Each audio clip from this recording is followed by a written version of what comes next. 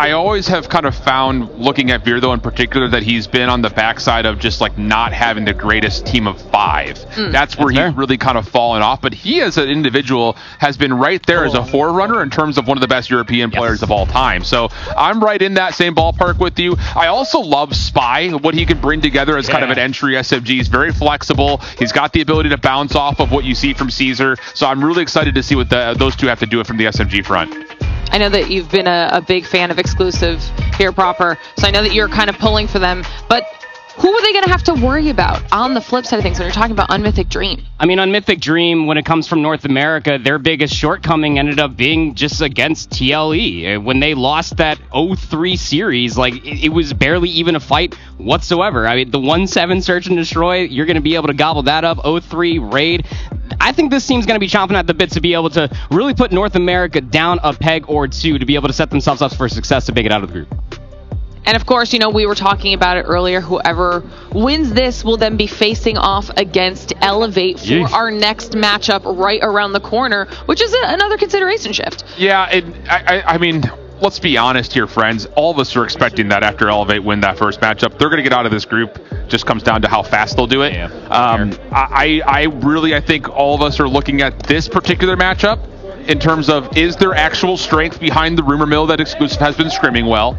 Is Unmythic Dream actually going to show the star potential that this roster was built for? And then on the flip side, can they take down, let's be honest, another North American team in OUG? Like, it is what it is. There's no strangers. They're not strangers to each other at all between Unmythic and OUG in particular. But for Exclusive, they've also seen the brute force of a lot of that OUG roster in the past as well. So a lot of shared, I think, information and just familiarity between the three teams that we are looking at to see who battles out of this group. 100%. It's gonna be a really fun group after it's all said and done. But of course, we need to talk about the next portion of analytics here, because we have our veto ready. So we're going to pull that up and start talking about these picks and bans here. Proper, what's going to be jumping out at you first? Probably just the pace setter for the Slums that immediately jumps off the page. When we were talking to Exclusive before hopping over here, the one thing that we wanted to make sure more than anything is that when they're going up against playing other teams, just get rid of the Summit, man. Like, we ain't got to see that for another year in a row. I think that the opening first 3 maps are going to be really telling to be able to see, just to echo Shift's point, where this Exclusive roster actually fits. Tunisia was really good for them in their region, Slums a close second. But when it comes down to Unmythic Dream, they could honestly come in here and blow the water out if they're coming hot in the Slums. I don't love the map set for Unmythic Dream, only largely due to the fact that Exclusive got away with highway robbery by being able to get their best overall hardpoint pick. They're not terrible at Hacienda, but more importantly, it's the control for me. Raid has been played in every single one of the series that were broadcasted for Exclusive, whereas for Unmythic Dream, they didn't win a single control at all in their playoff bracket. 2 rounds. Not great, not great. So that's where I think this series could be possibly determined. I definitely lean towards Exclusive after seeing the map picks and bans, though. Maybe in 4, that'd be my guess. I like that. I mean, that's always something that's so important too, right? Is making sure you can get those comfort picks through if they're somehow left available. And right now it's seeming like the chips are starting to stack in Exclusive's favor. As we can see, our players getting ready to go. See you pulling up the stats here too, Proper. Are you in agreement with Shift there when it comes to the control? I think either it's 4 or 5, but it's for sure going to be going Exclusive's way. But when you're looking at it from their POV, even for control against other top teams that are able to set the pace, that's why I keep on saying it, that if the pace is able to be set on Raid and on Mythic Dream have an out-of-body experience of what we didn't get to see through the playoffs, then that could be the one map that they end up losing. That was the one thing that we were kind of harping on them during Stage 4. Exclusive versus I mean, chat, as always, let us know your thoughts. We're heading into our second series here on Stream A between Unmythic Dream and Exclusive. Who do you think is going to be winning this one, taking this one home? Who are you rooting for? Any fan favorites? And of course, make sure you're constantly checking out streams B, C, and D to see how the rest of our groups are doing, because all of the first series on all of the streams are now done. Do you want to do a quick touch on those, Alan, here, and how some of those... Sure, why not? Let's go ahead and, dig into it a little bit. I already kind of gave the spoiler, like TLE embarrassed by Street Gaming in their opening matchup. I mean, Group D looks like it's just going to be a walk away for Stalwart, just because I don't know who out of that group wants to be the second best. Everywhere else is kind of results as expected. The only other really interesting point, though, New Gen Ninjas, the combined Indian firepower squad, a little bit of slip-ups here and there versus Amigos, but they come out and they take care of business in 3-0. So, you know, hey, that's great news for the Indian audience that is looking to really kind of back that squad of a combined roster action. Definitely lots of storylines for everybody at home to be following. And as we get everybody set up and ready, I mean, we've been talking about them a little bit. Let's actually check in with Unmythic because we got to talk to them before the competition and see what all of their preferred loadouts are.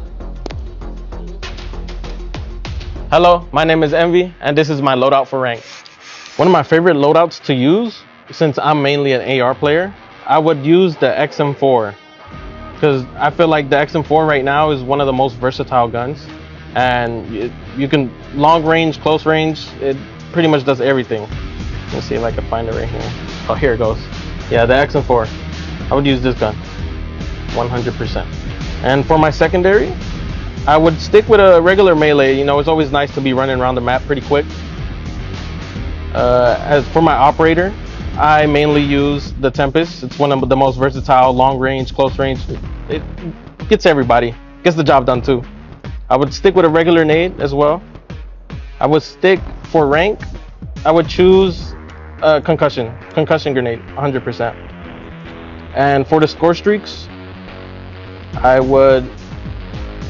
think I'd keep it classic with the competitive rules and just use the Hunter Killer Drone, the Predator Missile, and the EMP.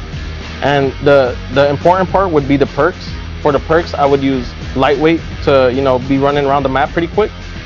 For my green perk, I would use Gunho. Now, it's not that important, but I like it. It makes me feel like, you know, I'm able to do a lot more around the map. And for my third perk, I would go with Survival Training. That sums up my loadout for rank and competitive. Thank you guys for watching my loadout, and I hope this helps you push up the ranks to legendary. A little more information there for everybody at home. Maybe you can copy the pros loadouts and see how it works for you in game. Let us know if you find some success the same way that our pros are about to try to do themselves. Because as we are talking, they are loading in the second series here on Stream A for the Call of Duty Mobile World Championship 2025 is moments away from getting things going. And of course, one final look at the trophy. What everyone is playing for, the trophy, the title, the first place cash prize. It all starts here today. They need to find success, snowball it, get themselves through this group stage into tomorrow to continue on in the competition. The fact that everybody looks so relaxed right now, Alan. You hyped the heck out of this casual sit down, Lauren. Confident. Everybody with their pillows, just vibing, chilling. I mean, you also look a lot. You look like you're shooting some bots or something. You're getting warm. Well, you know what? You gotta do what you gotta do to get ready. Oh, yeah. You said that it was a casual moment, but I see the flyover coming in. Okay? Okay. It's just a little bit early on the trigger, but now it's ready to go. So, proper shift. Let's get into the second series. Thank you so much, Glitter. Let's get things going. Slums, hard point. Okay, I'm going to ask you a question. I was going to ask Glitter a question if we had to do more vamping because she always asks us a question. It seems fair that once every now and again we can ask her a question. She's looking right at me, so we're going to ask you when you come back. Podcaster of the Year nominee, by the way. Correct. If whoever wins this, EU or NA, does this determine who is the best, who is the better of the two regions? Nope. I think it does. I think it's an unfair representation of what North America has to offer, given that a lot of the talent did disperse across a lot of different teams that didn't even make it to this event, and the teams that made it over towards China. But this will be a good pace to be able to see if North America are ready to squad up. You already talked about it. Slums wasn't good for them in their region. On the other side, Exclusive took this off of Animus twice. Yes, they did. And so far, things are looking pretty decent overall for Exclusive on the top of the middle statue. But UMD fight back nicely and have an opportunity to try to swing the map back into their favor with just 25 seconds remaining on the hard point. Shisui, that's another player that I was going to kind of highlight a little bit, you know, kind of looking at North America in the last handful of years. That combination of Shisui and Puedes has been really solid in terms of kind of representing Mexico. what can they do here on the global stage, trying to, again, boost that North American stock just a touch more. We also talk about like a tailored name of Envy. This guy's been around the block a handful of times. Puedes is going to be that X factor potentially, but through the opening salvo, you still have UMD on the favorite side of the map, holding over towards P2. We saw in the last series can be quite imperative for your success. Yeah, that heady hold though over towards the parking lot looks pretty decent initially for Dakota. Follow up though is Veer and the rest of Exclusive trying to work their way around the back to flip spawns. They get one player into the hard point for a moment of contest, but largely received to a pretty successful accord for UMD. Now in control, trying to receive the hit from the front. All the north lane already being covered. The funnel from that very narrow choke point. The smoke shrouds their entrance, but you're walking into every single pre-fire possible.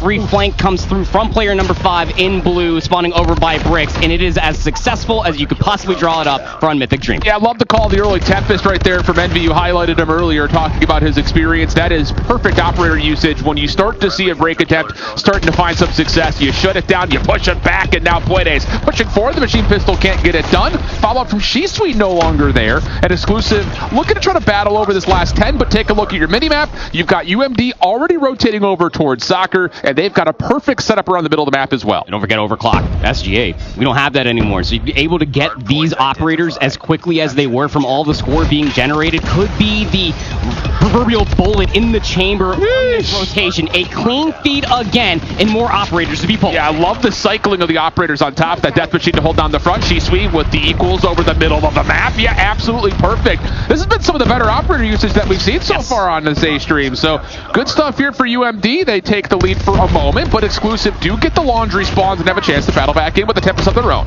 Neil able to find himself there on the 5 spree, able to help his team get on in. 3 operators being popped in the response to try to lock down this 30 seconds. Exclusive already have the lead. Predator Missile's going to get nullified, and there's no space to be garnered off of that either. You got one player of Noisy lurking around the fountain. He gets snuffed out, and it's a clean kill feed coming through for Exclusive. Absolute yellow carpet right now for Exclusive. They do throw the kitchen sink at UMD with 4 total operators and a Pred missile, but it works. So 6 of one, half a dozen of another. Spend what you got, I guess. You can't take the money with you. So now you've got UMD just trying to hold up, bunker down early over towards Garage. Shisui kicks us off for the first 2, shutting down the graveyard pitch.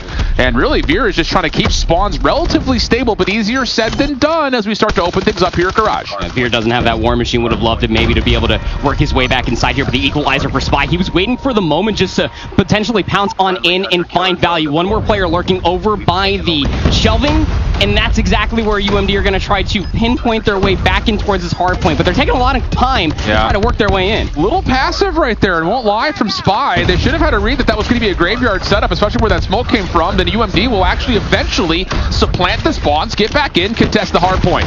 Critical moment here, as you've got Neil trying to continue to stay inside the hill, but the numbers just continue to get us in this back and forth affair. 24 seconds remaining. Exclusive still spawning proximately close towards the backside of Fountain, but having a hard time with conviction getting into the hill lane now. Yeah, there we go. Yeah, no operators to be pulled for UMD, so just funnel your way in for the back 10 seconds at the end of the first set. It was looking good for Mythic Dream there for the P2 hold that they did have for themselves. Almost a full 60 there, keep in mind, but Exclusive from that P3 rotation and that break, being able to work their way back in towards P4. It was those 3 operators for me over by Graveyard that flips their lead by double what UMD have. Yeah, really for UMD, again, you go back to the beginning of this game. Nice little 50-50 over the first hill. Really successful at Soccer. Yeah. Pardon me, that back cut of trash area before we got over towards P3. Doesn't really fully work out for them, though, in the rotation from 3 to 4. So something to look at in terms of how they want to try to manipulate spawns on the left side of the map, respectively. Exclusive now growing their lead to over double what we have for UMD.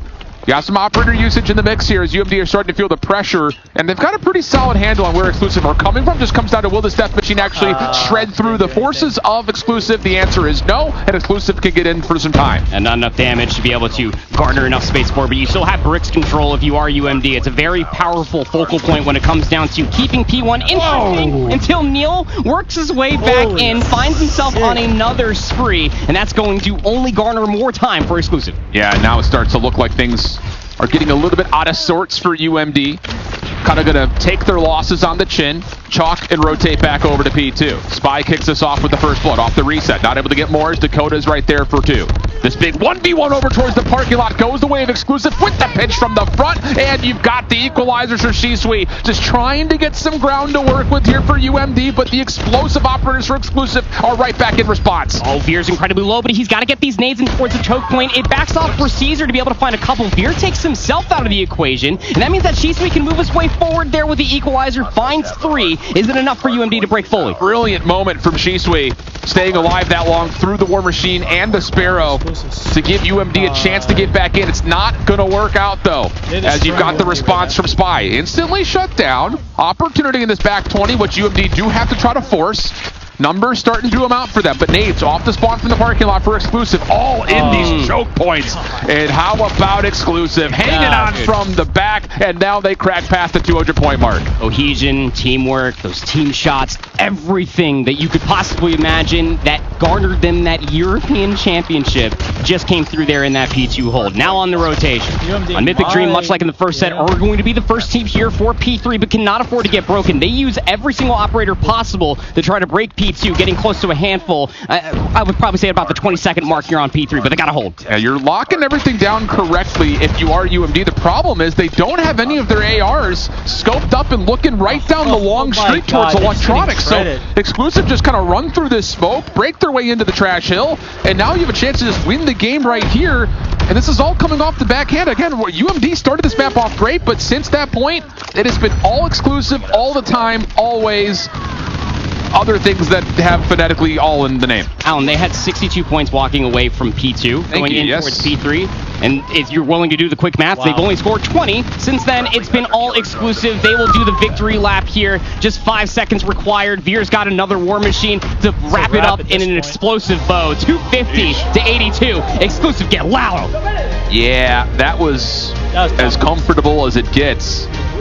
And that's in the face of, again, like, I'm not trying to, like, throw some NA copium here, friends, but UMD started that map off great. The cycling of their operators was pretty much perfect. Yeah. You force Exclusive to have to throw the kitchen sink at you just to get back into the game. Yeah. And then they do. And I think that's kind of where the conversation starts. Spoiler alert, right? they do. Yeah. And I don't know, it's just like Slums is a tough one for me, man, because you look at this map, and I think just overall, like, it's just not a well-experienced map for Unmythic in general, but I think this is one of those maps that you're going to see kind of classify and maybe dictate the outcome of Hardpoint in this tournament.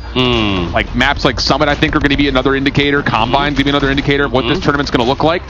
That's all about making sure you can read chaos spawns. Yes. Because it's just so unpredictable on one of the tiniest maps in competitive COD history. Playing 5v5 on it, it's just so hard to anchor and actually get a read that, oh, we're stable here. Right. We were geeking out about with, like, the OUG Elevate match, too. Like, those P3, P4 spawns can be sticky if you just maintain, like, that Fountain presence. But if you don't have that one person over in Fountain, even back Garage and back Trash, like, you're still going to have that spawn to be well vacated for the enemy team to spawn on in. But not even required here. Exclusive, just like you were saying, like, the square up potential going in towards Slums is the pace setter that you almost want to see to be able to kind of dictate the pace for the entirety of this best of 5. Exclusive showed up once their backs were against the wall, being down off of that back 60 from P2, and then absolutely put the pedal through the floorboards. 29 and 19 from Spy. That guy was doing a lot. Brother, look, I don't know what I woke up with today. I apologize. Bobby, drink an extra sip of coffee when I say this. We have 4 members under 20 seconds of hardpoint time for UMD. Yeah. We cannot be playing 1v5 on the hill. And all that time was coming away from P2, keep in mind you, because like they were all just anchored around P2, but they couldn't get inside of the time and sustain live. That was not ideal. Nope. Meanwhile, I think everyone on Exclusive was 20 plus, positive, and all over a minute in the hill. Yep. Sharing is caring. They're having a great time up there. Look at them. Impressive start. Yeah. I think, you know, let's just call a spade a spade. Sure. I think we're in a world, and I cannot believe we are in a world. Me from 2023 is not believing that I'm saying this in 2025. North American COD Mobile has become very irrelevant. It's a shadow of its form. It's a shadow, my guy. Pretty big one, too. And Exclusive on the other side, trouble with Animus initially, bounce back, take care of business cleanly. The hype around them right now is high. How do you rate NA versus EU, first? And second of all, Exclusive as an overall squad in this one map sample versus an okay team from North America. It's just hard to be able to gauge it, right? Because do you take that and do you make it 1-for-1 off of the scrim results that we've been seeing and all the gas that we've been hearing ever since they've arrived in Poland? Yes, but also no, because it's hard to gauge on Mythic Dream comparatively to other squadrons, right? And that's not a total downplay on Mythic Dream. It's just how good. Like, take Q9, for example. They are on a handful of hardpoint maps. Wolves, as an example. Elevator, another one, too. But even as far as, like, the North American argument is concerned, like, I'm still there to truly say, like, we got one extra North American team here in OUG, and we got 2 NA teams inside of the Group A, but yeah, I don't think it's a fair representation to be able to say, like, this means that EU is fully better than NA. Okay. Can I throw something else in the works here as we're waiting for map 2? You were going to, regardless. I sure was. You know me. TLE loses to Street Gaming. That is a quote-unquote upset.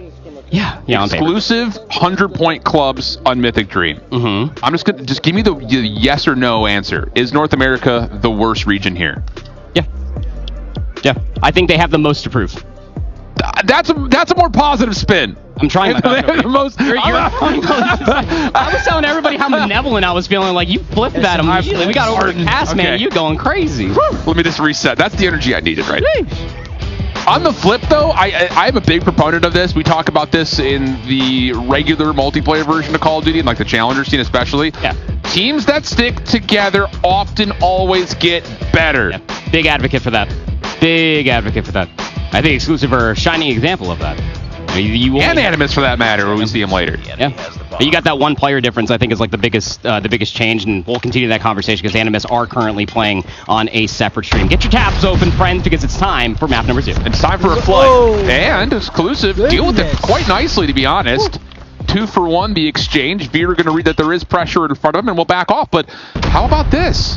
The defense holding tall is enough to actually push UMD off this angle. That is both scopes off the table for now, which means UMD, I don't know how you re-clear wine and dive into A with no scope available. So they're going to have to do something bold. You would hope that you would have late utility would be the only answer to be able to get out, to maybe flush out some of these players over by boxes, arches, or that long cross that's going to be watching that snipe. But it's got to be meticulous. You got 60 seconds to maybe try to get somebody to overextend, but Exclusive ain't doing nothing. And they used so much of that opening utility on the flood to B, so that's what you were hoping for. Yeah. I don't know where that nade went, but doesn't provide an opportunity to break on in. I bet. In these moments in Search and Destroy, we often say you kill noise to create doubt, but Exclusive is not doubting anything. They are as comfortable as two kids tucked in on Christmas Eve night. What? As they get ready to defend this A site. That's got to be cozy, man. It's super. That's got to be cozy. Here comes at least the attempt of a hit. Noisy's going to be able to at least find a trade. 3v2, but head glitch is just way too extreme. And Caesar will put them in the final black screen of the round. So 1-0 lead here for Exclusive, but I got to tip it for UMD. I mean, they're really trying some crazy different for a round 1 strat of just forward, flooding through arches, but you know, round 1 defense. Normal rollout for Exclusive is going to stop that. A 2-for-1 taking down both scopes and surviving through nades. Exclusive is going to be like, dude, we're set on this B defense. Yeah. Now you're going to get a little bit of a mid hit. The smoke will reveal that there is something up that Exclusive will have to keep an eye on. You can see one watching the cross.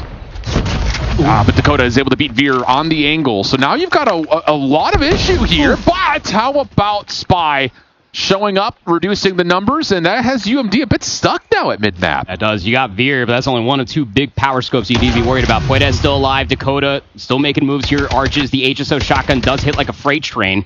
You got numbers if you are UMD, and at least information on where one player is located at. Yeah. Now you can fully execute. Smart. Use Noisy, use Puedes, clear off that angle. Do not just have Dakota pushing forward with the shotgun. Perfectly executed for UMD. PKM got 2, though? Whoa, PKM go rat-tat-tat-tat-tat, but not enough to get to all 3. That would have been absurd. Correct. Would have been like Moscow level of like accuracy absurd. What? Like they would almost lined up for him. Oh. Yeah. That was a deep cut. That was a deep cut. It's a very deep cut. Yeah, to tie things up here, and again, when you go and you do things a little bit more standard, Veer's going to be playing down low with that sniper continuously, so you can catch that timing. Neil's going to find that first blood through a wall bang. Early numbers here for Exclusive. Yeah, and they've also, this is what I was about to kind of lock into, and I'm glad that our ops team is showing it. The PKM through the wall is also going to add some extra pressure on the offense, but Envy responds, taking care of Neil's first blood. So 4v4 we go, but outside of round 1, UMD have not really shown us much in terms of finding early intel except for off the scope. So they're a little stuck at the moment. Smoke will mostly envelop the opening towards that A cut, but look at the defense. Exclusive is comfy. You got Sawo, who's just going to watch the mid-cross. Looks like he may have seen a shoulder or something like it, and that will move the defense to a 2-2 split. He picked up Neil's sniper, too, so it's going to add an extra layer towards that defensive side, alongside the PKM. Veer's here as well, just expecting for the late challenge. Just down to 60 seconds, and you can only imagine the executes coming in 30. Yeah, and you can see Sawo is mostly responsible for the underground hit, and where Veer is positioned, he's just playing contact. He's not even really necessarily needing to get one. He's just looking to see if he can catch info before there's some sort of a B hit. They're hearing the sniper, and they think that might just be where Veer is located at. I don't think that they're going to be aware that could potentially be Sawu, but they're picking their choice. They're going to go over towards V. Well, Veer trying to find something through the smoke. No VAC needed there. Envy works his way up slowly to B, and Exclusive are guessing it's an A hit. They have not heard anything, so go back to what I was saying about kill noise create doubt. Now there is that doubt. I don't know if Sawo saw that, or he must have. He's looking for the hunt, but that's Dakota with the shotgun, and the bomb does get planted. Post plant, nobody taking a route. Late nades come in, but they come up just a little bit too long. Players not even weakened. And Exclusive, they got to make a move. Dakota really overextending towards. We gave numbers away. Yeah, and that's the power of the PKM. Holy shit. Rattles through the sideboards, and Caesar will finish off Envy. Oh my.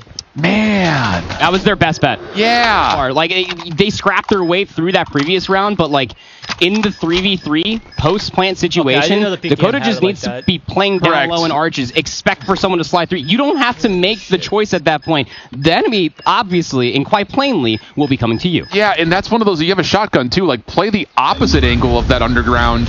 Throw the shoulder, get your one, get out. Let your help be there on the post-plant, but... That's another great option. Yeah. It's okay. Yep. Plenty of rounds to play with, but UMD defend the objective. Falling behind just a touch in terms of how the rounds have played out to this point. It is a defensive side of map, so any sort of rounds that you're able to get on this side for UMD is going to be in a really good spot. Maybe yeah, different look here. UMD tossing nades, countering, but keep your eye on Shisui, who is playing over towards Wine. Bomb is leaning B, but does Shisui try to maybe do something crazy at A? So far, the answer looks like no, but I would love to see him just do something rogue right here. It's just going to be tough for him to do that all by his lonesome when you know that somebody's going to be watching this with at least a scope or down low, but still players lurking here over by this top plat area. The opening salvo of nades didn't really garner anything, minus losing one player apiece. So 4v4, Shisui still hanging out in top vineyard, but the execute's coming through a bit. Yeah, and I think them saying we got Veer means that we can hit this on the low ground. They don't necessarily expect that Sawa's playing as close as he was, so we go 1 for 1 again. Good trade for the defense, all things considered. Now take a look at Shisui, lurking to A. But the problem is the bomb's kind of committed here at B. Well, they could back it up, but it's all about the timing of how Shisui hit this pinch through mid. You got a counterplay, though. Neil's taking the long route, and they might be trying to plant for it. It's the only side that they cleared so far, Alan, but here comes the flank. Shisui for 1. Beautiful. You have to commit to the plant now, though. You have to for real. What are we waiting for? They get an eye on Spy. Timing for Neil could be everything. He's trying to make sure there's no rewrap back to A, though. So the post plant will favor that of UMD. And where do you set this up? Right now, it looks like they're trying to just bunker and play some close contacts, knowing that Spy's on an Odin, and surely you figure that Neil's on a scope. And surely you figure out that he is on the long point. You have not seen him. You have not heard him. Here comes the push, but it is so disjointed from the opposite side. And even if Neil hit that one shot, it was all but put to rest. All even Stevens through 4 rounds. Yeah, I love that little variation on the round 1 setup on Mythic. The pump fake? Yeah, like a half fake, right? It's like we got Trip stacked up on the weak side. Shisui's playing over on the strong side. Objectives.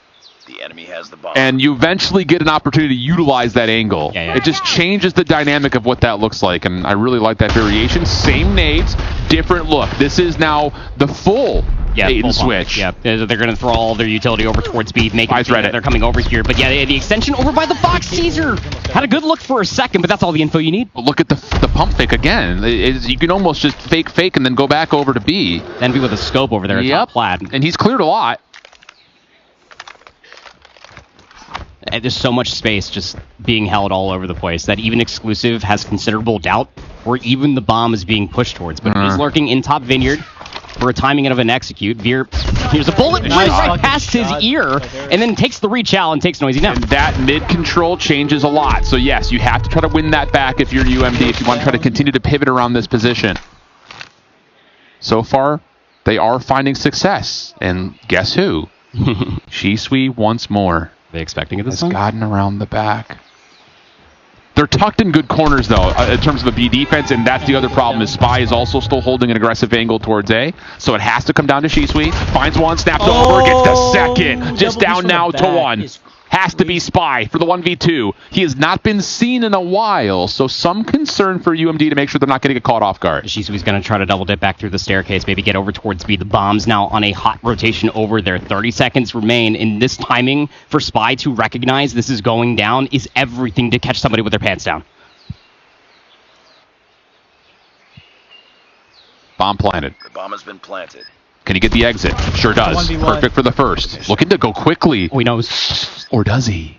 He's got an idea. Shisui has to check. Stepping on, and Shisui, perfect timing. Man. Well done there. And UMD, nice job to recover on their offensive side. I do tip that as an option, though. I mean, like, you haven't seen Shisui ever since he did hit that flank, and he did find those twos. He could have been anywhere. You could have been reflanking all the way through the other bomb site. You could have been pinching through your spawn, but just hop it. Maybe you catch good timing, but not going to be the case. UMD take the lead in map number 2. Here come the nades over top of A. A little bit more ceremonious here for Tunisia. Defense largely still stacked at the front of A through that smoke. Got to make sure no one gets through it. And as it does dissipate, the PKM of Caesar will back up to play a little bit more safely. You got Spy up close with some close range weaponry, so you don't have to worry about necessarily playing the opening angles. You can just trust that contact point to a worst, go 1-for-1. And UMD is just not going to show anything here. A little bit of like a lighter nade opening, and let's just save and try to maybe hit some sort of a burst execute later in the round. I said it's the day one nades over the top of A, and you're trying to cause more doubt for Exclusive, that it forces them to check more angles. It would be Neil that does so. He gets blooded, and that's a big scope here out of the round. I mean, on Mythic Dream are just playing so well with the clock right now, just expecting for Exclusive to try to push for the trade, and more often than not they do. But this time they're playing a little bit more passive just around A, trying to get where the info could be located at. You still have mid control, and maybe try to pounce off if Sawu wants to try to hit a little bit of a route. And he's got the freedom, though, to take an extra gander inside of the A site, knowing that Neil's off the table. Veer constantly has been playing over towards B. So Envy's going to be able to kind of just go pixel by pixel here. Caesar holding on the angle through the boxes just to see if anyone drops out of wine. 8 seconds. And UMD are stacked. Just comes down to when do we say go, and that smoke will be the green light. Here comes the play. Oh, we don't clear our corners with a shotty. Oh no! He thought he did. Massive mistake. And the defensive exclusive inside the A site is holding nicely. 2v2. Now down to Sawo as Envy's able to find the counter. So it's down to Shisui playing up against Veer. And Veer may be closer than expected, but is going to allow Shisui to plant and set it on his terms. Weaponry, though. This is going to be the hardest part here for Veer. He's going to have to try to do this with a scope. It's going to have to be a magical bullet. That smoke creates so many new angles, though, that Veer has to try to clear with this. Here we go. Makes his way on. How much does he trust as Shisui is holding the close corner? Oh, Shisui connects! Huge for UMD after the first 3 rounds were looking a little, I would say, tepid. Yeah. You get a really solid finish for UMD 4-2 half. UMD making a comeback? Exclusive kind of scammed that round. They had just about every angle covered to be able to play for those trades, but lost track of one player, able to find a 2-piece, and that forced out the 1v1. A 2-round lead here on Tunisia going in towards the defense is a fever dream for Mythic Dream after losing that map. Yeah, for real. So we swap. Veer looking for some spam. Nothing landing. And for the defense of UMD, a little bit more aggressively statured at B. A touch. They're not going to have the free exit. They're not really trusting that there's going to be a scope to hold it. And Veer will find one, just looking for some angles. Envy responds on the other side of the map, though. We stay 4v4. This is on Mythic Stream's MO for Shisui, though. We saw it on the defensive or the offensive side. The same thing could be done here on defense. Not checked in the corner. He lost his running mate there at B, but he might hit a very, very long route around the map. It's tough, though, because you know there's scopes that could possibly be watching this. It's possible. So here comes the stack up. Nades are still being held onto for exclusive, trying to clear out the archways. Does that land? It does. So good information there from Neil. Stuns go to the backside of the site, but Envy still able to connect for the first. And the second. Nice shots from Envy. Pushed off the angle, but UMD still have defenders in the site, and they do what's called of them. Yeah. Brilliant from UMD. 5-2 up. Yep. Just no hesitation, nobody tweaking out and trying to think maybe we need to go back over towards mid, go assist over by B, because that's where that first blood came through. And I mean, UMD kind of called Exclusive's bluff. Like, they found that first blood, they're like, they're going to quick rotate over towards B. Not the case. They just hold the ground. And now they put themselves just a handful of rounds away from tying up the series. Good adjustments from UMD in the mid-round. Both offensively and then right there, hearing those late nades come through and standing tall. Veer gets an aggressive angle. Spy doing some damage, able to clean up one. Does he get the second? No. Noisy has done so well in the back as long as Dakota is with him. And Envy will still stay just inside the site to connect for another double. UMD showing up big. Yeah, it's with their capability of being able to pivot and adjust on offense, putting themselves in a better situation going in towards the defense. Again, Tunisia is very defensive-sided. I think everybody's very aware of that. And Exclusive trying to force the issue, constantly getting called out. And this is an aggressive call. Yeah, Neil seeing these early nades come through. He has to hold to make sure no one's aggressively pushing through. And how about the read from UMD? They're saying no nades at A. Let's get the quick rotation back over. And Poides is able to hit twice. Holy cow. What a response from UMD. Might be a wrap. And Poides is not done yet. That's his third in the round. But through the wall. Does get responded to. And now we've got a 2v2 and things will cool for a moment. Pardon me, 2v1. And Neil recovered the bomb. He thought there for a second he was going to back over towards A. And with the 1v2, this is the right call for Noisy and Dakota. Just body stack together, play for the trade. Neil, though, I mean, he knows he has so much time to try to work. He's going to try to get back in towards B, unaware that UMB are still here. Well, this has been a position that shotgun players have made their home. You know that Noisy has been sitting over towards the back arches at A, so Neil is going to try to scout things out. Does he see a barrel? Does he check it in time? Nope, not going to happen. 7-2 on Mythic Dream. How about that? Clean after the first 3 rounds. How about that? Going in towards the Tunisia Search and Destroy, something that we didn't see Exclusive play through playoffs at the very least, something that you feel like they should be quite comfortable on. Veer, great season there with the sniper. Neil, it's Neil.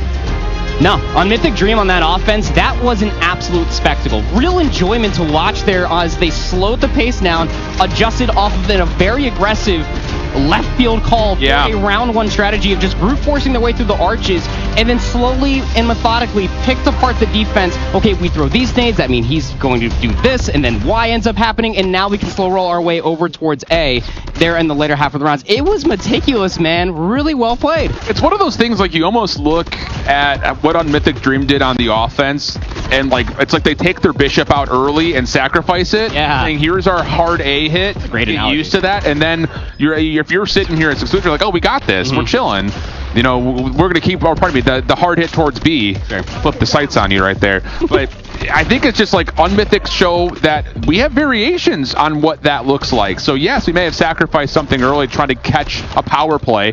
Doesn't really work out, but because we can manipulate and mold in the mid round, it kind of keeps Exclusive a bit more at bay. 10-3 for Shisui again, just kind of going rogue. Majority of all of those kills coming off of late flanks on the offense. He was always the island player over by Vineyard when the BXQ was starting to come through. And even on the defense, we never really needed a call for it. Because all of the executes were just getting nullified the moment that they were coming through. And Shisui was going to be hitting those flanks from B all the way over towards A if he wanted to, but it was never required. 10-3 with the majority of those kills on offense via the flank. It's absurd. Yes. A couple other updates here as we peruse the facial expressions of Exclusive. Wolves beat the brakes off Animus on Combine, 250-63. Ouchies. I know a lot of people were kind of wondering because, I mean, no secret, you saw the post on Instagram, there were some issues kind of locking down visas in the timely manner that they would have liked to. Wolves got here last night at like 11:30 at night. I literally watched them walk into the hotel. And they, I think, had a couple of people. I know Brody was like, people who chose Wolves as their pick to win. just leaking. These guys are just, I'm telling you, they're just a little different. You know what's scary too is that Combine was actually their map pick. Summit was chosen by Animus, and if they somehow make it there, They won't. it ain't gonna be pretty. They won't. I got a Fire Engine, a Raid, ain't no way. Also, Raid. other things. Group C, laying the land for Gallerus Q9. Woo! Keep that one open on a second tab, because I'll tell you what, that could be saucy. It's gonna be nutty. Could be saucy. All right. For us, we are into map 3, and it's everyone's favorite, Raid. Yeah. This one's going to get interesting, too. Again, you're mostly looking at a lot of your War Machine players to have a very good opening round. It could be the difference maker in getting a life advantage in the second. Well, gotta get there first. Gotta get there first. Again, just mentioning this, just to talk about the statistics coming into it for all of you nerds like us out there. Exclusive only played Raid on broadcast when they played Control in their region. UMD did not win a single Control on broadcast when they played in their region, and the story seems to be coming to life just a touch right now. And they only won 2 rounds of total of playoffs in Control for UMD. So that's going to be their biggest difficult to overcome. And yeah, exclusive 5 life lead there through the opening gunfire. They're just holding the mid lane, just trying to keep them at an arm's reach. But there is space all the way inside a basketball court. Yeah, but that's almost being elected to be given at the moment, because you've got full surround. You've almost got the stapled Zin trap over towards Jim on the backside of Garage. Does get dealt with, so a little bit of a battle back. 22 though playing 16, 47 seconds on the clock, paused with the effort on the A zone. Yep, first segment going to be coming through. We got players trying to double dip over by B, but you would hope that maybe you could try to get more space over by A to get inside a money window and maybe get some assistance over by Tiki, Yeah. but UMD are starting to hesitate a little bit on where they're trying to go, and it just allows Veer to reposition over by Ring and finds himself a nice 2-piece. That was one of those moments that we see all the time where it's just like, we don't actually want A, we just want to try to pull the defense towards it, and then we can take mid and eventually get to B, but you take what your mama gave you, and at the moment, mama's giving A. Couple of trades do come through over towards basketball. Caesar, does he get there to stop? No, not in time. And hold on a second. Minute 34 in the clock, 3 life gap, and UMD've got some map pressure. G Sweet on the flank. Stun went over top of his head. Sawu very aware that this could be the play. This guy flanked just about every single round he possibly could find in Search and Destroy. You know he's going to try to do it here. 3 life advantage, and exclusive are forced to turtle in and around Art, get a player over by Ring, and make sure that that laundry flank doesn't come through. This is a risky route for UMD. It's going to take a lot of time, that's for sure. That's going to take a lot of time, and it's just a couple of really tough angles to clear when you're dealing with the one-tap ability of the weapons that are currently here in COD Mobile. And that's why. So everything will be largely shut down. Full control here for exclusive through Art, like you mentioned, but they never lost control of Laundry. They never lost control of Kitchen. And now this next hit for UMD has to provide some success. They're trying to time it. Shiswee's actually going to end up catching down one of Sawu on rotation outside of Kitchen. Here comes the pusher on the backside of Laundry. The nade comes up short, spawn over by Basketball, and Shisui can't lock it down. That was your one ace, maybe, to try to convert this, but a 6 life disadvantage with only 30 seconds, this is all but over. Yeah. 3v9. Can you get a couple of more ops charged up? Looks like the answer will be no for UMD, unless Dakota can maybe find a pick and get himself online. Nope, it's over. 1v8. Well... Yeah. Yikes. He's going to get on for some, at least, stalling of the clock.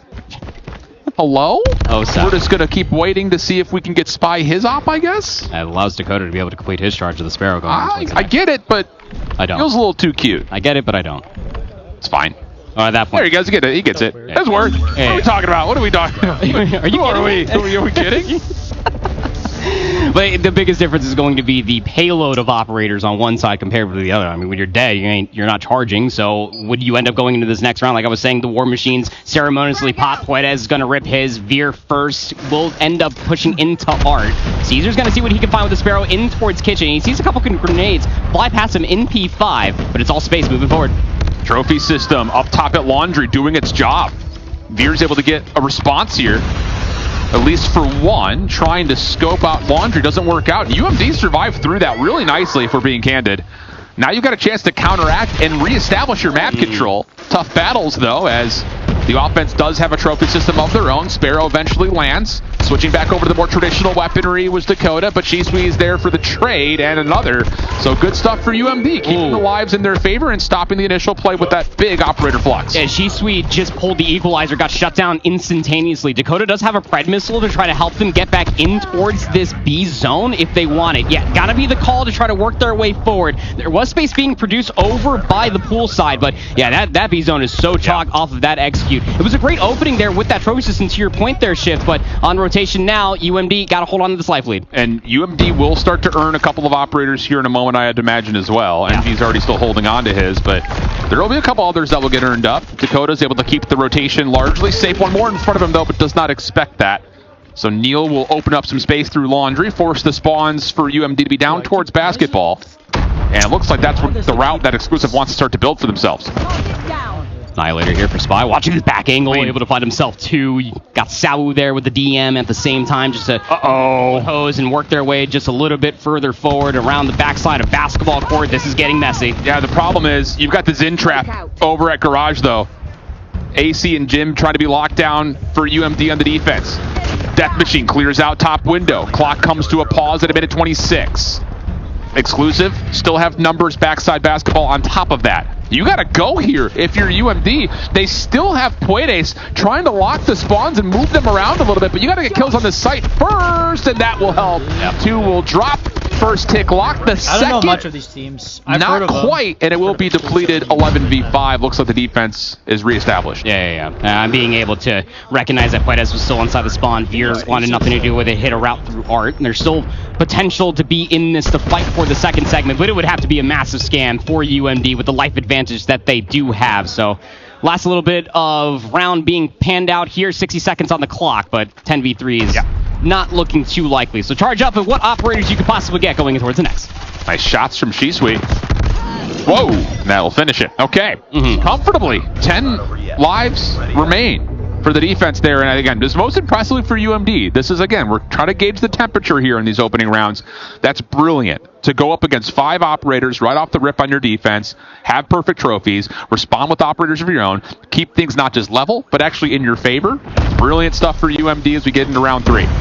You have Puedes got that War Machine back there at the end of the round, so that's going to be the opening going in towards this. There is a trophy system in play for Exclusive, nullifying a lot of these grenades, but it still finds one at the end.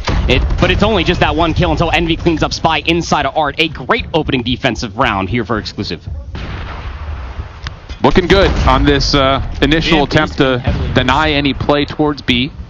Quick rotation for UMD, though. Southern spawns towards Garage have them sprinting into the A zone. And a little bit of noise being created by Envy just to kind of hang out over towards Art. He's able to find one more before dropping. And the first ticket A is already gone. Second looking pretty likely, as the defense for Exclusive are going to look to maybe chalk and set up the Zin trap in Garage. Yeah, I mean, you got the 1 segment advantage off of the capture over by Ring, so 4v3. I guess you're willing to play with those mathematics, but you just had no information on what the backside of jungle even looked like. Spy has been holding it, expecting to get challenged. He doesn't end up seeing the timing going over towards Wheelbarrow, but that's an extra 60 seconds on the clock. And, you know, from the opening engagements, Exclusive did have a pretty steep life advantage, but again, they're playing for that Zin trap. The problem is you do need to get kills. Yes. To kill them back in their spawn. And Veer popped a War Machine as one of those intended spawn trappers and finds nothing with it. Yikes. So you've got a 2-life edge, sure, but you've got a ton of time for UMD to work with. The problem is, and as you see it on the minimap, watch that convoy of UMD players coming off spawn and having to go through pool. Not what you want to do. You need to get some mid-map control back, and that issue is that Exclusive has a trophy and 2 members watching a crossfire. You got 2 players that are essentially not even a part of it. I mean, you got 1 player inside of Garage. Finally, Neil gets the engagement versus Envy, but you know that you could still have numbers if you swayed in your favor. And on the backside of the staircase, it's all about the trades, and Exclusive come out on top. 1 member trying to hold the spawn trap. There's the Sparrow for Caesar, dealing with that play through Laundry. The life lead grows for Exclusive by the tally of 5. Reset now in play. 55 seconds on the clock. Caesar just trying to get what he can out of the last couple of bolts of the Sparrow. Has Dakota in his sight. No problems there. Little shaky off the heady off the staircase. So UMD will get out of spawn, but you gotta break through mid. E5 control could be really big. Spy's going to get taken down for his worth on that very powerful position. 30 seconds remain, and veers back over towards sniping here on the black van. Now you got to go if you are UMD. Lives don't mean anything if you can't touch the zone. Yeah, and they were committing the Sparrow to this. It's blind. Long route on the way from none other than Shisui.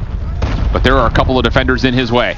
Dakota eventually is able to land onto one. Savo trying to respond to his zone, but doesn't necessarily get the trade that he needs. Shisui's pinch is shut down, but from the front now starts to develop. Spy over the top. Can't find the second. Clock will come to a bit of a pause, and UMD, they're able to stop the rotation in towards Laundry. Neil over the side. Turble over the top side of ring. 8v8 situation. Vera can only contest with the scope. You've got one tick. Second's about to come through. UMD have numbers. The stack is looking good. Desperation for exclusive. 3 operators being called. One is already shut down. There's the second tick. UMD still on the zone. Exclusive threw everything at this, and they take away nothing. UMD able to capture and take a massive edge. That's insane, being able to convert it the way that they did. And you can even see right there, and just like, let's keep it calm just a little bit. You got to try to get the job done, but being able to recognize that they were just chalking that poolside control zone, playing for the spawn trap, was not favorable at all for exclusive. Puedes, another War Machine to kick off the round where Veer used his at the end, and he finds 2. Absolutely brilliant stuff for UMD. Exclusive in a panic right now. As they come off spawn and just don't even have a chance really to play the round at the beginning. Now you've got Preds and Hunter Killers and more operators in your face. Just a high 29 plays 22. Such a high value War Machine out of Puedes to start that round. The trophy system not where it needed to be if it was even in play. Shisui just lurking around here through open stairs with the equalizer trying to catch players on rotation. It will dissipate. Exclusive are trying to make a desperate play going over towards Tiki to maybe try to set themselves up for the A control zone. But when they lose all these lives, you got 2 players in your spawn. Decent salvage here from Exclusive. If they can get to the basketball heady, that could be massive. Killer drone deployed. Shisui just trying to hold on towards the cutout. Steps on into the zone. Help not initially there, but does eventually provide the trade required. Noisy still holding on to the backside spawn trap. A does get 2 ticks locked, though. And Envy is just trying to pick what he can with the Annihilator. First 2 shots, not quite there. He only gets 1. The claw's also shut down. Is this an overinvestment, as it looks like an extra 60 could possibly come through? Just comes down to where they want to go, because Exclusive off spawn are actually just going to take their numbers to B. War Machine, it's got to stay alive. It's got to find value here. Where the player's coming from, trying to get the grenades, trying to thin the needle there through the narrow choke point going in towards P5, but here comes the second segment working over by B, and it feels like UMD are kind of giving a lot of respect to this to almost try to fall by the wayside. They're playing for Shisui's flank. Can he find anything? And you've got number 4 Envy watching the cross through pillars. Shisui's first shots over towards ring do not land, but Envy provides the kill that they need. Sparrow up top, trying to keep the zone in the defense's favor, but they're split 3-2, and now there's 2 ticks down on both zones. So yes, it's a 15v5, but if you can maybe capture one of the zones, you can maybe do it again to the other. But as you hear my voice fail and fade, so also does Exclusive. Clean stuff from Unmythic Dream. And it's insane to truly think that now Unmythic Dream will fully take a 2-0 lead in this series. It's all just dependent on when Spy finally falls, but 16 seconds left, no segments worth to be captured. Exclusive scammed round number 3 and let UMD capture an entire offensive round. These boys are hyped. They're letting them know it's a 2-0 lead for Unmythic Dream. Exclusive, what happened? That's their bread and butter, if you want to call it that. Played it in that control all day, every day in their region. Whereas for Unmythic Dream, again, the overarching storyline was they had not won a control. Had barely won segments at not even ticks. 2 rounds in playoffs. Yeah, not great, but much better there. And I'll tell you, after doing a lot of watching and kind of looking back over some of the teams that we expected to do great and what their operator usage looks like, Exclusive taking a couple of gambles that I would say are more risk than reward, whereas Unmythic Dream are playing really stable in terms of how they're calling in their operators. Really valuable at a number of different moments, and That's how you win COD Mobile, flat out. They are playing the picture-perfect laundry list every single round going in towards this raid control, making sure that there was one operator you need every single time. I talked about it even going in towards round number 1, and when we finally got to round number 2 where you got the fighting war machines on 2 different sides, but like you said, the gamble not always worth the gambit when it comes down to that last war machine for Veer to be called. If you can get the spawn trap working with the war machine and turn that into value, it's a completely different conversation. But because they didn't, and they lost that operator semblance of an advantage, that was everything that UMD needed to go in towards that final round and take a 2-1 lead. I'm liking what I'm seeing. This is not the same on Mythic Dream. No, it really isn't. Tempered aggression, the ability to adapt, learn what the enemy is doing to then counterplay them as well. Not something that we got to see when they were playing up against TLE. Yeah, and there's my hombres. Puedes and G Suite leading the charge. 31 and 18, 27 and 19. Nearly identical score. So, yeah, huge impact over the map. We're on the flip side, a handful of negative score lines for exclusive. So now you start to switch the conversation around a touch because we go to a Hacienda, which this is on Mythic Dream's map selection. Hacienda. Any thoughts over it overall, though? Because from Mythic Dream, you look over their history. Yes, they've played it a lot in the playoffs. Yeah. They lost it once to Xochitl, but beat Rejects, kind of, 250-236, and then they were able to get the revenge versus Xochitl again. Later in the playoffs, 250-149. Does this turn into a closeout map from Mythic Dream, do you think? It's because the sample size is so small, because you could say the same thing for exclusive on the other side. I mean, they lost it to 117 Not Found, and they beat the living breaks off of them on the Hacienda map 1 in that lower finals, 250-113. But again, it just feels like we're on a continuous conversation of how long ago that was. The VOD may not be as congruent as it would hold up to this point in time. And just candidly speaking, like, this is a different on Mythic Dream. Like, every single bit of note that I had going in towards this, the search and destroy blew it out of the water. The ability to remain so poised there in the control, not on my bingo card whatsoever, man. Like, this is a different belly of the beast. Exclusive, they were really confident knowing that they were probably going to come in towards the series and know that they were going to be in that 1-0 lead to be able to then go face Elevate.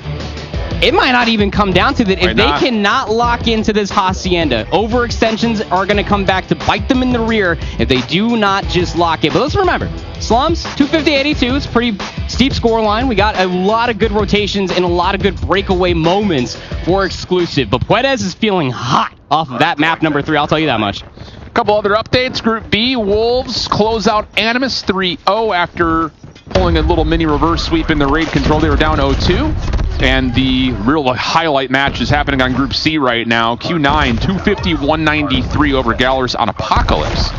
They will be heading into Cruhana. Their search and destroy map numero dos.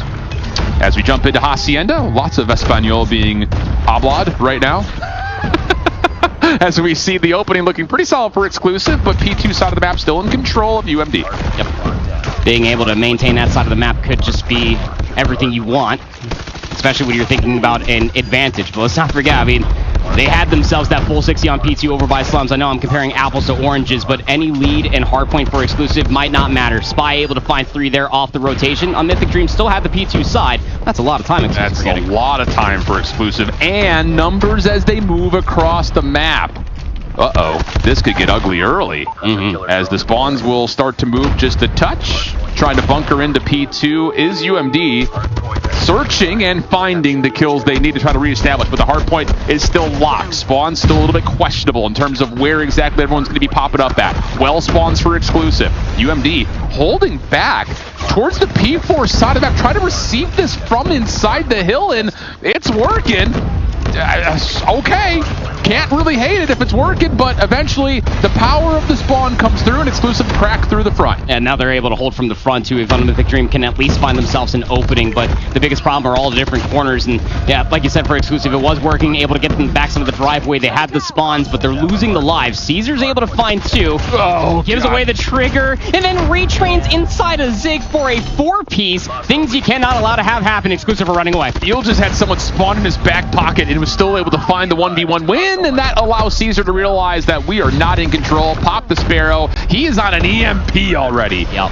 Wow, what a start for Exclusive. Dropping the Pred missile just to ensure this scrap time is secured, and now you can focus over towards New, where, again, with things like EMPs and operators, this could lead to a very quick rotation for Exclusive. Got operators online if you want him from UMD, but the problem is that ace up the sleeve for Caesar. He does die. 2-for-1 trade, goes the kill feed. UMD trying to move their way forward, but I just genuinely don't think they know where the timing's going to be coming from Exclusive. They still have those back office spawns. Death Machine gets rolled into, but it's Exclusives that finds the further value. At least so far, Shisui responds.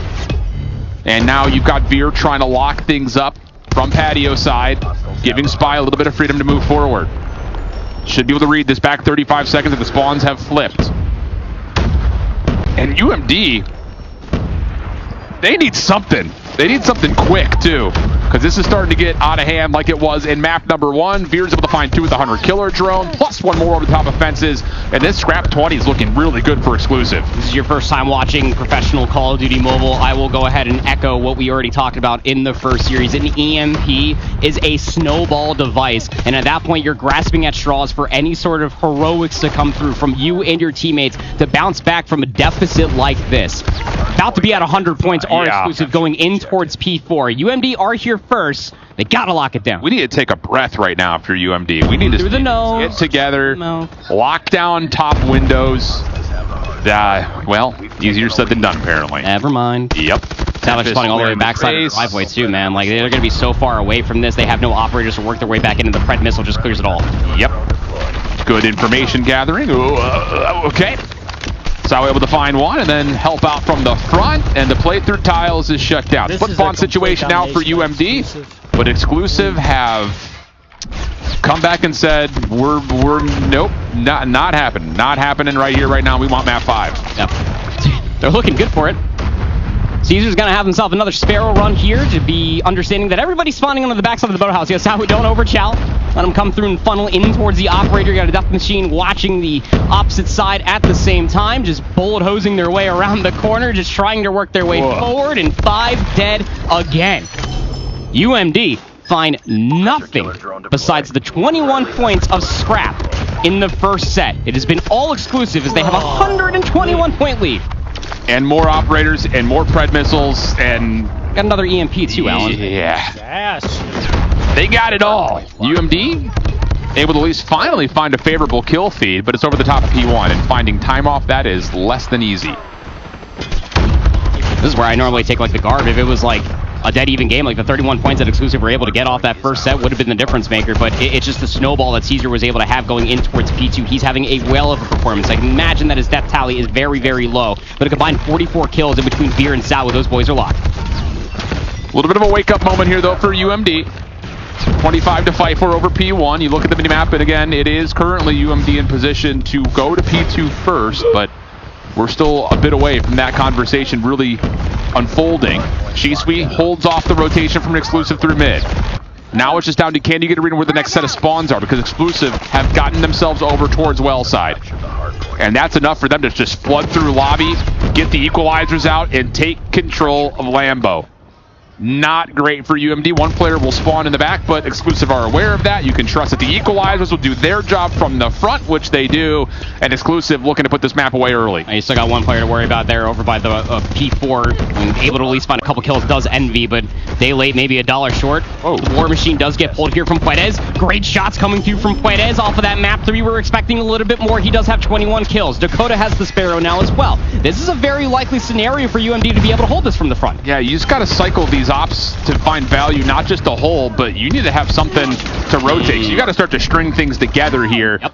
And through the Sparrow, the War Machine, the equalizers, Exclusive still spawn close. They deal with it, they get the shutdowns, and now they have a chance to play for the better part of the back 30. Yeah, you go over towards that P3, probably where the EMP is going to get called. Here comes Neil with the Tempest, just trying to fight for the scrap time. They have the luxury to do so. Let's talk about it, because they have such a steep leader's advantage that they can keep throwing all the numbers in towards the old-time Predator missile for Veer, much like in the first set, to secure the back scrap time at 2. UMD try to rotate a couple of stray spawners over towards New. They will beat Exclusive here. You got to anchor, got to watch office, got to get up that way. You got a hit moving from the front. Picking up the pinch is going to be Shisui. Death Machine from the front, shut down. Exclusive, not able to get through Fence's side. Veer, desperate with the War Machine, cleans up Office. And now you've got the EMP out, and Exclusive from the front with those well spawns will find their way in and likely win the game here. It's the third EMP. Sabu opened up P3 with his, and then Veer was able to get his 33rd kill, pop his, and everybody in the spawn gets affected. If there was an operator being charged, it all but got halted. If you wanted to use this, too bad. Veer's able to find himself 2 there off of the reposition. Predator Missile allowed to clear them way forward, but a full blue kill feed does come through, but 250 to 74, that is such a steep score lineup. Yeah. Good luck, have fun. Yeah, there needs to be just takeover after takeover mode coming here before we can even start to say the word comeback. Good job, though, on the exit. Rotation being guarded by Envy with the Tempest. Timing is everything here. Nice opening shot. Next on the second. And now you got to play your life inside Office here. Your teammates should have the front, no problem. Nice job. Okay, a 3 in a row, and now all of a sudden streaks start to build. Predator Missile going to take a read on where Exclusive is coming from. Does not land for any kills, but the information is critical. Just comes down to can they actually shut down Caesar from the mid steps. Able to find 3, but Veer not able to follow up behind that, leaving Spy by himself. 100 killer drone gets shot out of the air. Puedes has the War Machine, was electric with it in the last map and found himself a real good value with it going over towards P2, but only able to find himself a couple. Keeps the hard point contested with 30 to play. Often Mixie, but UMD cannot afford mixiness right now. They need to dominate this scrap time. Last one left is Veer in the corner, shut down. Do you get the read over the middle of the map? Yeah, you shut down the Tempest, actually. So a bit of a bold call there for Exclusive, and that will get UMD out of the 100-point club.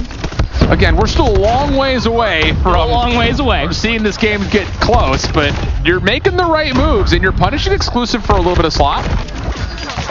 I was expecting you to say the infamous line. If UMD comes back in this game, basically got to be perfect hard point for UMD. Man, like you really do have to be just about flawless. You have fought your way through now 3 EMPs. Caesar, Spy have operators, but the rotation over towards this upcoming set of hard points is probably the closest to a resource advantage UMD could have if they can win these gunfights and somehow get to P3. Yeah, and just to point to it and really throw a nail into this, UMD have not been good at P2 so far. So that has to change. And they were the first one there twice. Correct.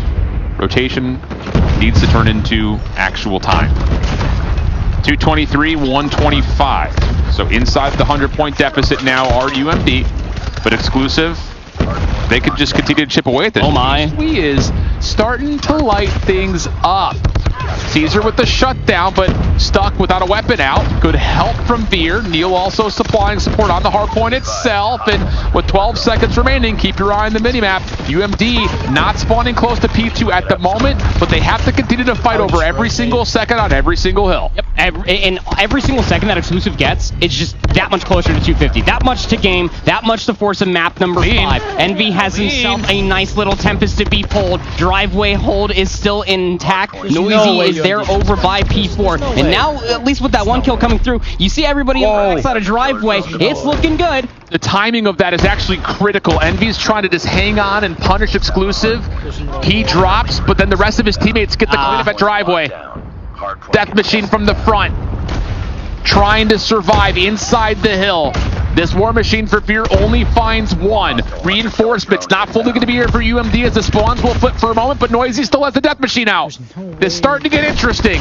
I think we may be able to start to say the word to introduce it to the universe. The comeback is on the way, and Exclusive are looking to try to put this down here at P2, but a Pred Missile gets the read. Dakota off the reload. How about Shisui and Dakota still hanging on, and Shisui's got equalizers to play with on rotation. They're trying to force their way through. They only need 11 to win, but there's not enough time here on P2. Got to hit the rotation over towards New. Dakota's going to be holding it. Watching over by Fountain. He finds the kill required. The rotation's going to be 1. Shisui does not have the equalizers. He must have popped it to try to hang on to that scrap time. Getting the charge back? Hard to say, but that's got to be a Sparrow! And Dakota cleans out the well! Turn your eyes to the back! You should know this, but Puedes gets punched left-right combo from Caesar. Shisui does get the equalizers back. Has to shut down this play from Patio. It's happening! They're doing it! UMD with a life somewhere out of nowhere! A full pitch for Shisui! They're still alive! Through 3 EMPs, 245, counting up, 191 for UMD. No! Gotta win the gunfights, and they just come up short. Still alive, though. Still have numbers. Contest is in. Point is in the corner. Oh, No, mercy. it's over. Exclusive. Only need a couple more seconds. Tempest out for Neil. It stops at 248. Envy's able to counter. There's no Caesar way. here trying to explode. This map out of hands, but noisy. Can't This get the is second, but has madness. help. This you is gotta win every madness. single gunfight, though. This is Last madness. 1v1. Beer gets shut down. You This gotta is race. You madness. gotta race. You got 5 seconds left to try to This get is over there. The player that's going to be madness. closest is going to be running through mid. It's going to be Watch. This is madness. Here we go. Final 5 seconds. 2 kills come through for UMD. Caesar, Spy, Sawo on the point, and they hold on. That was if actually a good only game. Barely. And that is not elation on the face of Exclusive. That is a 5-player team of faces saying that should have been a 100-point club. That should have been a massive snowball.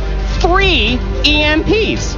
And they fought their way back to a 250 to 198 scoreline. I was ready to say at least through the majority of those 2 sets of hills, the only player that was getting sufficiently outslayed was Envy.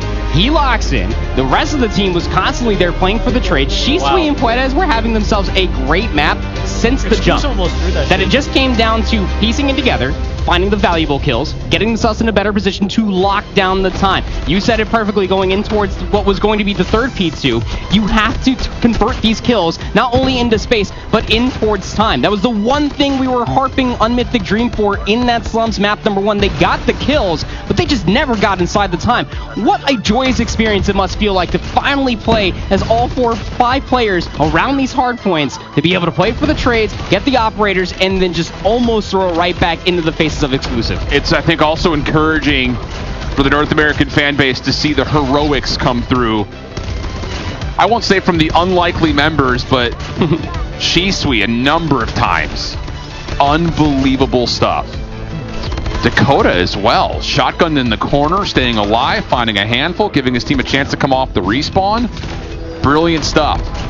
That was almost the greatest comeback in Call of Duty history. Yes, it would have I'm been. talking across Undoubtedly. everything, because the only other one that really stands out is New York, Paris on Hotel. Greenberg Hotel. Yeah, that's the only other one that could have possibly... Uncasted that. Huh? Uncasted that. He did cast He did cast that. Where is he? That was, Still insane. I that would- like, if they would have came back, what was it it? would 238 to... No, it was like 235 to like 70. 82. Yeah, it was crazy. And then they were able to bounce all the way back. 53! He was leading the entire lobby. 45 and 37 out of Puedes. These are your usual suspects coming away from that raid control that were having themselves a whale of a time.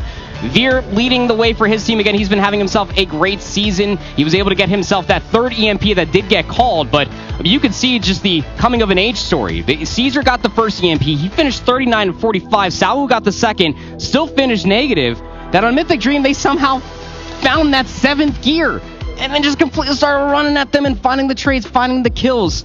Is that going to be a success story going in towards this map 5? You think they're feeling good about that? I mean, it's just a different game completely, though. When Yeah. we search and destroy, especially... No, quite literally, it is a different game. Yeah, it's literally a different game. By definition, not the same as Hacienda Hardpoint. Coastal Surge, Hacienda Hardpoint? Same?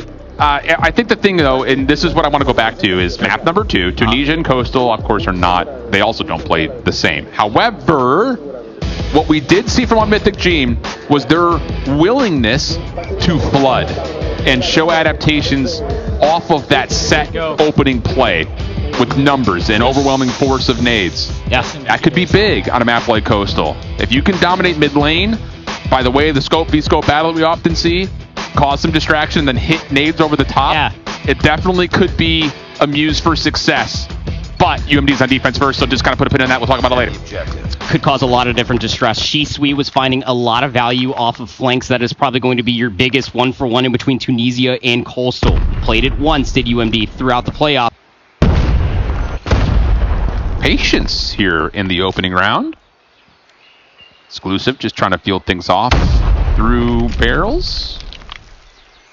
Nothing initially. A little bit of a delayed nade from A up to mid for the defense of UMD. That won't land. And Neil is going to get to work remodeling. Really got to hang a different picture there now. Here comes the nade over top inside of blind. Dakota's going to get flushed out ever so slightly, but he barely even gets tagged, and nobody challenges it. No reason to. Trophies are well and truly healthy on both sides for the defense. Bomb is still in spawn, by the way. Just going to casually mention that. Good shot. It is part of the win condition, more often than not. We'll have to see what Exclusive decide to do here, because you feel like that off the majority of players being over at A, yeah, they're going to have to either rotate back over towards B off of the nade. One player's going to be over there. Veer does find the opening blood, though. Is that going to be the call to go back over towards B? Whoa. Okay. Not anymore. Just going to dry chow mid? Yeah, Envy's able to watch the cross through mid. I was going to say, initially, when Veer sees Pwede throwing a little shoulder right there, I don't think Pwede ever saw him. Yeah. So, advantage there. Envy is guessing B. Stepping up is Shisui. You animal. The MO. Does he hear these steps coming through mid? He has to. He has to. Guns are up here for Noisy. Good pre-fire! Able to find a 2-for-1 exchange. Sui's flank does not convert, though. At least not fully. Caesar down low, and they say 1, 2, 3, go. UMD take the opener. Just don't think that there's any reason to challenge mid at all that late in the round unless you are the one immediately holding it, let alone just dry peeking it the way that they did. The only way that they got back over through mid was a late smoke, and I was kind of hoping for that smoke to be coming through just to be able to initiate the play back over towards B. But once you got that kill on a Veer, that was all the play you needed to show. UMD, again, really patient and just dissecting where Exclusive are coming from. Yeah. Similar setup, too, defensively here. Yeah. Envy not interested in playing through mid. Gives it up, heads back over to B, and watches mid from a little bit of a different crossing angle. Pwede's kind of watching the deeper side to see if maybe that creates an opportunity for Envy to peek, but Dakota is just playing the pogo stick route. Anyone home? Nope. Cool, chilling. He did see a couple players, and if he was able to count at least a couple of nades, it wasn't just the one to flush him out. There was actually 3 frag grenades that was thrown to try to get that first blood onto the HSO player of Dakota. Doesn't find it. So we're all still alive here, 10 apiece, and you know Veer wants to take this Chow versus Puedes. Almost went for the dry Chow. Yeah, I was about to. Yeah, correct. This is just you don't have the luxury of doing this though. The angle's just too. That's lucky. Deep. That doesn't happen all too often. No, it doesn't. Pwede's just kind of stuck between crouch and standing. Slides across. Does not hear any shots. And Envy may try to use that as a chance to kind of give himself a secondary peek. Nades are cooked. Trophy system still well in place. And Dakota is trying to feast. Most of that first little round goes a bit awry. Spy holding off Envy from re-peeking. Neil watching the cross, and Spy will convert. But where's Dakota? Dakota's still inside the site. Can he work this shotgun? No, not the case. Exclusive clean things up. No. Last player alive, Shisui. I feel like you should probably know where he's going to be coming from at this point. Probably going to be on the flank. But still, able to at least shut down the mid shenanigans that kind of plagued Exclusive off of that previous round. Shisui 1v5, gonna give himself a good old scholar's try. Sees a lot of bullets, throws a nade at the exit, and you just feel like this round's all gonna be put to waste. But yeah, Exclusive off the opening salvo for the round, able to get the nades in towards the HSO shotgun one area, pogo sticking as you pointed it out. Just trying to get that elimination. Would have been an A flood soon afterwards, but you're kind of forced to be patient, get the information on Puedes mid, and the moment that you get that opening blood to get inside of the B site, you just gotta watch down mid and make sure that no flanks come through. Fountain Peak here for Veer. Love the idea. Oh, what a shot. Envy trying to move his way from left to right. Not quite. Puedes. Ooh, not able to get the shot off onto Spy, and now there's pressure onto B. Nade's starting to bounce on in. Trophy system gets denied. Smoke will embellish the right-hand side, so it's just down to Dakota. Can you use this shotgun to finesse? And yeah, that thing is filthy. Shisui watching, helping, not able to find another elimination, and that will stop Exclusive at the front doors for now as they try to re-attack. And Neil traded, leaves just down to 1, and Veer's got nowhere to go. If you don't find that kill, and you don't find the space off of the nade, The smoke's just going to be thrown down, and that means that Dakota can just reposition. More often than not, you'll see a player maybe go all the way to the backside of the cubby, but he just posts up onto the backside of the bomb and just expects the challenge to come through, and able to walk away with a 2-piece. Like you said, Shotgun's quite strong, but Veer continuously playing for this kill through mid. This is one of the benefactors that Exclusive did have for the upper hand to beat Animus in their stage. Yeah, and Veer does connect onto Envy. Middle of the map is now an issue that UMD have to provide a solution for, especially with only Dakota on the B side of the map. Double nades, moved over towards the A cross. No one home initially. Trophy system is deeper for Dakota to play off of. Keep that in mind. That's actually very important. So Exclusives, those nades don't trigger it. Yeah. He could play this B cut a little bit longer, but shoulder is seen, and Neil's going to try to make everyone aware. Whoa, ball challenge, but Dakota gets punished. Okay, so Neil's going to be able to at least walk away here with a 2-life lead now for Exclusive. Fuedez able to tie things up. Exclusive are still trying to get inside of this B bomb site. They finally take down Dakota, so they should feel a little more comfortable to do so. Yeah, they just got to flood it. Tapping away. This is big. UMD do get out and stay alive into what is now a 3v3 post-plant retake situation. Guess who? Yeah, that's every time, man. It's the MO. On his way around the back. Noisy. That nade looks good. And Sweet connects. Now you've got focus from both sides at once. And you get a tag! What? Are we joking? I am not. Zawo by himself now for the 1v3. He has not been seen yet, but the clearance from UMD is coming, and it's coming swiftly. Catching Mo with the pistol out. Doesn't make a difference. Sweet connects onto another, and UMD go up 3-1. Meticulous. Again, I'm going to continue to use that word for their search and destroy play that we got to see from Tunisia and going into Coastal now, is that being able to dissect where their players are going to be located at, and it's systematic too. The wallbang spot, the late nades coming through to flush out players, and then by that point, by proxy, you know where the last player is going to be located in the post and on the backside of the cubby. 2-round lead now for on Mythic Dream. Their defense looking stellar. Exclusive still trusting this walk down mid. Oh, he knows. He knows. Good nade. Pushes Veer off the angle for a moment, but UMD, can they convert? Yes, they do. Long range shot from Envy on the long corner. You know that Veer's still playing somewhere up at mid. Just trying to, wiggle the snaking a little bit. Not as potent COD Mobile as in other games. Nope, sure it isn't. Still a thing, though. You got to be careful here with Veer just still playing on the top. Oh, that is just a really good jump shot to be able to confirm the information. Veer's going to go for the repass. Envy.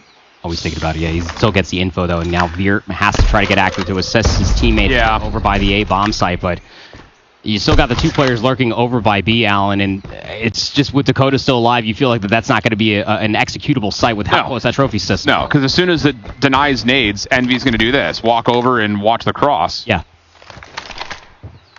So 50 seconds on the clock. Exclusive, we're going to have to make a decision here soon. And they're going to let Veer and Envy just kind of play 1v1. And it goes the way of Envy. Spy? Thinking that maybe Envy's going to get too frisky because both scopes are down. Can Spy punish? Envy goes right back to holding mid. Gets the read. Just a bit outside. But here comes the push over by B. Again, trophy system still in play. Yeah, this is trouble. 27 seconds on the clock. You get the flood. And here's Envy. Do they have a late smoke for this cross? It doesn't matter. You got Shisui on that flank through mid. He's going to read all of this. It's just... Oh, man. Yikes.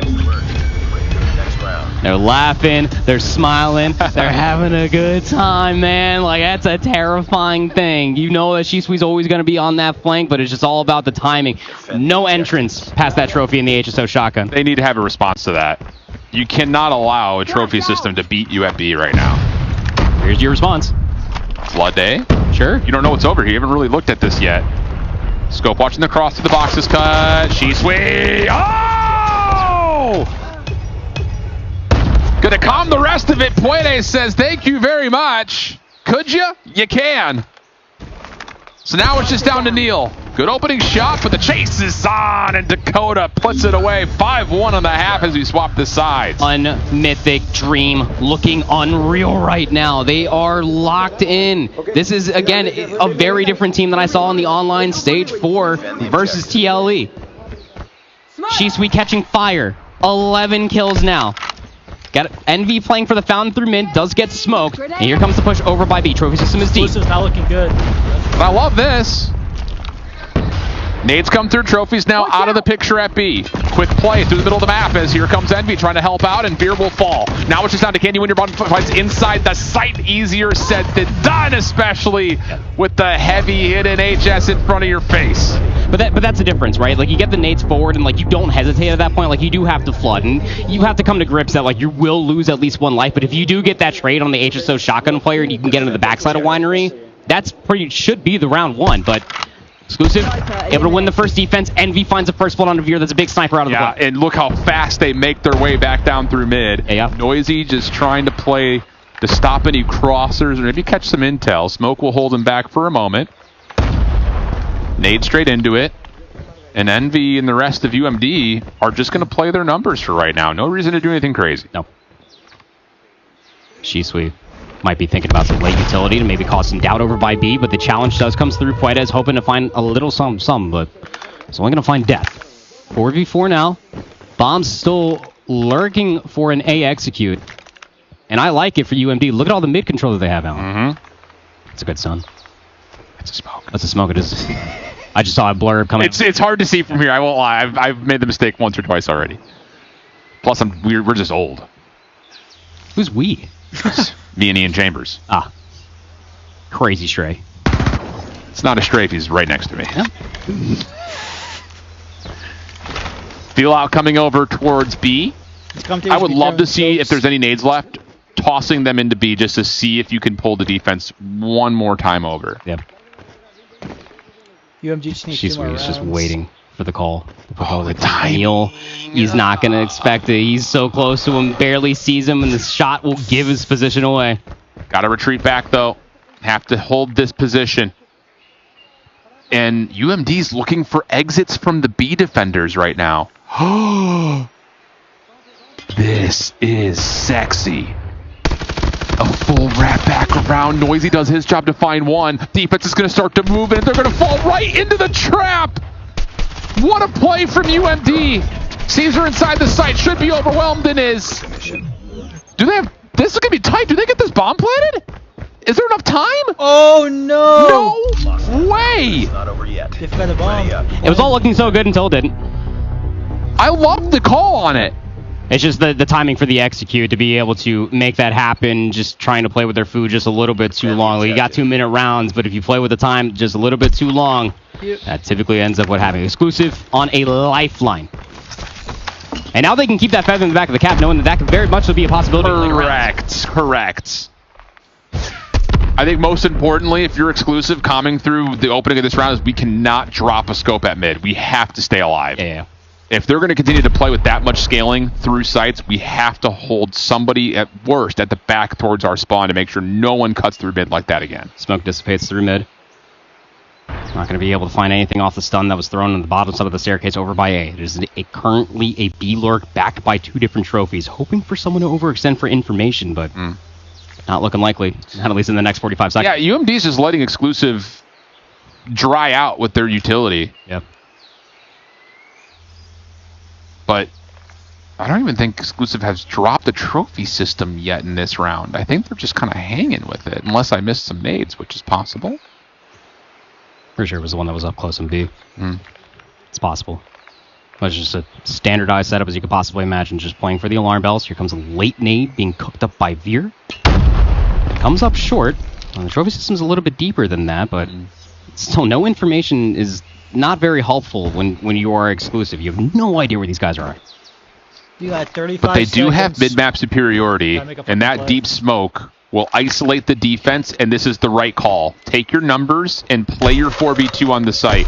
Neil misses the first 2 shots, has to back off just a touch. Stun check through mid for the defense, but here comes the attack for UMD. Noisy once again, playing the tunnel route. Neil, machine pistol, good for 1. Help is there, trades back and forth. Pinstripe kill feed, and now UMD can have a plant. They're not going to expect Shisui to be up through mid like this. The late smoke. What triggered didn't this see him. He plan? gets the 2 for 3, looking Oh for my the 3rd, goodness. and UMD will get their 6. Dude, Shisui is showing the veterancy right now. For real. We've seen the potential in the last couple of years, but I don't know if we've ever really fully seen that maturity from Shisui. Yeah. The timing on these pitches has been unbelievable. The trigger discipline, next level fundamental Call of Duty being played. And now you've got an opportunity. I love this. Throw a monkey wrench in. See if we can get some speed and some tempo. Force the snipers back and just see if we can just continue to play our numbers at A. And smoke through mid. They're throwing stuns and nades. It's causing distress for Exclusive to maybe be this A execute. They still have time to maybe pump fake this, but players are still moving forward underneath the site. They're going to pinch the backside of the site. Yeah.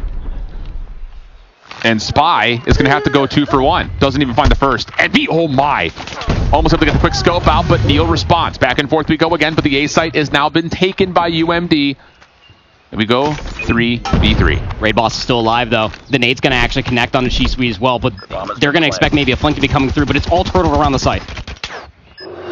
Couple of tippy-tappies through the wall. Not landing.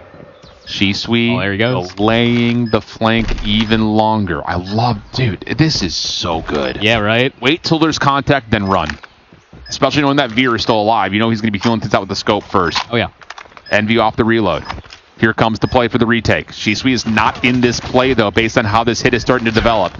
But time is running out. Down to the last 15 seconds. You gotta go if you're exclusive. You just got to. They're able to isolate onto one. Shisui connects with a scope in hand. Dakota up close and personal cannot convert, though. It's just down to the hero of them all. 1v2 situation. Now the 1v1, 4 seconds. Doesn't even care about the time. Just finds the kill and pops off. Nice. Here on the A stage to get on Mythic Dream into the upper qualifier. Damn. Nobody, and I mean nobody, was prepared for that. The only people that knew that was on Mythic Dream, and look at them. I think I got one more series, so let's calm down just a little bit, but golly darn, did this team show up and absolutely show out. And I know that I'm going to sound like a broken record to most, especially you, but this is a very different team than what we saw in Stage 4. The meticulousness of their search and destroy, to adapt and understand and slowly overcome the tempo that you knew Exclusive were going to try to play for. That was fun. I like it. Shisui and Puedes looking real solid. Dude. Real solid as an up-close and personal SMG duo. Yeah. Really, really good stuff. And it's just like, I almost say like the same things that we did, like kind of back about that Luminosity roster from, years prior. It's like, if Envy's not fragging, you just don't feel that the team is going to do well. But Envy's not fragging in this matchup, and the team's still doing well. One of the lowest fraggers, even in that Hacienda, and during that massive comeback, it was none other than Puedes and Shisui. We continuously go in towards this, and we were going to talk about the playmakers of being Puedes and Shisui. It started truly coming through there in the Tunisia search and destroy, and then especially in the raid control. This guy, Shisui, is going to be a real freaking problem if he continues to play like this. Yeah, for real. Love what I'm seeing from Unmythic in a lot of ways. Hardpoint, yeah, we gotta work on. Let's not wait until the enemy team hits 230 before we lock in, guys. There's a little bit of that, but I will say, like, having not won a control in their playoff run to look that good on raid, love it. On the flip side, the search and destroy looks great. Their mid rounding is really, really clean, and that's something that I feel like often is what you need if you're going to go up against teams out of Korea and teams like China. Because yes, you can set up the best playbook in the world from the minute that you hit the spawn. But what happens when you're in 3v2s, 4v2s? How do you try to manipulate the map that way? And so far, I think Mythic Dream's doing a really nice job of that. Yeah, phenomenal performance there out of Unmythic Dream. I'm excited to see what they have to say after a win like that, so let's send it on over to Ian. Thank you very much, guys. I'm here with Envy of Unmythic Dream. What a performance it was. A lot of people saying they weren't expecting this from your team. Feels like you were, though. Honestly, we're kind of trying to be like the underdogs of the whole tournament, so we're going to really try to give it our all this time. One thing that was for sure is that it seems like you were having a fantastic time up there. The vibes are looking really strong. First time that you've played with an all-Mexican team, and you saying to me earlier there that it feels a little bit like a brotherhood. Mm-hmm. Yeah, no, honestly, it does. Like, I feel like it's my last year, and, I really want to play with some Mexicans, and I feel like this is it right here. I love that. Now, you know what it takes to go deep at Worlds. You came second in 2022, third in 2023. We don't talk about 2024. But here you are, and you're looking to do big business. Do you see this as proving ground for yourself and your team? Honestly, yes. We need to come out strong with these, with these brackets day one, just so we can make it day two. And like I said, we're going to be the underdog team this year, and I feel like this is it. This is it. All right, well, best of luck and congratulations on your first big win here. Our first 5 mapper here on Stream Air is complete. Back to you, Glitter, and the team to pick it apart. That was pretty fun to watch. You know, I actually love that mentality. Going in with an underdog mentality, knowing that you really want to prove something to everyone who doesn't have the belief in you. It's a great motivation for some people. Right now, it seems to be the perfect motivation for Unmythic because they did exactly what they needed to do. They now move forward in the winner's side of that bracket here for Stream A Group A, and now they're going up against some juggernauts here proper when they look at Elevate. Yeah, it's Elevate and OUG are the next two in line. They already know that they can beat Exclusive if it gets all the way towards the map 5. Like I said, we're going to talk about Hardpoint right now, but like still, I think that when you're looking from UMD's perspective, like, yeah, this is proving grounds. Nobody's expecting you to play this well, and if nobody's expecting for you to play this well, then they probably didn't even prepare for you. Fair. That's a really good point. I mean, you guys were talking about it a little bit already, Alan, but tell me the positives you pulled away from that UMD performance that could potentially work for them now facing off against Elevate. It's the veterancy and experience turning into actual action, especially when you see it in the Search and Destroy.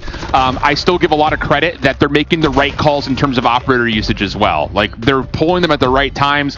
Yes, some things got sloppy in the hard point, but we saw really good execution in the control across a number of different rounds. And then on top of that, like I just kind of piggyback off of what I just said, mid-rounding in the Search and Destroy is looking really, really good. Understanding where they have advantages and hitting those hard is really, really key, especially knowing that you're playing up against 2 solid teams, potentially. And one of them is OUG, who's not been particularly great in Search, and Elevate have shown some vulnerabilities as well at times. So these are good things for Unmythic in terms of how their stock can go. I want to echo a lot of the points that we were making throughout the entirety of the Search and Destroy, because it's being able to have a strong punish game. When teams make mistakes, you have to be able to punish them. Exclusive off of that control with the late gambit of throwing out operators, not a good call whatsoever, and they immediately punish them. You got to see the punishment there for the Hacienda Hardpoint at the same time as the Coastal Search and Destroy and the Tunisia. The punish game is strong for Unmythic Dream. Absolutely, and for all the Exclusive fans, don't worry, they will be down in that lower bracket like the guys are talking about, facing off against OUG, so they still have another opportunity to stay in this competition. But if you recall the schedule for everybody at home, we are sticking with the upper half of this bracket. So even though they just played, they're going to be going straight back into it up against Elevate here. Will the momentum be another little kind of bonus here for them, Shift? No. Love that. No, Sorry, I love that. No, I love that. That's, I mean, yes. It helps, don't get me wrong, but Elevate's a different ballgame. Yep. Like, beating EU's best, which EU hasn't made out of groups since the East-West split when they were playing different champs. You still hold that, I think, in certain regards. I just think that if you are looking at this upcoming matchup, you just have to start being better and converting on hardpoint moments. It's just, you cannot start down 120 plus points against a team like Elevate. It's just not going to go well. Well, we'll have to see what they are ready to do, because as they get themselves set up, we're going to send it on over to a short break. When we return, though, we will see which team is the first to qualify through out of Group A, so don't go anywhere. Hey. Can I be a little outlandish for a sec? Yeah. What I gotta do to get y'all respect? Give me the microphone, 1, 2, check. What you gonna do? And let me go and run it, I'ma run up the check. Stay light on my feet, flow like a butterfly, sting like a bee. Tell you guys how you ain't outsourcing me. Cause you want extra, it ain't gonna be cheap.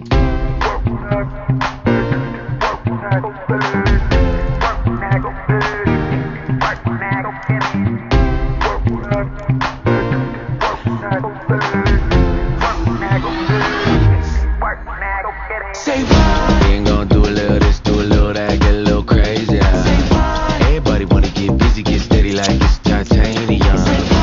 Finna go all out. Finna go all out. So we're gonna be on Series 3 sit down, let me Elevate against UMD, baby. On a scale, like 1 to 10, I'm like way over 10. There ain't no explaining it, it's just the way I live. And I won't say sorry, beg your pardon. You don't wanna get me started. Ain't no I go extra hard, and I ain't stopping, I ain't stopping, I ain't stopping. So say what? Like you ain't heard me the first time, or you ain't see it with your third eye. I'm always ready like every time. Show and tell 'em my preferred style. I like jeans with a little bit of rip in the denim. Shows you how long I've been in 'em. Back and forth, I ain't gotta tell 'em. Take this work, now go sell it.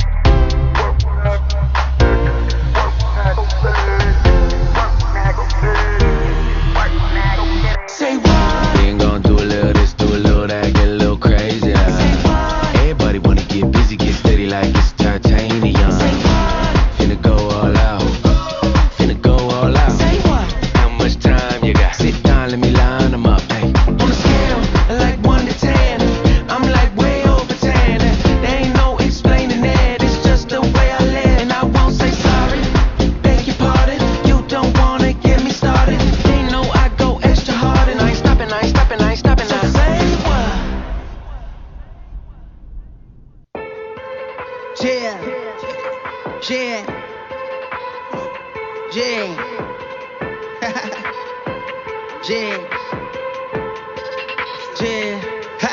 Okay, I've been at the bottom, let it down from the top. I can't let them freeload. I got hit on my plug. We got so much to do. I gotta reload. Let me call you tomorrow. I got tests when I'm finished, but I keep it moving. If I stop in the process, you gon' run out my time. I need it, it's crucial. It's life in the top of the mountains where eagles will run. How they find me is higher than ever. You can laugh fast, so run me get down, me get minute. I push, I've been on the way. I got no time to look back, and my family's gon' need some more cheddar, so let's get it poppin'. Told me to put up a setup, you should not put never been better. You gon' let it count, you fine. I'm crossing the line, we ready to sign. Yeah, oh, can't get out of my way. They shouldn't know what I'm trying. Yeah, oh, don't want me showing my teeth. Might have some blood on my tooth. Yeah, oh, I couldn't settle the beef, so Lord forget what I do.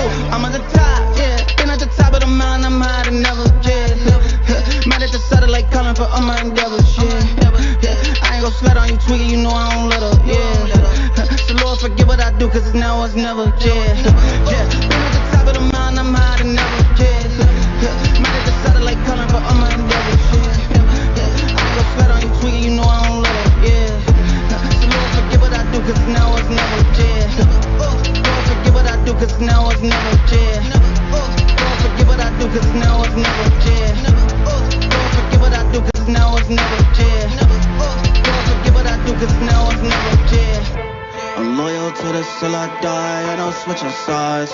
Tryna make some moves, but I can't until it's time.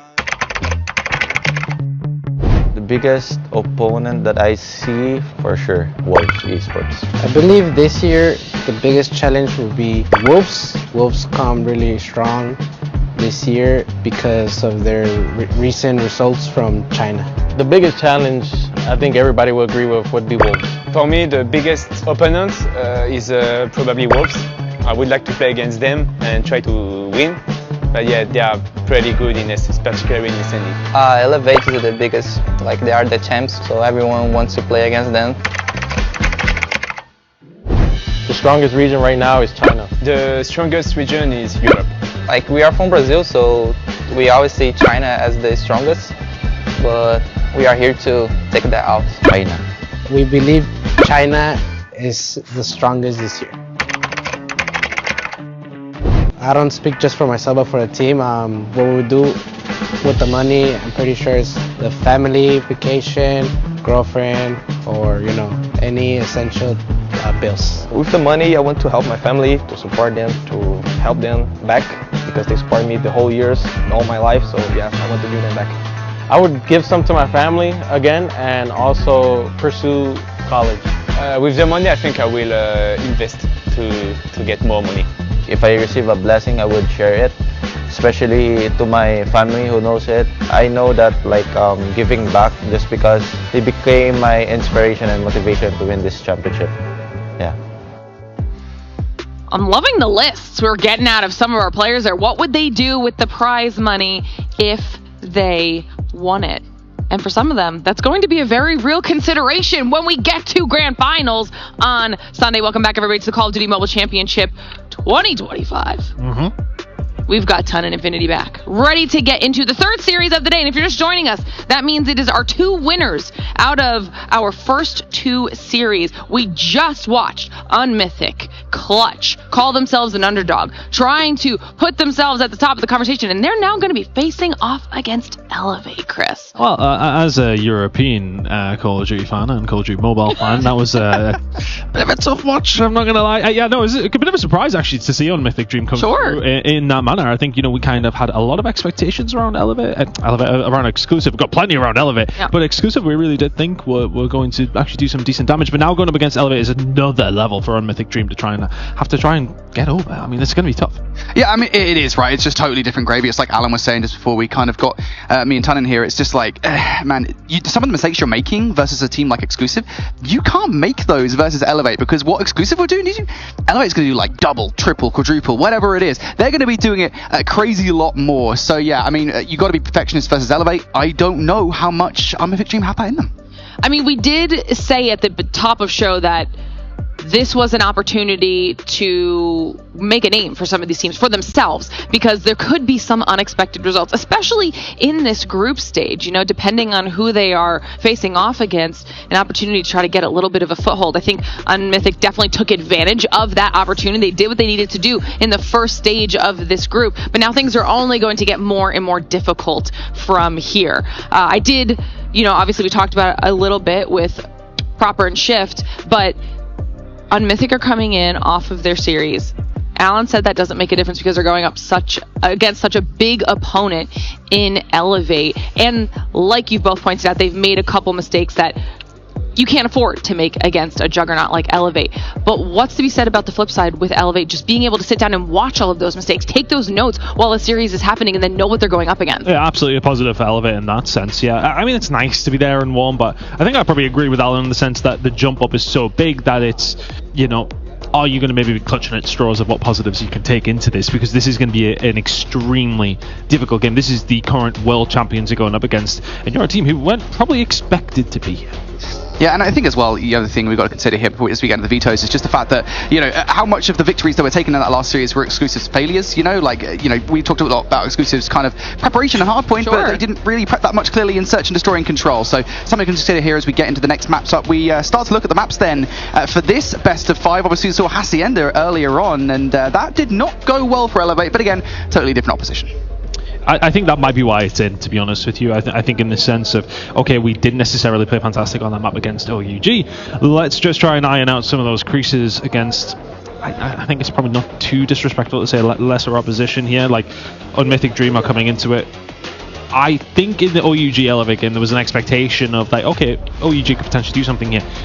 I'm probably not the only one who's leaning in one direction in the series, to say the least, and that's not disrespectful to Unmythic Dream. I think it's just highlighting how much we value Elevate's quality, and I think for them now, Hacienda getting in that first map, give it a good go. Yeah, and I think the concerning thing here as I look further throughout the series, right, we've got Search and Destroy and Control. If we talk about success in veto process, I think this is about as far away you get for that from Mythic Dream. If you allowed through the 2 best Search and Destroy maps for Elevate and the single best Control map for Elevate as well. So yeah, that's not that great, but hey, maybe they're really confident on firing range Tunisia and Takeoff, and that's why they wanted it in the series.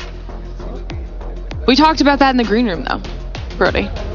We talked about how there needs to be more than one specialty. It's true. Because in this series, you need some sort of fallback. Even if the S&D is the thing you feel the most confident on, they need a little bit more than that, and they need a lot more than that when you're up against a team like Elevate. I think that this is going to be really fun, though. And just a reminder for everyone, when this match is done, that means that will be the first team out of Group A that will have qualified to move on to tomorrow. So the winner of this is claiming one of those 2 spots. Don't worry, loser will just drop down into that lower bracket, still have an opportunity to stay alive. So of course, as always, chat, let us know your thoughts. Who do you think is going to be taking Series 3, match number 3 home? Who's going to be moving on to the next stage of the competition? Are you an Elevate fan? Are you cheering for the underdogs in Unmythic Dream?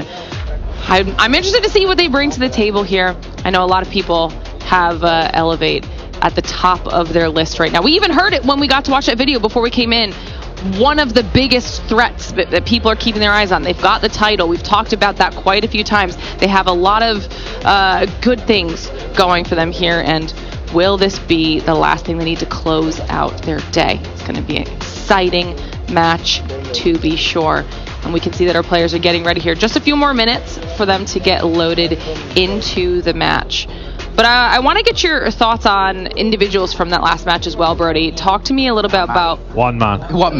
Tell me. It's got to be Shisu, right? I mean, he's the guy. He was going off that entire series long.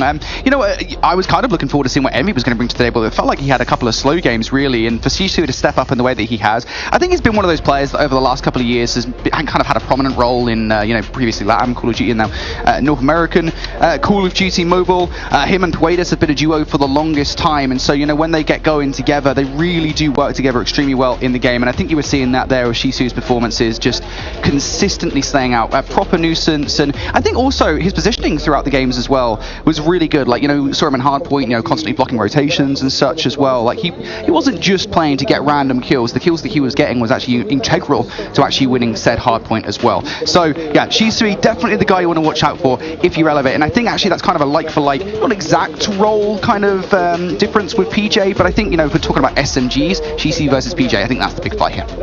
Love that. Love to see that. Maybe we'll also get an opportunity to chat with more of the players and kind of hear their thoughts on it as well. We did get to talk to PJ to kick off the day in the first series.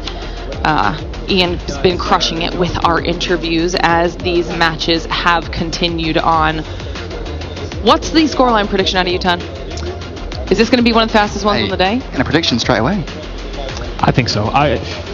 For Mythic Dream, having those hard points against exclusive, I wouldn't go as far as saying they were woeful, because the second one, they really did bring it back, but that was not a good performance, and now you're going up against Elevate. So there's map one.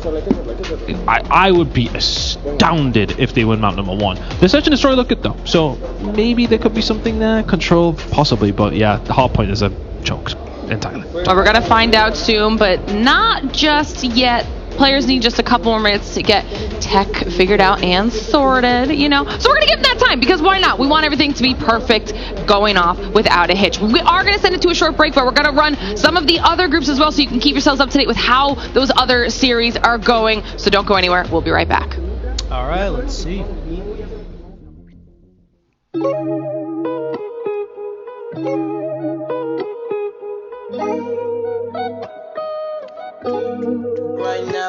We're about midway of the...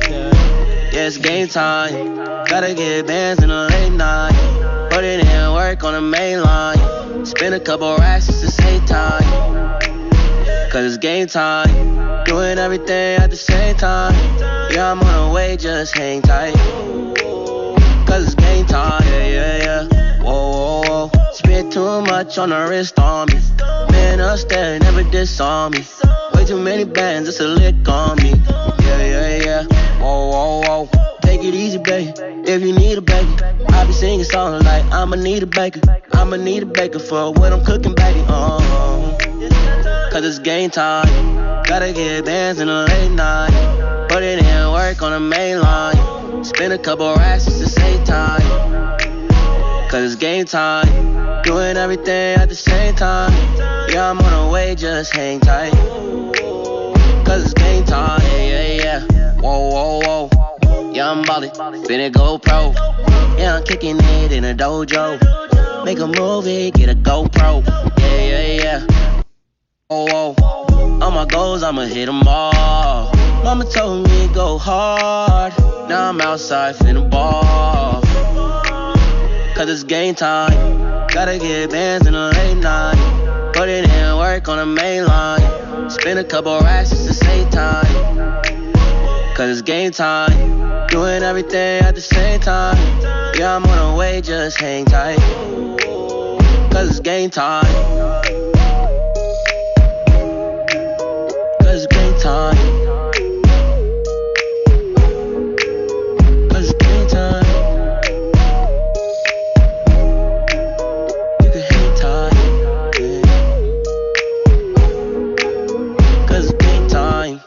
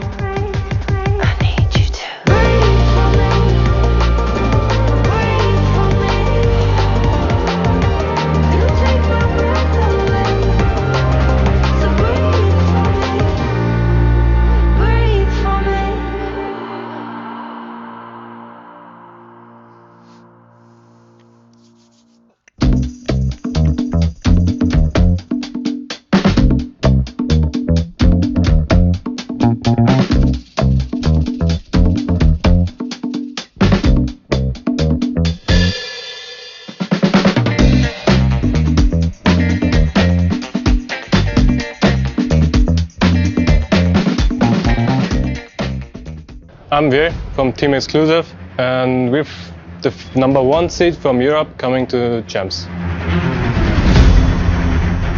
It means a lot, especially from our past as a team, not being able to close out things. So this time around, closing it out and playing for Europe as the only team, besides one filling in after, but knowing it was only us was a pretty nice feeling. And we wanted to be that one team as well, like representing Europe, putting Europe back on the map, so it feels good. The biggest problem, I would say, was ourselves, just keeping the composure, staying together as a team, and especially enemies as well. They gave us a hard time playing against them. They were always our kryptonite, let's say it like that. It just felt nice knowing we could beat them in our tournament setting. They're going to try to push through the front, obviously around the flank as well. Caesar's watching that one. Neil for the first blood. Yeah, second kill through. Animus now pushing forward. It's been 2 years of hate for Exclusive. 4 finals in a row, they couldn't get near, but when it matters, they get the job done. The final match, there were a lot of emotions going through, especially closing out the last round on a 12v5 on Control. That was pretty crazy for us, and it was just a hype moment for everyone. Everyone wanted to win bad, everyone worked hard for it.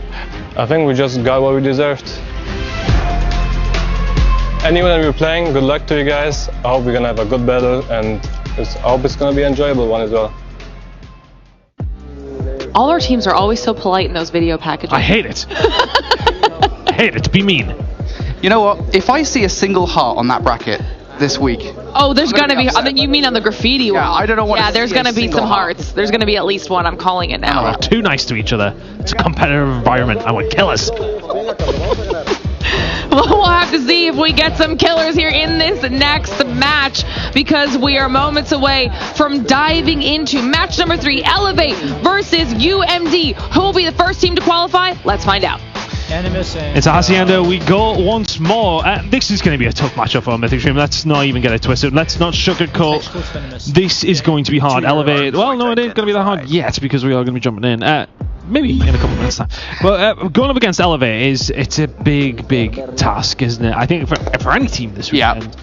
But for Mythic Dream, you know, you've come in, you've won up against Exclusive, nice little warm up for you. Really good win to find. But to then convert that into something up against Elevate, I don't know.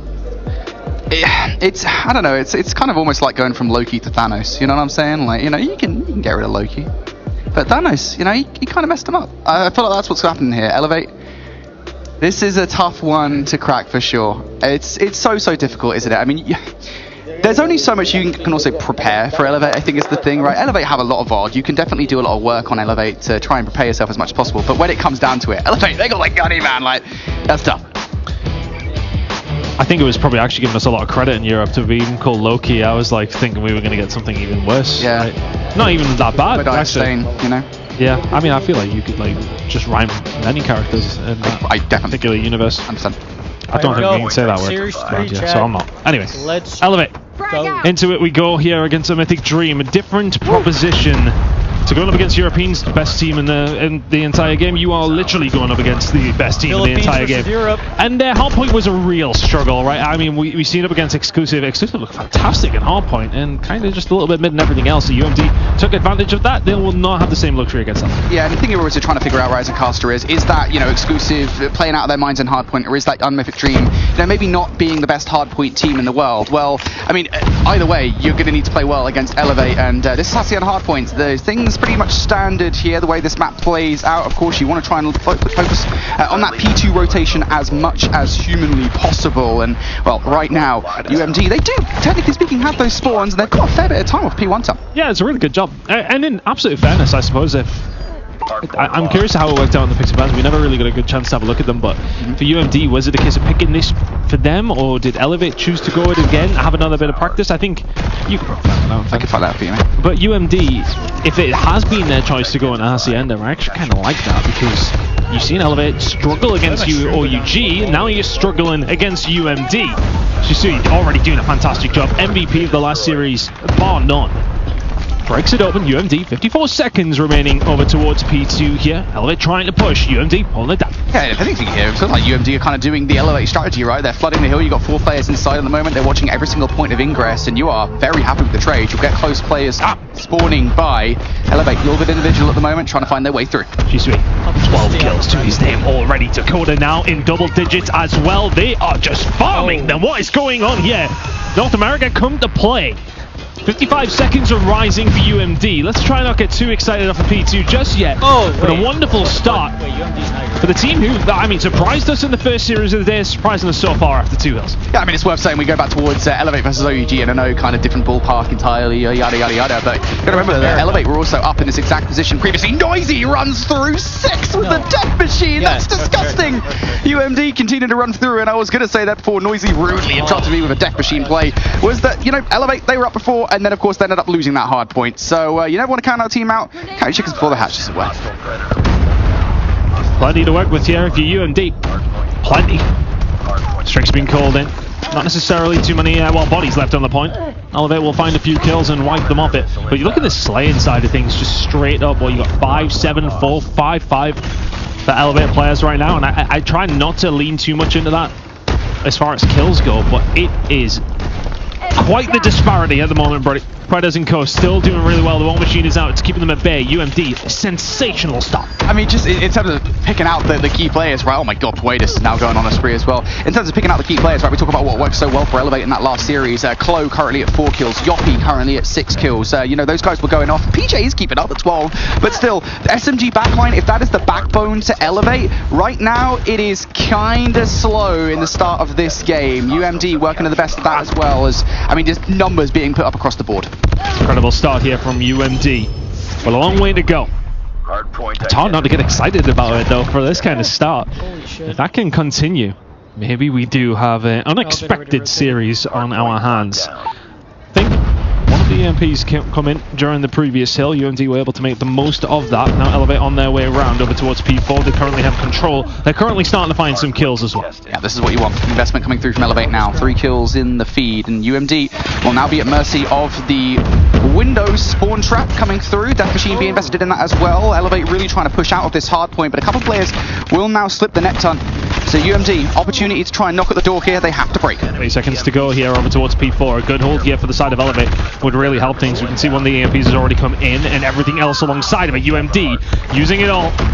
Sparrow comes in, plenty of kills follow. Elevate trying to find a way back through. If they can combat against this, then fantastic. It feels like UMD, yeah, they're in the point, but have they got a great deal of control for everything they just brought in? The answer is no. And for all that, we feel like Elevate have been way off the boil here. It's still only a 40-point game. I think the wild thing for me is I'm even considering criticizing at the moment. I know it's easy for someone in my position to be doing, but you know, you get that spawn trap set up, right? You have a Death Machine in that top window. The general idea is you use that position to keep everyone from UMD away from the hard point. The fact that you still let players slip through the net in the way that Elevate did, this is not Elevate in hardpoint. I don't know, it's the second time today that Hassie at a hardpoint has been somewhat against them. But again, it's not over just yet. You're starting to see that gap ever so slightly close.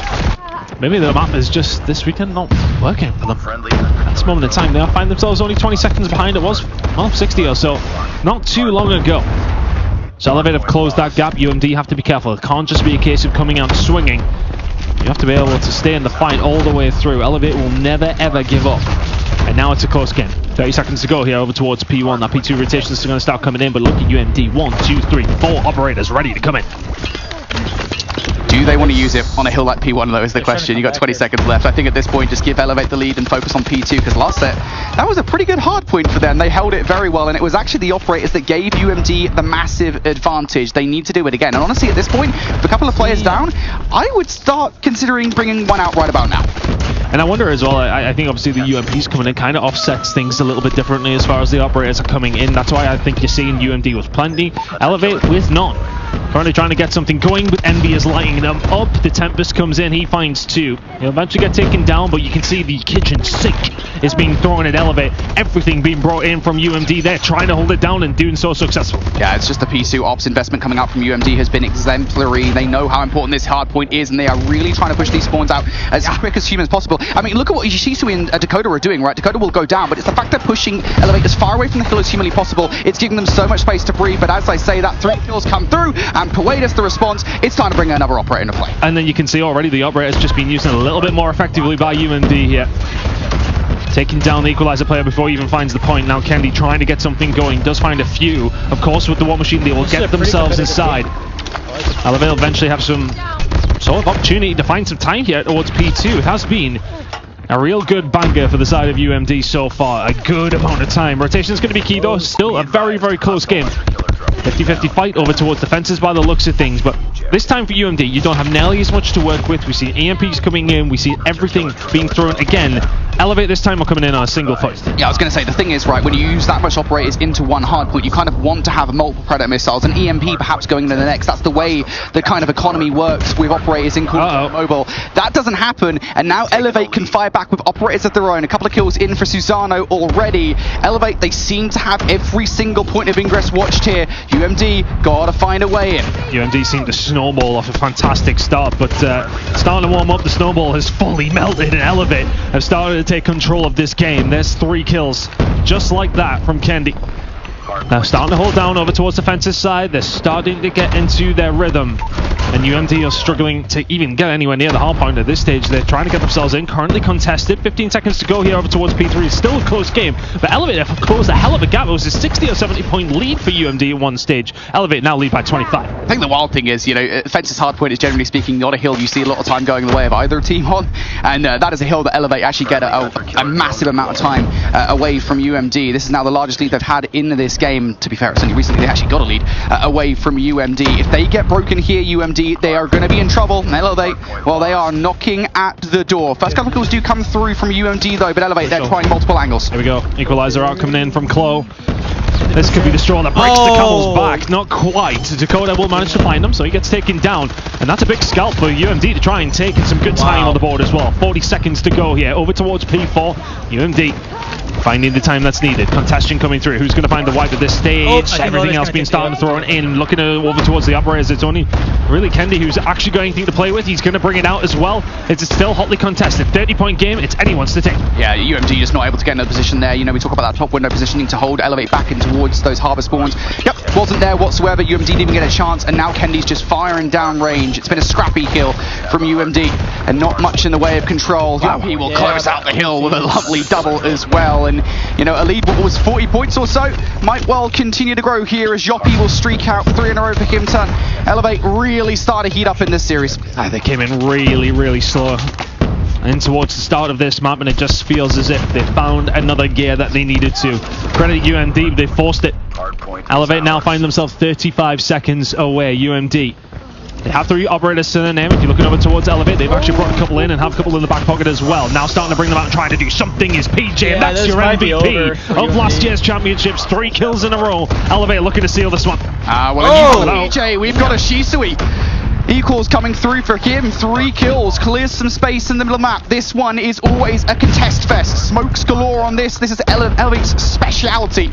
Get those smokes down and cause all sorts of carnage amidst the smoke and mirrors. Elevate now just 27 seconds away from victory here. UMD being pushed. 3 kills in the feed here, Ton. And UMD are on the right side of the map for the rotation. They just have to be careful that Elevate do not get through. Yeah, that's crucial. That's objective number 1 now for UMD. They're picking up some good time over towards P1, but this P2 has been kind to them.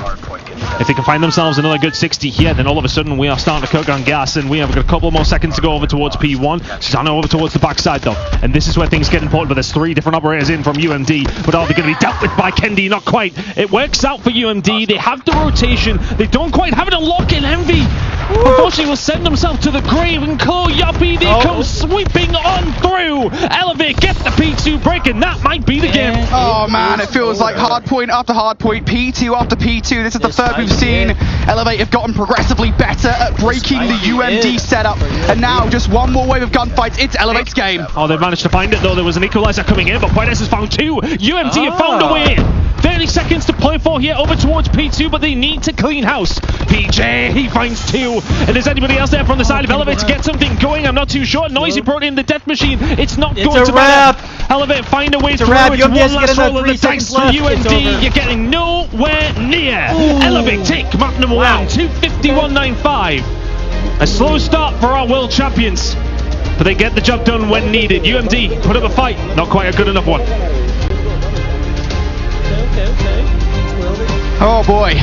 Elevate, how about that towards the end of the game? It was a slow start. I mean, we said it, right? UMD, they came out swinging. It was an 80-point deficit or something to that effect. I was like, look, listen, let's just give Elevate a moment. Try not to get too excited. They'll get there in the end. And that is exactly what they did there in that hard point. I will say, before we even talk about how much of a phenomenal hard point that was for Elevate, phenomenal start for UMD. They were outslaying, I don't know, I want to say like a 3-to-1 ratio of kills, something to that effect. Like, they were beaming. And the reason they were able to do that was a beautiful operator utilization. They basically slammed everything, including the kitchen sink, at P2.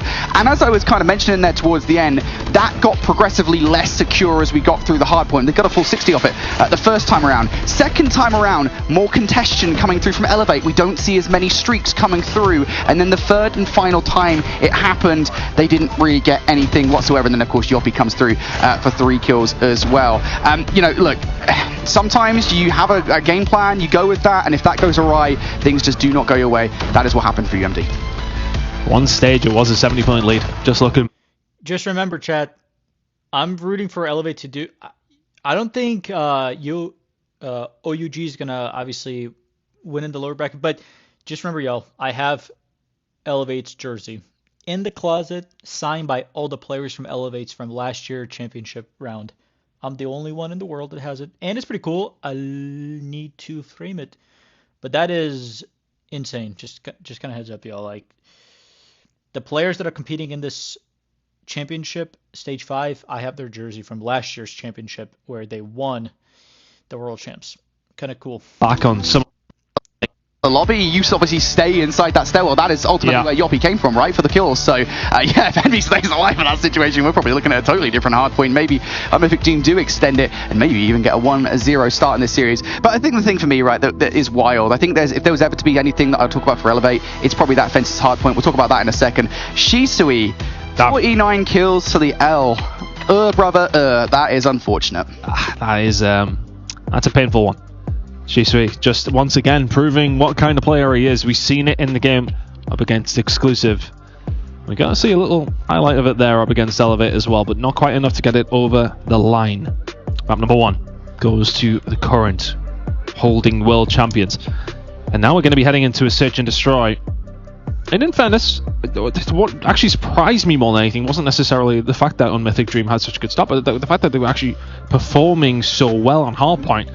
And to do that against Elevate is no small task. I mean, look, candidly, we were kind of discussing this. We just seen what Exclusive did to Unmythic Dream in hardpoint. Right. And I was considering that, okay, it could be a downside worse here, and it looked a lot better, if anything. Yeah. So, look, there is still positives to take away. That was the map and mode combination that you didn't win up against Exclusive. You didn't win it up against Elevate, but the Search and Destroys looked very, very solid against the Europeans. Yeah, this is the big thing for me, though. We get into this one. UMD Search and Destroy looked absolutely phenomenal. Elevate Search and Destroy, that also looked pretty damn good. And the reason for that was Susano with the sniper rifle. Kendi was also involved in that conversation. And if there was ever to be a map where sniper rifles are going to have a whale of a time, it's Fire and Range S&D. So keep an eye out for Susano here as we get into this one, and already an immediate flag for PJ. I mean, PJ doing this is just split the map. They know exactly where they're coming from. The fact that he's able to walk up the middle of the map, and the player pushes through B, they know where they are, they know where every single one of them are, and well, it may not matter, because now it's a 2 versus 4. So the info was there, and little done with it.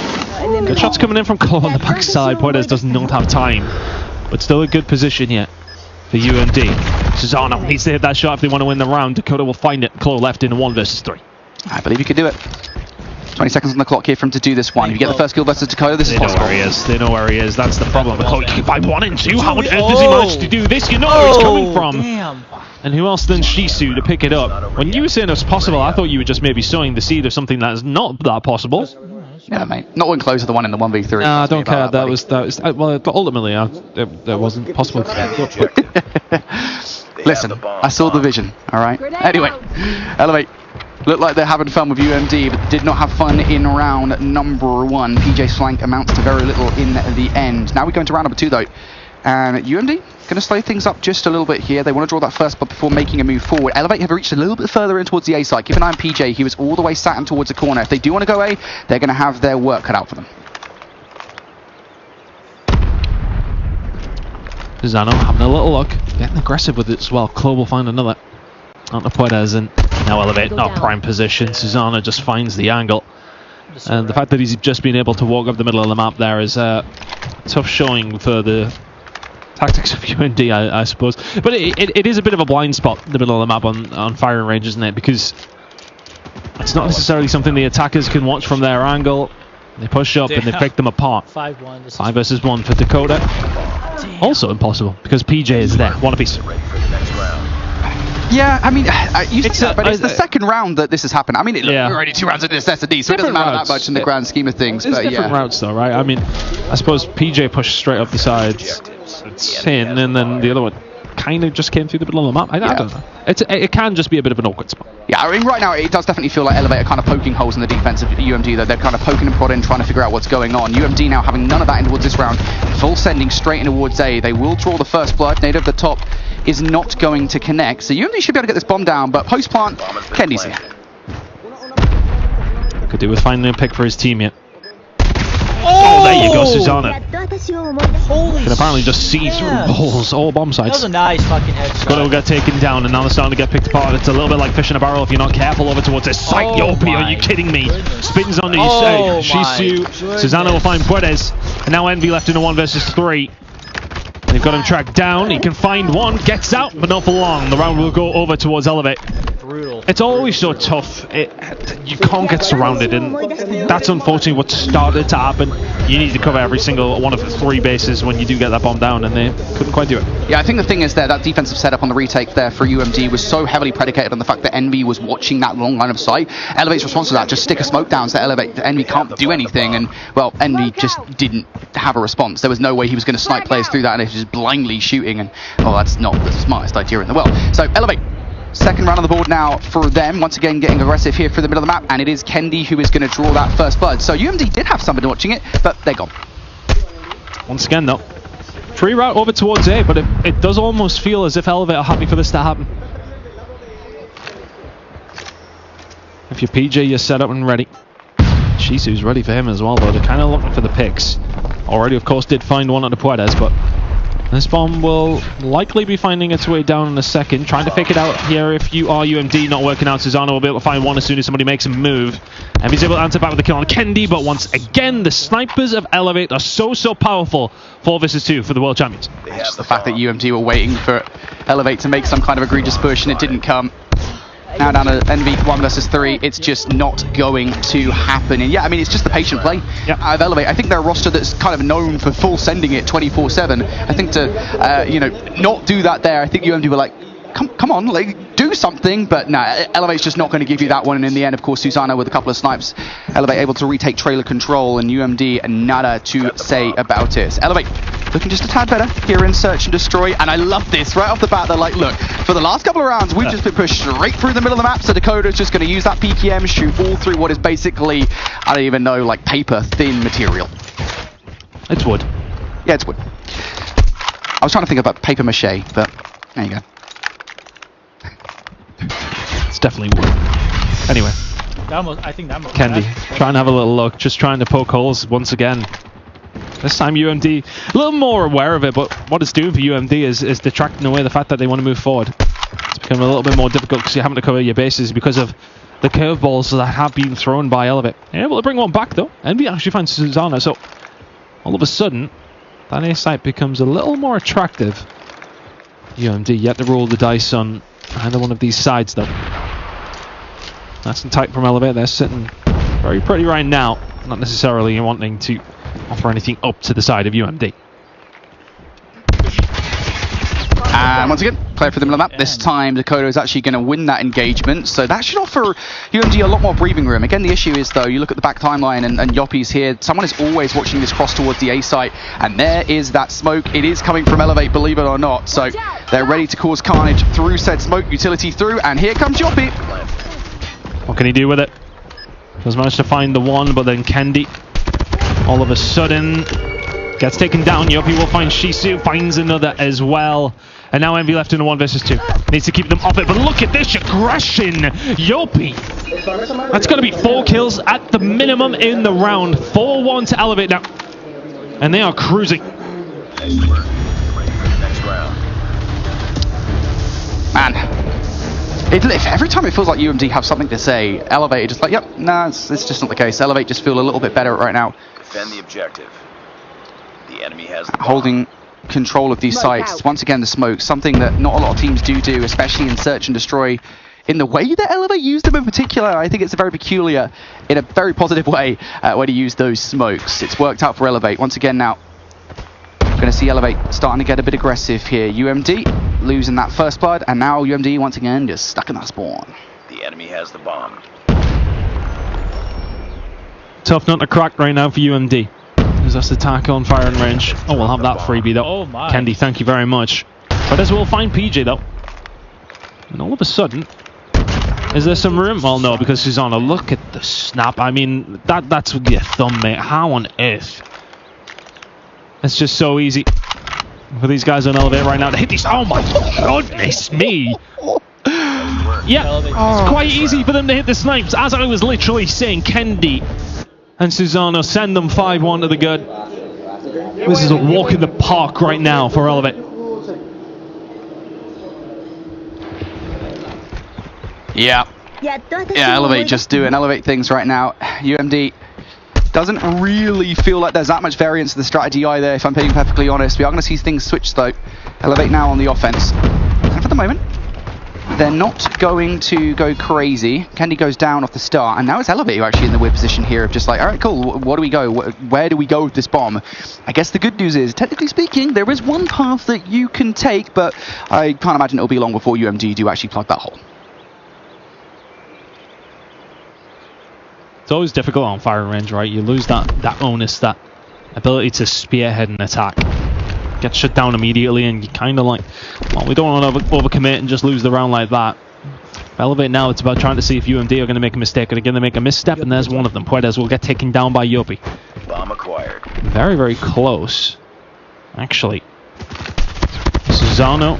PJ takes the credit. I believe it might be Shisu. He's actually found himself in a really cool spot, but is he going to be able to do anything? Will they find Yopi on the flank, but then looking on the other side of things, close, pushed over towards the B side. Kills being exchanged across the map. Shisu, they're going to get caught in no man's land. PG will find it 3 versus 1. I think the thing that's striking to me right now is the way that UMD, I think they're kind of overcommitting to certain things when they don't have enough information to make that commitment, right? Sending a couple of players over towards B when there's not really that much noise being made is maybe a bit of a fool's errand. And it will leave Envy in a 1 versus 3. Bomb now slapped down on the A site. And this is, I mean, to be fair, if you want any weapon in this situation, it probably is the Tundra, because you're going to need it for that long-range retake, but still, Envy's got to get his running boots on. So I'm going to look for anything but Elevate, quite literally offering up nothing but bullets from behind. Another kill from Chloe. This is 6-1 now for Elevate. And this is kind of akin to what we thought would be the case, right? This is how we thought this game would go. Map number 1 was maybe an outlier. So right now, Elevate are looking exactly like what they are. And on Mythic Dream are struggling to deal with it. Nice shot from Predators though. He'll take down Close. So advantage over towards the side of UMD. But look at this aggression that already come through from Elevate. They found themselves in a good spot even though they are a man down. Yeah, I mean, this the region action from Elevate is just to push up, right? Hey, look, we can take map control. If we can get the bomb down, that'll be basically even the odds. But you lose Yopi now. And that makes things significantly more difficult because Susano has a multitude of different angles and lanes to keep an eye on.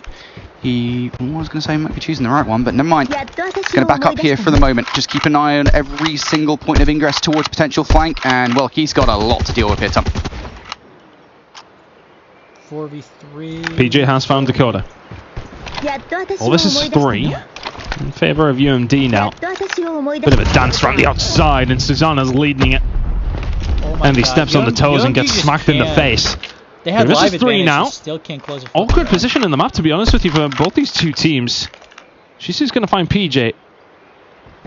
And now for Elevate, what is the plan? Well, you need to kill Shisu. You do. Kendi will find him 2 versus 2. A bit of a slow response. Kendi might actually get a regen here. He might actually get a regen. Okay, never mind. Finds one though before he goes down. Now to 1 versus 1. Goes up for the child. Puedes just gets aggressive. Lands the first shot. Susano can't finish his dinner, but can he? Yes, he can. Didn't even need to use the sniper rifle in the end. And Elevate find it. And just a little bit of class there being shown. Wow. Comfortable map number 2. Wow. And 1 map away from sending themselves to the knockout bracket. It's just the way and most players in that situation know that the Tundra is a ridiculously powerful weapon, perhaps less so now with the attachment changes coming into champs, but still, it's just the way it's like most other players would switch to a secondary weapon of some kind, you know, the pistol, in that situation, or maybe just a second weapon they picked up off the ground. Just the Tundra. That's the pure confidence there out of Elevate, and that, I think, was the name of the game here in Search and Destroy. Just pure confidence, the way in which they were playing this map over and over again, countless times during the defensive half for Elevate there, were they pushing through the middle of the map, constantly poking and prodding at what UMD were putting down in front of them, and UMD just never really felt secure. And, you know, I mentioned it as well, I think the other thing that makes Elevate so tantalizing in Search and Destroy is the way that they utilize the smokes, right? I mean, most players, I think, will utilize smokes for kind of pushes. Elevate's retake smokes are actually exemplary. I think, again, that kind of example of using it to block off the A lane so Envy can't see anything is just, it's such a brilliant play from Elevate, excuse me. And, you know, I think it just shows how good they are at Search and Destroy. So, big map for Elevate to win. Obviously, they take it. 2-0 up now and cruising through to the playoff side of Champs here in 2025. Kind of what we expected. Map number 1 was interesting. That one was comfortable. You'll be 11-3, really leading the charge. Susano very, very solid across the board. Everybody on Elevate chipping in when needed. For Mythic Dream, look, I mean, that was your go-to in the game up against Exclusive. Just quite quietly being put to bed in that one. And now we head over towards Control, and this is where you need to turn it on. Coach of Mythic Dream there, just going to have to offer some wise words, going to have to just offer anything he possibly can. And credit to them for their performance, especially at map number 1, for getting themselves to this stage, but it's feeling like Elevate might just be a game too far. Yeah, I mean, look, as you said, the fact that Mythic Dream has been as competitive as they are, I think, is a testament to how good of a team they are, right? Yeah. I mean, you know, the way that they started the hardpoint, granted, I think Elevate started slow, but, you know, you're seeing these kind of moments of gameplay that look top tier from Mythic Dream, and, you know, I go back towards what was a pretty consistently good P2 from Mythic Dream, like the setups, you can tell they put the work into that hardpoint, and maybe that expands to the respawn on the whole. Even in the Search and Destroy, right, there are moments where individually, you know, Mythic Dream seem to be pretty reactive to one of the best teams in the world in Elevate. I think, you know, obviously when it comes down to actual execution though, that's a totally different ball game, and it feels like Elevate maybe just a tad ahead. So yeah, 2-0 right now for Elevate. We go into a Control, and you know, Elevate, we talked about it, right? The veto process coming into this, it felt like maybe not the best from Mythic Dream, because Elevate are going into a takeoff Control next, and you know, that's their best map. So it's difficult. Well, everybody having a little bit of a break now. Went for a little stretch of their legs by the looks of things, Brody. Having Mythic Dream, and maybe just a bit of a reset to head into map number 3. But ultimately, that is what everybody is playing for. And trophy on your screens.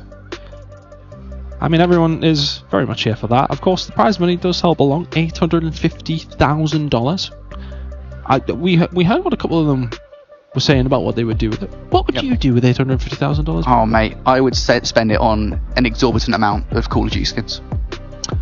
That's your video games. Answer, I don't touch grass. I don't know what grass actually is. What does it feel like? In Poland, they're not as cold as I anticipated, actually. You know, we've been here plenty of times, obviously, and it is actually abnormally warm. I was thinking, you know, jackets, layers, jumpers. Oh, mate. Terrible decision. You can't tell. I'm wearing a normal amount of makeup, so I am sweating, though. I brought the thickest coat imaginable to this event. I was like, yeah, I'm going to buy this coat. I'm going to really need it, because the last time we were out here, it was like blizzard snow. Yeah. And that was a really poor decision, because I wore it from like the airport back to the hotel, and I was sweating. So yeah, poor decisions. You know, just you make do that consistently. Yeah. Right now, Mythic Dream making some poor decisions in this series too. Certainly some poor decisions in the veto process. That's for sure. Again, I think to draw that conversation back here. Again, I think, you know, I often time and time again say, you know, when we talk about the veto process, that the vetoes are more than half the battle. Really, I think at this kind of level, because you really have to veto not for yourself, but against the team you're playing, and I think vetoing for yourself in this situation has ended up with Elevate with some of the most comfortable maps, and that's going to make it an impossible situation. I'm going to play devil's advocate and say that I don't think that should always be the case. Okay. You shouldn't always just play for the strength of one or the strength of another. You should do a case-by-case scenario. But I think in this case, I do agree with you of that. Taking away their best maps probably would have been wise. But then, I suppose, if you're going into it, what's your mentality if you are the massive underdogs? Because that is exactly what on Mythic Dream are here. Do you go in on comfort and say to yourselves, right, okay, let's give ourselves the best position of us to be able to play our game, or do you stop them from playing their game? In this sense, what do you think's better? You would presume maybe just... but the problem is like Elevate's map pool's not exactly shallow. Like, they can play a lot of these maps pretty well. Other games going on, of course, on different streams that we do have going on. This is over in D. TLA 2-0. Oh, this is an elimination match going on against Bear Clan. Haven't had a chance to see them, of course, ourselves. Yep. Over on the A stream, but it's been interesting to see how they were going to go on to do. But TL8 2-0 up in this one, making things look easy. Yeah, I had a quick chat with Bear just earlier on here between series, and I was asking them how they were feeling. Obviously, they got 3-0 by Stalwart to begin the day, which is fair. The spirits were pretty much not in high spirits, should we say? They were pretty low. So yeah, I think Bear coming in. I think it's really cool to see Africa actually compete in the competition. I think it's something that people have wanted for the longest time, and I've actually got the chance to cast Africa over again in EACS when they played European teams. Africa has promise, right? And I think Bear Clan are a phenomenal team. I think it's just getting consistent opportunities to get better, right? We talk about international teams getting better, right? You know, India and Japan, I think, being key standouts. Even Europe look like they've gotten better. I think, with practice comes perfection, right? And I think, if Africa gets more chances, as we get to see more of teams like Bear Clan, this region, I think, will show more promise. Yeah, I think it's just... it's being exposed to it, right? Like that, I think that's what really does create different scenes, makes scenes thrive. I think you've seen OUG come over towards China. That's going to improve the NAC, give other people opportunities to come up to events like this, like on Mythic Dream. Would they have had the opportunity to come up had OUG still been in America? Well, possibly, yeah, but you know what I mean. That's a theory. I'm just theorizing here, Brody. We don't need to be so, a Brody like. Irrelevant of that, on Mythic Dream are back in their seats as that game will continue over on Delta. If you want to keep an eye on who's going out in that elimination game, looking like we're going to be saying bye pretty early to our very first African team here at the Call of Duty Mobile World Championships, but we certainly are not going to be saying bye to Elevate at this rate. I weren't going to ever be saying bye to them after this game either way, but Elevate now find themselves 2-0 up in this series. UMD backs firmly against the wall. They're going to be heading down to the loser's side of things, but we'll still have plenty more opportunity. But are they going to be able to take off control? My spider senses are tingling, and I say probably not, but you never know. Hey, listen, you never know. Obviously, the start for UMD on Hacienda Hardpoint was pretty good. Yeah, sometimes happens when you're going up against PJ and Poides, but still, regardless, yeah, I think the key for me on this map, is getting control of red. That's exactly what Noisy's trying to do right now, right? Just making sure you push up in towards red, because if you do that, you manipulate the spawn so that the defending team, in this case Elevate, would spawn all the way back towards B. It provides so much more space on the map. So that feels like the game plan right now for UMD. I just think, unfortunately, a lot of the gunfights are not going their way. They want to cut a couple off the break, but struggled since. Elevate just trying to get some sort of control back onto the map. See, Envy's actually backed way up. Very, very concerned about the push that's going to come on through. PJ is hunting. He smells them. He sniffs them out, but they've been ready for him. Susanna's the only one who can answer back in a flurry of gunfights. But the side of Elevate, at least anyway, finds a second. Just trying to shut it down over towards this A side. B was being worked on momentarily, but the kill starting to fly on through from both these two teams. It was UMD who's coming out on top, though. Yopi's in a position to try and do something with the spawn, but right now his teammates are losing the fight over towards the site. UMD now doing the right thing here, just going to stack on towards the point, get the extra 60 seconds, yeah, why not? And yeah, that's a big snipe from Kendi. Kendi's got a lot more work to do though. Again, you want to try and keep hold of red, make sure that nobody pushes you as far back as humanly possible, because you're already down 5 lives here, Ton. Like, this could very easily slip away from you, man. I think that's what Elevate are trying to do right now, just make sure you plug all those holes, do not let anybody through, but one player has. That player that slipped the net, is he going to be able to do anything about it? Well, answer was quickly given to us, and we got taken down. The other players now is actually subbed on through, so you can already see it's Puedes who He's found himself on the flank. 13 versus 7, 7 versus 12. Elevate need to win a few gunfights here to make this a little bit more possible, because if I'm UMD, I'm just playing Slayer right now. Okay, never mind. We're not playing anything that Kendi is anywhere involved in, to be honest with you, because this man is shooting very, very straight. 8 versus 5. Elevate still with work to do. I don't even think he was aiming for Puedes. He was going for Envy, and Puedes just got in the way, but still 5 versus 6 now. Now 5 versus 5. Elevate down to the final set of lives. No. Mills for them, son. No. You can't let that happen. Oh, no. Kendi finds one as Shisu, and it's Elevate now with the lead in the lives. 4 versus 3. And this game has time to slow down. Puedes and Dakota. UMD You have operators available. Chloe has actually called the Tempest in. Wanting to make sure to secure this defensive round. I think if you're UMD, you lose it, not the end of the world. If you win it, could be massive.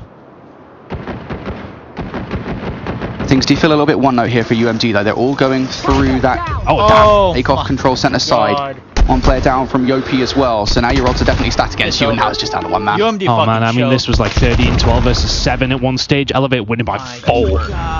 They get control, and UMD cannot fish them out. Time and time again, they seem to have their backs against the wall. That's what I will say from the side of Elevate, at least anyway. It's not looking like they're just smoking everybody in maps, right? Yeah. They are being put in positions, but is that not all the most scarier in a certain way? That they are going through the trials and tribulations when they are coming to them, maybe a little bit more often than we would expect, and maybe there's a couple of trials and tribulations to kick things off. Yeah, Puedes finds a couple to kick things off. It's the typical start of a second round with the War Machine coming in. A right pain to deal with, but Kendi has one as well. Yeah, I should say typical start now, post-overclock ban situation. Puedes on 10 kills is the only reason he's able to have that beginning of round number 2. I will say, it hasn't really done that much by the way of sort of map control. Like, Kendi able to fire back with War Machine pellets of his own is providing Elevate a fair bit of space for the middle of the map, and of course, now the Death Machine investment as well. So, for that start for UMD, Elevate actually have a ton of map control, and now they're starting to make their way towards red. They know what they got to do. PJ Annihilator out. Dangerous. Oh, whiffs one, not the second. Dakota will get taken down, and now he can start to really try and put the pressure on. He's going to spin back around and give Puedes one straight to the dome. Everybody else from the side of Elevate now jumping onto the point. They want to make sure they can secure this, but Noisy's got something to say with the claw. They're playing 22 versus 19 in favor of Elevate. Ticking over towards A, but they need to make sure they want to extend that time, and they need 2 more ticks to do so. Elevate trying to make their way up the map now. You do have Kendi towards red, so that's going to force UMD to spawn all the way back towards B over and over again. Now you can see Elevate trying to adapt to that by sending players in towards takeoff control side. Shisui now from the middle of the map though with the equals is just clearing so much space for the squad. All of the work that Elevate have done is being undone by Shisui. This is not good. Second tick now through though. Elevate, I think they're starting to feel the heat now. They've got to get on towards A to get that extra 60 seconds. Yeah, you can't make mistakes now. 18 seconds, the clock is frozen. Looking like A's going to go their way. UMD went to have a look in the elevator. Yeah, come on in. No problem. They've dealt with them from there. PJ now in and around behind, trying to get something going, somehow still surviving. Has a little bit of help.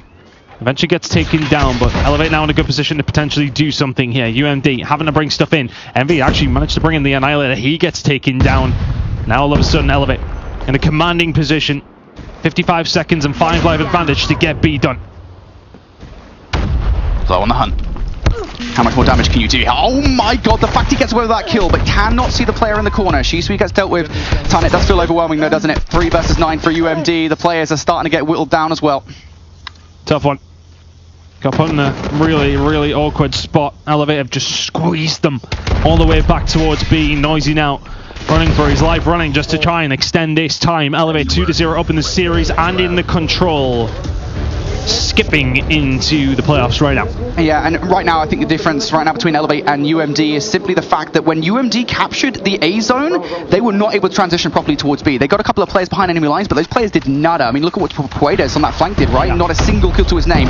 Elevate almost immediately. PJ is getting right into the action, trying to clear some space for Elevate to make their way through towards B. They just look so much more efficient in those positions. And now in towards this round, early operator investment. Pretty even, to be fair. They haven't fully cleared UMD out the middle of the map.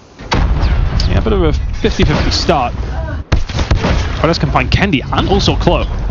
So all of a sudden, you get a little bit of control over towards this A side, but look where PJ is. He's just constantly going to be behind you, constantly on the flank, constantly spinning and nearly hitting every bullet. Dakota Was able to eventually deal with him, stop the three-piece coming on through, but Elevate's still here in numbers, as are UMD though. It's a bit of a fist fight in a phone booth to try and get some sort of control, but Elevate just swing that little bit harder, and now all of a sudden if you're UMD, you're in a tough spot.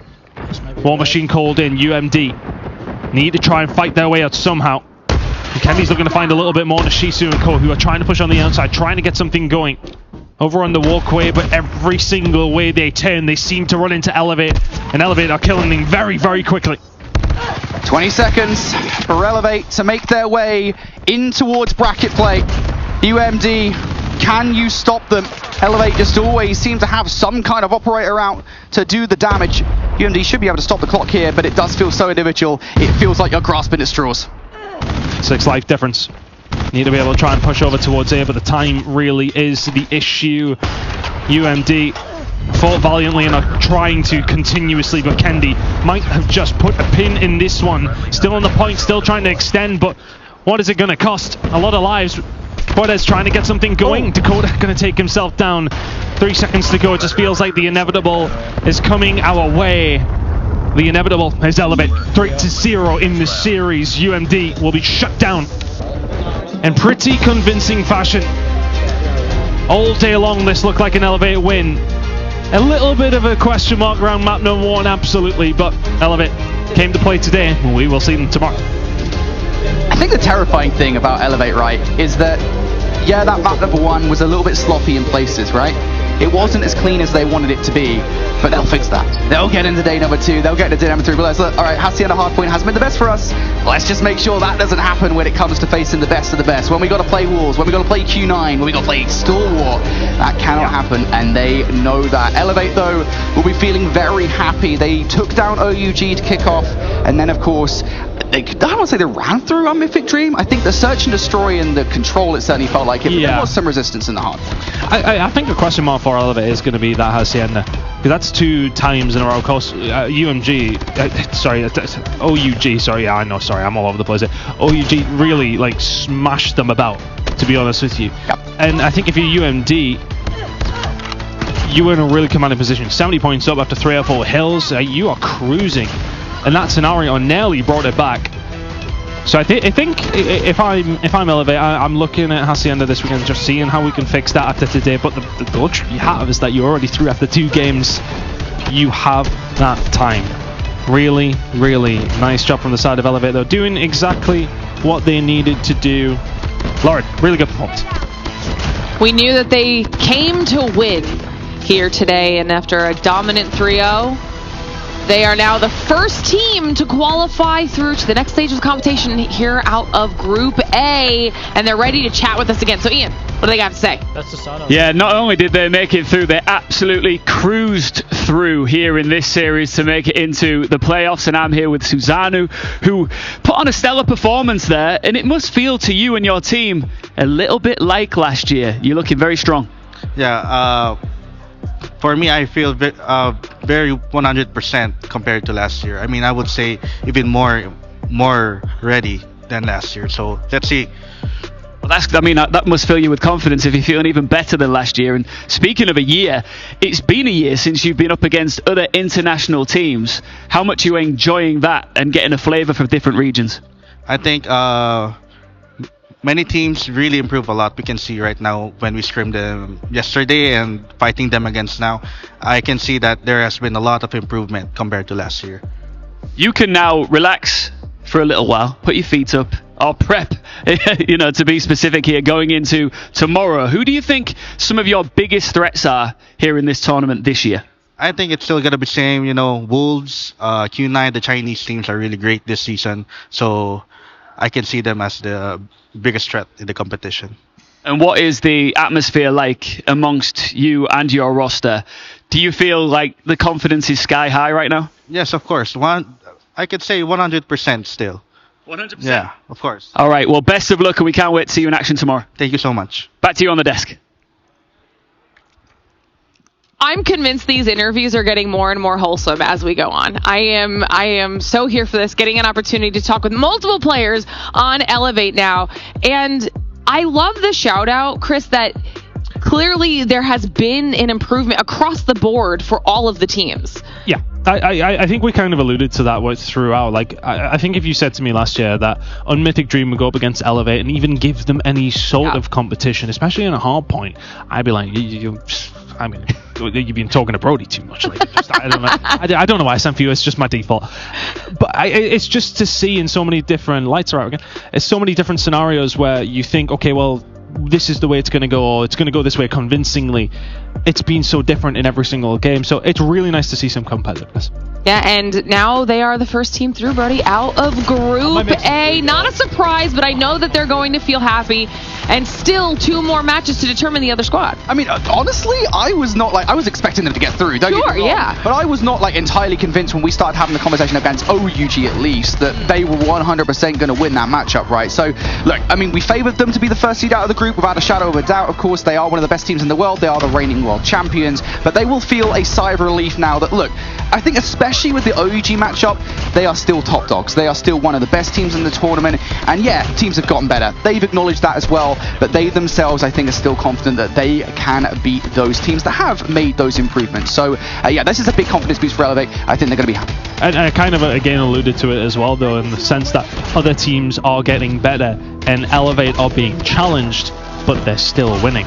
And is that not maybe a little bit scarier, that there's a little bit of jeopardy, a little bit of trepidation, and yeah, 3-0, 3-1, yeah, cool, no problem. It's getting harder, but we're still winning. And also, you know, we heard them calling out, obviously, Wolves, Q9 as some of the biggest potential competition that they're going to have to face off against, Brody. Yeah, you know what's funny about that is actually Yes, I tell was me. expecting them to say Stalwart. I'm surprised that Stalwart was not part of that list because in their own region, Stalwart has been a competitive team against Elevate. So yeah, I mean, they beat them in Garena Grand Finals, but I don't know. I feel like maybe Stalwart, maybe underestimate a little bit.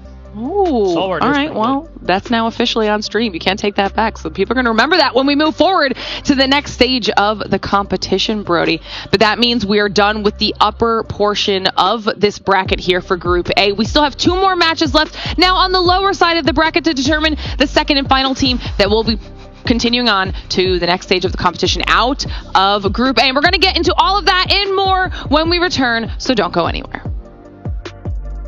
Alright, cool. This gives me time to go make some food.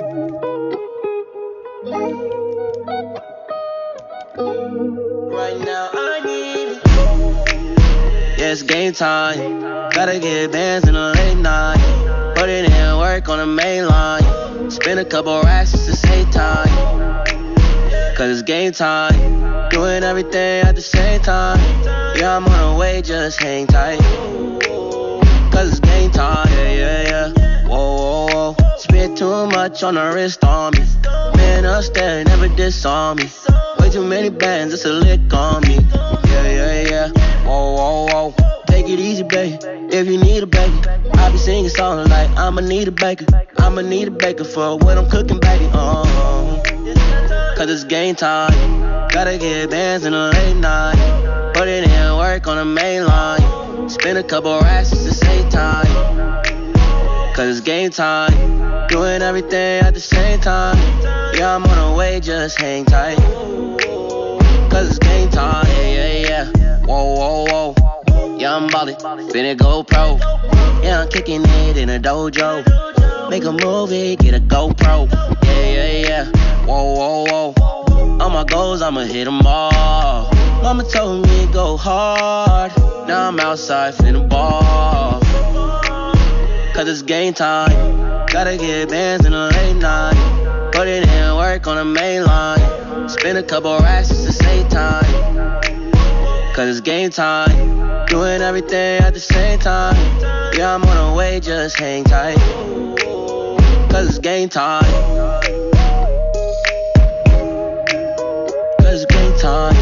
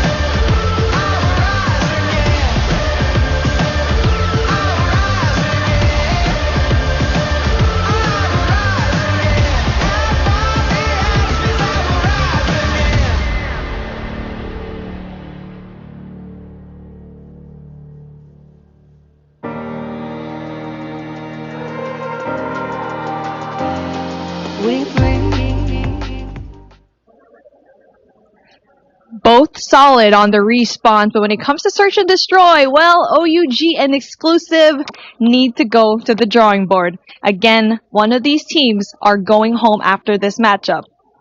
Let's see what happens. Come on, my dude. Let's go paint this truck. Thank you, Beef Mommy. I'm Chris Puckett, and I am so excited to be here because this is Call of Duty Mobile. We are here for the World Championship 2025, and this is elimination time. We just sent our first team from Group A into the bracket for tomorrow, but now we find out who will be watching as we have a good matchup on our hands. Two fantastic casters joining me on the desk as Elevate Puck has powered through. Now we find out will it be OUG or Exclusive moving on to play UMD for their second life. We got Proper, we've got Shift here on the desk, and Proper, I want to start with you. We've seen these teams. I feel like OUG is the bigger surprise. What are we thinking so far? I think OUG are going to continue to turn heads with their preparation going into the entire event. They have the least amount of experience going into this entire event out of all of the Chinese representation, but still, they showed up and played Elevate as competitive as possible. Now, Shift, I was scratching my head, right? I don't get to do all of these mobile tournaments with you guys, but I was like, I've seen this face. This Tectonic guy is really familiar, and he seems to win whenever I'm at an event he's playing in. Does his team have a chance? How are the Americans representing China? How did this even work out? Yeah, I mean, those that were not following, it is a stroke of luck in certain ways that they were able to earn their spot here. However, now that they're on the main stage again, they are showing that they can compete, and more than that, they could qualify through this group. Really tough opening draw. That just happens because you're filling in a spot. You got to go up against the defending world champions. However, they looked solid in the opener. They looked like they could compete all the way throughout this series at different moments. And now you've got to just go in and handle business like you've done before, taking on an EU team that you've beaten once before. They're the only team to beat Elevate, and they did it convincingly in that first hard point. Unfortunately, it was 3 losses following that game 1 victory. If they're going to bounce back, who on that stage are you looking at, Proper? It's got to be A.O. Ralph, man. I think that rap has like a certain mixture of just charisma, but also explosivity that brings to the table. Attack is going to always be your anchor in towards the back, but it's always setting up for a lot of these explosive moments, and I think that Rap's going to be the standout player, man. Shout out to our graphics wizards keeping up to date. We have 4 pools, 4 streams all going on at once, and you can see it was XG knocked out first. Bear Clan from Group D just got sent packing, and we have our elimination matches now on B and A. Unmythic Dream waiting to play the winner of OUG and Exclusive. Let's talk about the European squad that came in with the top EU seed. I was looking at the lineup. We've got Veer from Turkey, Caesar from Spain, a man from Czechoslovakia, Philippines, and France. No one is from the same country. This is a super EU unit. Yeah, and they're such a vibey squad, too. I mean, just seeing them eat breakfast together, like you could just tell that they are very, very close to one another, and that it's that type of synergy sticking together that has been able to help them get over the proverbial hump that is Animus within their region. They finally find themselves here at the number 1 seed, but not down here in the lower bracket as early as they would hope for, I'm sure. Yeah, Veer from Turkey to watch. What are you thinking about this lineup here? I like that call. I think for me, I'm still keeping my eye on Caesar and Spy. Okay. I think that just watching them in that opening matchup versus Unmythic Dream, they were tested just against that SMG front line that we saw from Shisui and Puedes. They're going to step up here and really show out. The other side of this, when we start to look at this series as a whole, not to like bite off more than we could chew right here, but this very well could be a series determined by what happens in the Search and Destroys.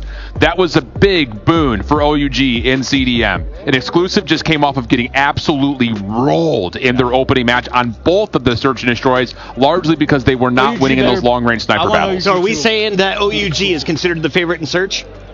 In between these two, it's kind of a toss-up in between the 2 pennies, but I would definitely give it to OUG. And then on the other side for Hardpoint, that's going to be game 1 and 4. So are we giving that to Exclusive with the edge, or do you give it to OUG, who took one off of Elevate? It's kind of like, how do you power rank the teams in your mind? Because for me, Exclusive did show some really strong stuff when they were playing up against Unmythic. However, OUG is probably one of the more versatile teams in terms of what they showed at CDM in their map pool, and they're also finding success versus some of the best teams in the world winning in Hardpoint. So I like OUG in it, but I also like that guy in screen, so I'm biased. Yeah, absolutely. Tectonic, a fan favorite. Doesn't matter what team he plays for, what country he's playing from. He's going to drop the numbers. And I was actually looking at the stats from their previous meeting against Elevate. Guess who went positive every single game? Tell me. Tectonic. Of course. Guess who was right behind him? Kings. Those are my two players to watch. Kings was one of the first personalities in the venue yesterday. He did his media day. The man has been fired up. It's been nothing but good vibes. They got in with a little bit of a lucky streak to get to this tournament. You have nothing to lose and everything to gain. Absolutely true. I think the other thing about this, and I'll be the first one to say, I don't know where this kind of like OUG doesn't hang because like they got the spot for free. I still rate the 6th best Chinese team better than half the teams that are here. Absolutely. I just like the rehearsal reps. I understand like they didn't have as much success in Search and Destroy in playoffs as they would have liked, but they still had just as many reps as the rest of the Chinese teams that are out there against the same caliber of opponent. And now they're knowing what they're coming into. I like this OUG team, not just in this matchup. I think they get out of this group without any problem. This is the cherry-picked individuals from North America, the top of their game, able to put themselves in a situation to compete with the world's best, to potentially be the best team that they possibly could envision themselves to be. All right, let's take a look here at our map vetoes. This has a crucial impact on the best of 5. And I know you've been crunching the numbers over there, I hold shift. I look at your Excel sheet. This thing's popping off. Who's got the positive numbers across the maps that do get locked in? We're going to have Combine for map 1, Coastal for map 2, and when we go to Control, it'll be on Raid. Yeah, it's tough to really say for sure, just due to the fact that the Search and Destroy has been so, I would say hit or miss, but largely it's just been miss for both these two teams. But for OUG, looking at the hard points, they're going to love to see the Apocalypse showed up. They're 7-1 on it overall throughout all the 3 stages of CDM. It's by far their most played hard point. The Combine is not bad for them either. I mean, they're a good hard point team, just generally speaking. The one thing that they're missing, though, is the firing range Search and Destroy. They would have loved to have had that there.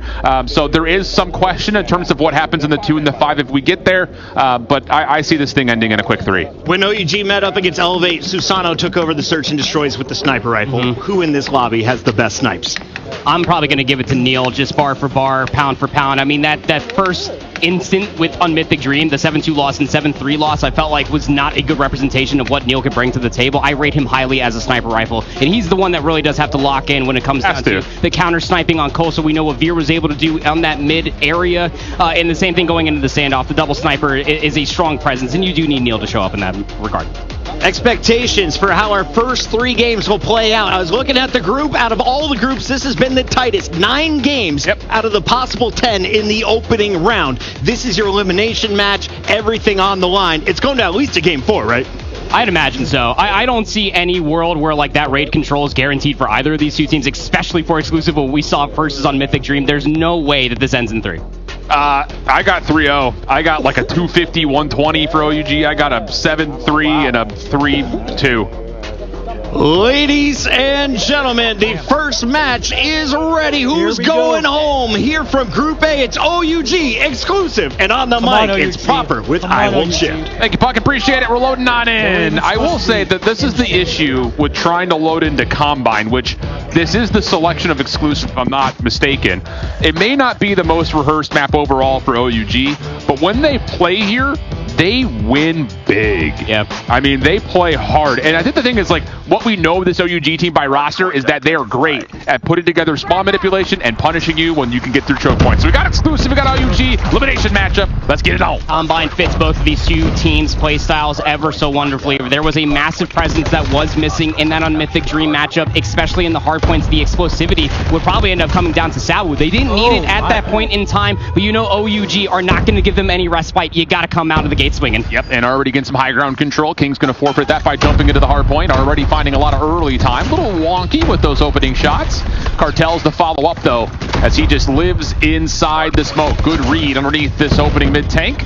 Trying to follow up for, that, again, that extra hard point space, and this has been perfect so far for OUG. Not playing outside of their numbers, holding off, making sure they're locking down good lanes as they look to try to just manipulate the map and keep it over towards what P2 is going to be here in a minute. You already see players trying to poke and prod over towards this area, just trying to at least play for the trade and get that nice crossfire situation. But exclusive, shutting it down immediately, like you said, Alan, just making sure that that northern lane remains intact. And it's probably going to be one of the biggest ways so you can break P2 and exclusive have a good setup, at least initially. Yeah, OG playing through the old time tie game as we head to P2. Nades littering that front mid choke point. Here comes the follow-up, the first attempt to break this for OUG. looking to try to flip spawns first. It's taking time, but it's finding success. Everyone falling except for one. Veer doing what he can, trying to run to the back of the map to lock down or at least block spawns. He's done well to kind of put a bit of a pause on this hit, but OUG will get the control that you would have expected them to, and now it's about trying to take the fight inside the hill. A lot of time to be fighting over here, and you know that Exclusive are more than wanting to try to play for it, but the question is, do you invest any sort of resources early? Cartel's starting to streak out up there towards the Spree. Can he get himself towards an EMP? We have seen in the past how snowball heavy that is. Yeah, Pred missile already called in. OUG going to turn their guns up to this northern door. Nice little opener there from Caesar, but the health pools are low, and Solo is just able to tap away and clean things up. Back 13 seconds of scrap time. Not going to be forfeited here. Exclusive committing quite a bit. Still knowing that, of course, they have OUG a bit of a spawn trap on the old hill.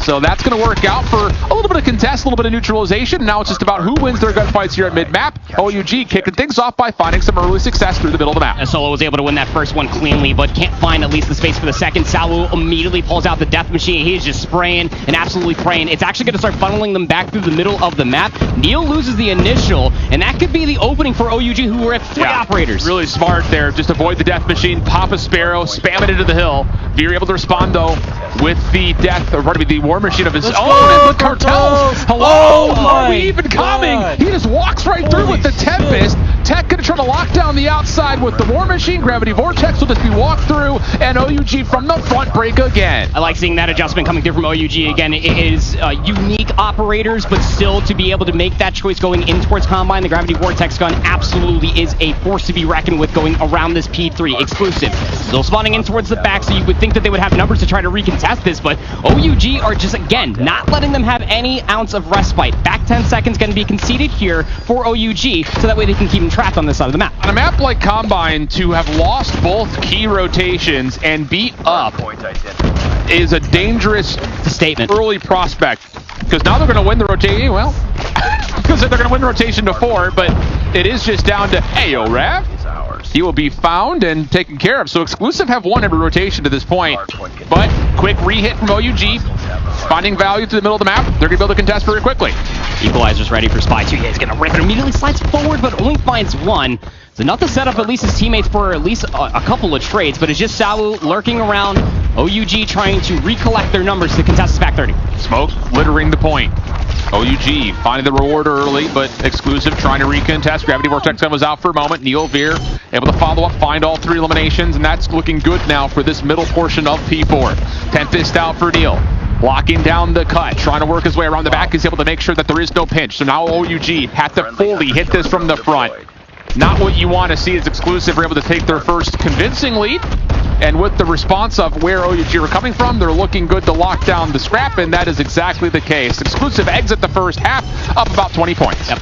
And that's, again, what you're almost expecting to be a little bit more steeper, the way that Exclusive were able to play the rotation over towards 2 and 3, but some really crucial breaks coming through from OUG keep this incredibly interesting. The break there at the end of P4 gives Exclusive the lead. Wow. Here for P1 first, and going in towards the second one, Veer has a Predator missile, and that's going to garner a lot of time on P1. Yeah, Neil's able to earn one as well, so you get the feel out from the Predator UAV. Now you don't know exactly where they are, so you call in another with the Death Machine. Love this patience from Neil. Just call it out for the Death Machine to focus fire. But, whoa, they don't actually find really anything with it. OUG get the shutdown, plus they survive on the hard point. Still about a 40-point game, though, as you rotate back over to focus on P2 with 25 seconds remaining. Tempest shuts down the play initially for Exclusive, but they've got numbers trying to make their way across the map. The Spy is finding a little bit of an avenue, a little bit of a route. Everybody's focused over towards the time. He will get traded by Tectonic. And this is really massive for OUG. Yeah, they are still down, but being able to maintain this side of the map while also getting operators out and other resources could set themselves up for success. But Exclusive constantly fighting the Fed on being down in any sort of deficit. They fight their way back through the old time. They're finding avenues on the south side of the map, and they have resources to pop for this P2. Not an even battle, though, from the front. Exclusive. Do they decide they want to try to touch anything with the operator? No, not going to happen. Just Tectonic to pull the War Machine first, and that will gain a lot of space in front of the hard point. Huge buffer of room to work with now for OUG, and Exclusive didn't make a decision on what they want to use. They want to even see this hard point. There was a lot of respect, and the trophy system was actually used on the northern lane, thinking that that's where the War Machine was going to be focused. Just up through the middle of the map. You got the claw being popped. Gravity Vortex gun all at the same time. Solo finds 3 with it. Cartel's there for the 4th. Spawns will be secured, and there's so ample time to play. Yeah, perfect timing on that Gravity Vortex because Veer is finding a lot of value in those last couple of shells from his War Machine. Sparrow desperately tossed into the mix as Exclusive are really itching for some time here on P2. OUG clawing their way back, coming off the respawn. Exclusive can't get the numbers forward. Solo's been able to lock things down, and now you're down to the last 12 seconds. And if this turns into a convincing kill feed for OUG, you might be able to stretch old to new, but Exclusive are able to kind of hold their ground mid-map, but it does come at the cost of essentially a tie game as you rotate to 3. Bump them out. The mini-map was suggestive of it. Yeah, bump them out. Look at the spawns coming in all the way across the map for Exclusive. Can OUG catch timing off of this and push their way through the smoke in towards the face of P3? Seems they're a little unaware of it, but not too deterred, I will say that much. But Neil with the Tempest pulls it out. He's able to find himself 3, give him the 4th as well. This is as clean as a transition as you could possibly ask for Exclusive. OUG were about to be running away with it. Yeah, that was a confident call for the Tempest to come through, but immediately in response, OUG off their second set of spawns on this break attack, pop operators of their own. Sparrow able to find some openings on the front doors, and then you get the SMGs, machine pistols, and shotguns in the mix. OUG finding a way in for a time in the front. Death Machine used to try to hold the front line. Tectonic doesn't want to challenge, but is forced out of the play anyways. 151-21, and Salo's done a really good job of making sure Exclusive can come back in off spawn to get back into the hard point. A Rap spawns in on the or towards the back. He gives away his red dot way too quickly, and everybody from Exclusive turn around and they completely burn him. Probably a smarter call so he spawns in the back with his teammates, but a good turnaround from Exclusive from that first set of hard points. So they don't fall susceptible towards the spawn trap, and OUG holding that from the front. What a beautiful 40-point lead Exclusive have as they're already tempering their way across the middle of the map. Hard point about to unlock, and Exclusive are running in a little bit stray. OUG will punish. Tectonic has already got another War Machine out. He just had it 2 hard points ago, and he's going to use that to great success. No other operators ready to go for either team. So this is going to have to be done the old-fashioned way if you're Exclusive. Not a good start there, but an aid lands. That opens up the hard point. Now the clock's starting to tick away just a touch. OUG still trying to flood, but they don't have the numbers, and Veer has earned himself his War Machine, but it gets shut down by the Pred Missile. So now you've got Exclusive in about a 35-point lead, but these next operators are coming in favor of Exclusive. They sure are. You got a lot of mid-map space, but it's all just individualistic, isn't it, from OUG? Just trying to find that one heroic play to work around the back flank is allowing Exclusive to enact their numbers and just really force fire their way through these narrow choke points. What a turn of events for Exclusive. They had the lead at the end of the first set, and it's growing ever more so as OUG are scrambling to try to find their footing inside of some of this time. I would say the scramble starts before they even get to the time. It looks like they're just trying to brute force their way through a lot of these break attempts. Again, if you look at just the rotation percentage, it has been heavily in favor of Exclusive. OUG's been the team forced to break really maybe every time except for 2. Yeah. So that's going to have to change if they want to try to come back into this game, but you don't expect that that's going to be the case here on P1. Best case scenario would be that you can keep Exclusive from getting the 200-point threshold. But Neil is on his 4th Tempest, I believe, this game. Does get shut down more quickly this time around, and the hard point stays open. Got 2 operators ready. Solo. He's got that Gravity Vortex gun. Probably want to save that for P2. Yeah, for sure. Claw's going to get ripped in lieu of that to try to maybe work their way in towards P1, and Rap's going to be able to lock down 2 kills. Still stray players like Spy hanging around the joint. Needs to be dealt with somehow. And then you also got Veer. He's playing the off angle to see where everybody else is coming from. And Veer's having himself a great game to this point. Does get shut down before he can get to his 40th elimination. But Exclusive get over the 200-point threshold. 15 seconds of scrap here on P1. Exclusive working with numbers to re-clear out the middle of the map.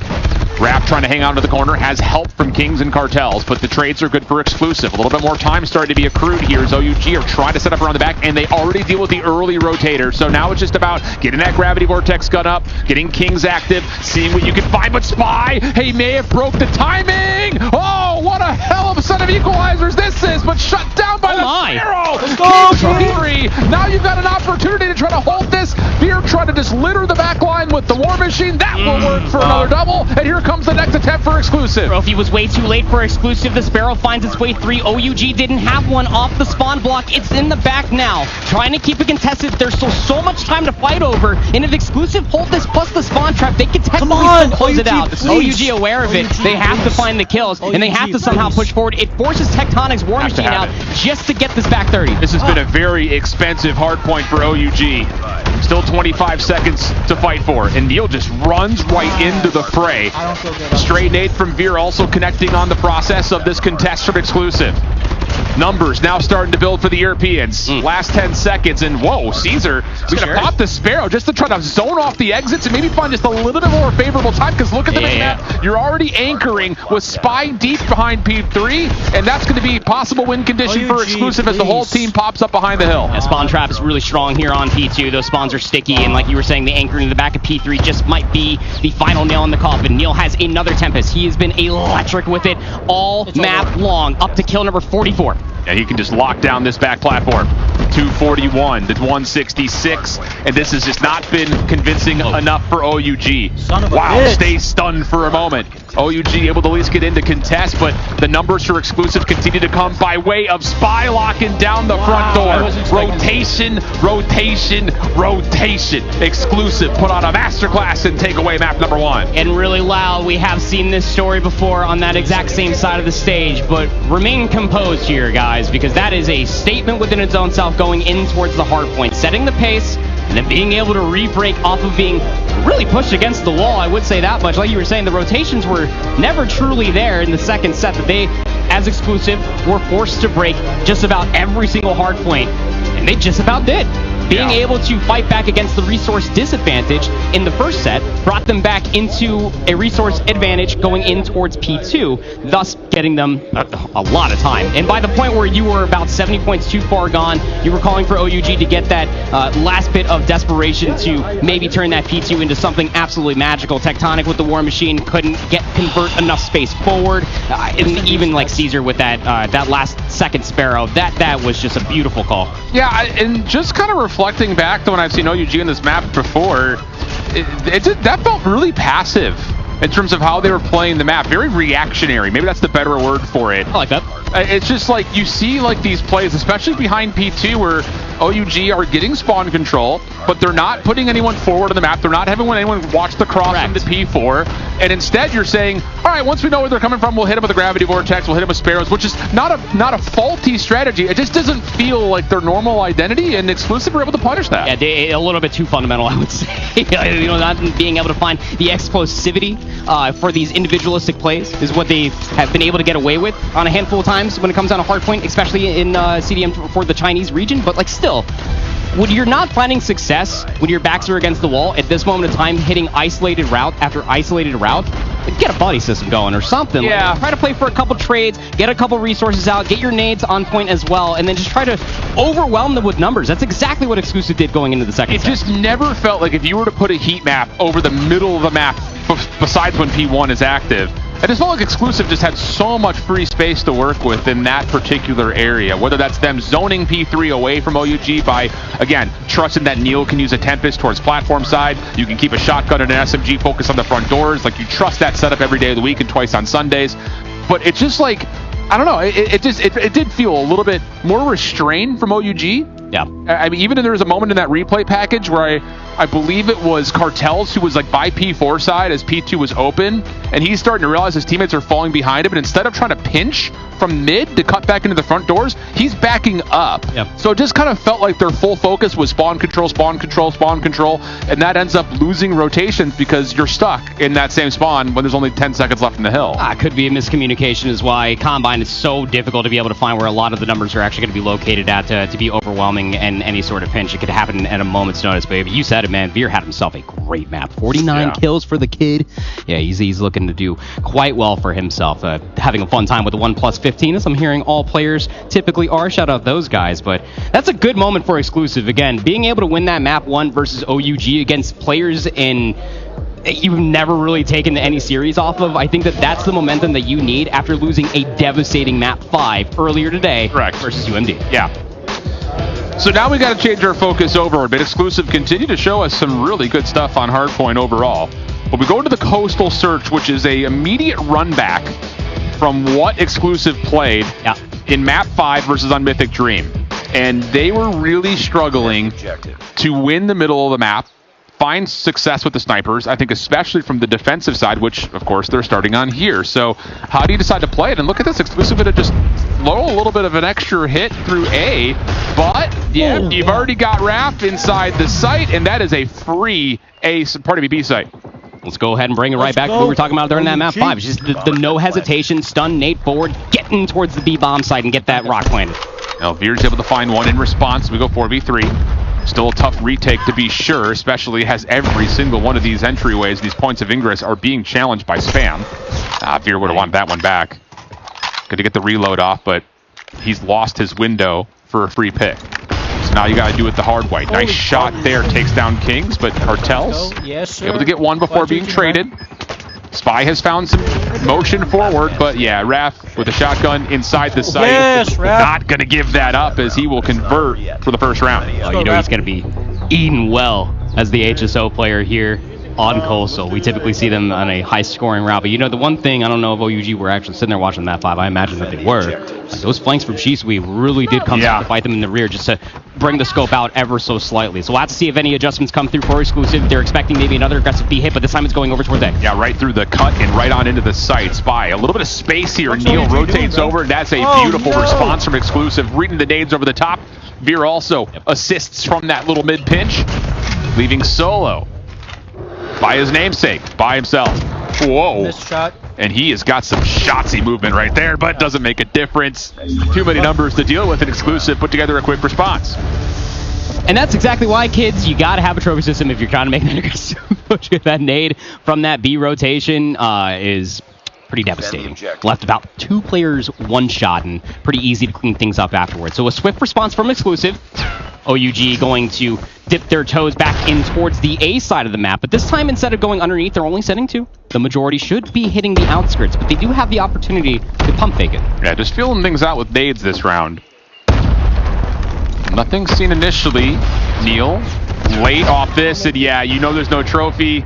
As the nades will fade, the stun connects, and then you pick apart on the pinch. Really well done. Great execution here from OUG for a 5v3 post play. That's exactly why you feel things out with the nades, to your point there. And you were able to set up the pinch from the 2 players coming through the stairs. The nades will land over the top. It's going to leave Tech half HP, but nobody's in a position to try to deal with this. The 3v5 of the retake is mostly going to come from down low. I like the idea of trying to flood this, though.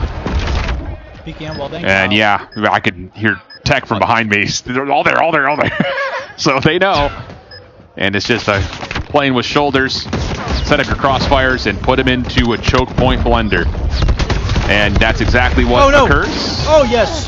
Woo. Let's go. Clean. Yep. Just being able to play their corners, play the information trade. It's search and destroy 101 at the end of the day here, Alan. Being able to get those info from the nades, like you said, get that stun off into the backside of the boxes where Neil was isolated. Take one big boomstick out of the way, get the bomb planted, and you know exactly where those last 2 nades are coming from. It all has to come from mid. So 2-1 lead. OUG gonna go straight up the gullet here. Yeah, and Veer's in some major trouble. Oh my. Eventually gets taken out by a stray nade, but the defenders on the A are realizing, actually both sets of defenders are like, we don't know where they're going. This is just not fun. This is not good. Yep. And OUG just bull rush middle and have themselves another very convincing post planet A. 2v5. Bomb has been planted. For Caesar and Sawu. Not looking likely at all. No. And again, like OUG, like being able to see that round, I'll dissect it here in a moment, but here comes Sawu, just as the opportunity. Stun will land, but the kill will not. Kings will clean up the last 2, but that is the definitive sole point that they absolutely watched that Coastal map number 5. They know where a lot of these players in their that they were taking notes, annotating the entire thing, overwhelming Veer in the middle of the map, and then just quick hitting underneath. Like you said, defenders never had a Scooby where they were. Yeah. That's also just kind of a staple from what we've seen in CDM. Is it's like set nades to deter sniper setups. It's been kind of the staple in the region. Yep. And even though OUG have not shown great presence in Surge across their region, they are at least aware of how that plays. Solo as a little bit too long for the shotty. Kings follows up though with 2. Makes this a little bit more manageable, so technically give him a 1v3. He's down to 2 more remaining, no bomb in hand, and Neil is right there to make sure there's no exit. See, I was about to say, like, the bomb's actually in a location for him to pick it up and actually fully exit. There was a lot of time left on the clock, but just wanted to press the issue around the back. Will give Exclusive their second. Just unable to lock down all the players inside of the winery bomb site. The big difference maker comparatively to that round 1 execute that OUG did find. So bomb's going to lurk over towards the fountain. It's going to be a late peek in the middle of the map. Exclusive want nothing to do with it. They're throwing nades underneath and over by the A lane. But the bomb's late towards this push. This might just be, just a blind show of force, seeing if you can take your 2v1 on the outside of the site, but it doesn't fully work out. Good response, though, from Tech. Keeps this more manageable.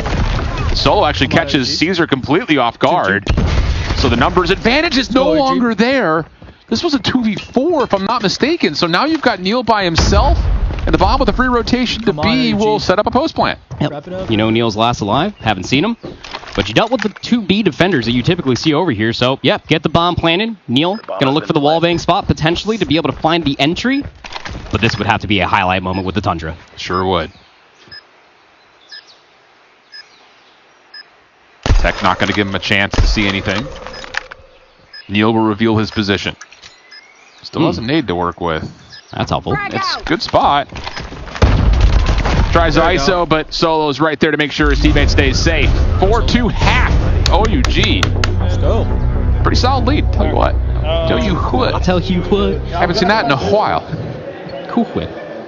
But yeah, I think that OUG coming in towards this one, being the more aggressive team, being able to recognize all of that and quickly dissect the defense of Exclusive. And it's put Exclusive in a really tough bind here. The immediate rush to the middle of the map. They want that B-bomb side. Yeah, that was Solo saying, we're going to give away mid, but I'm just going to play this cut and with a shotgun hopefully win that out. But now that the awareness is there as far as where Exclusive has gone to, you can rush us down mid, but trying to follow that immediately with momentum into B is it's not easy, tell you that much.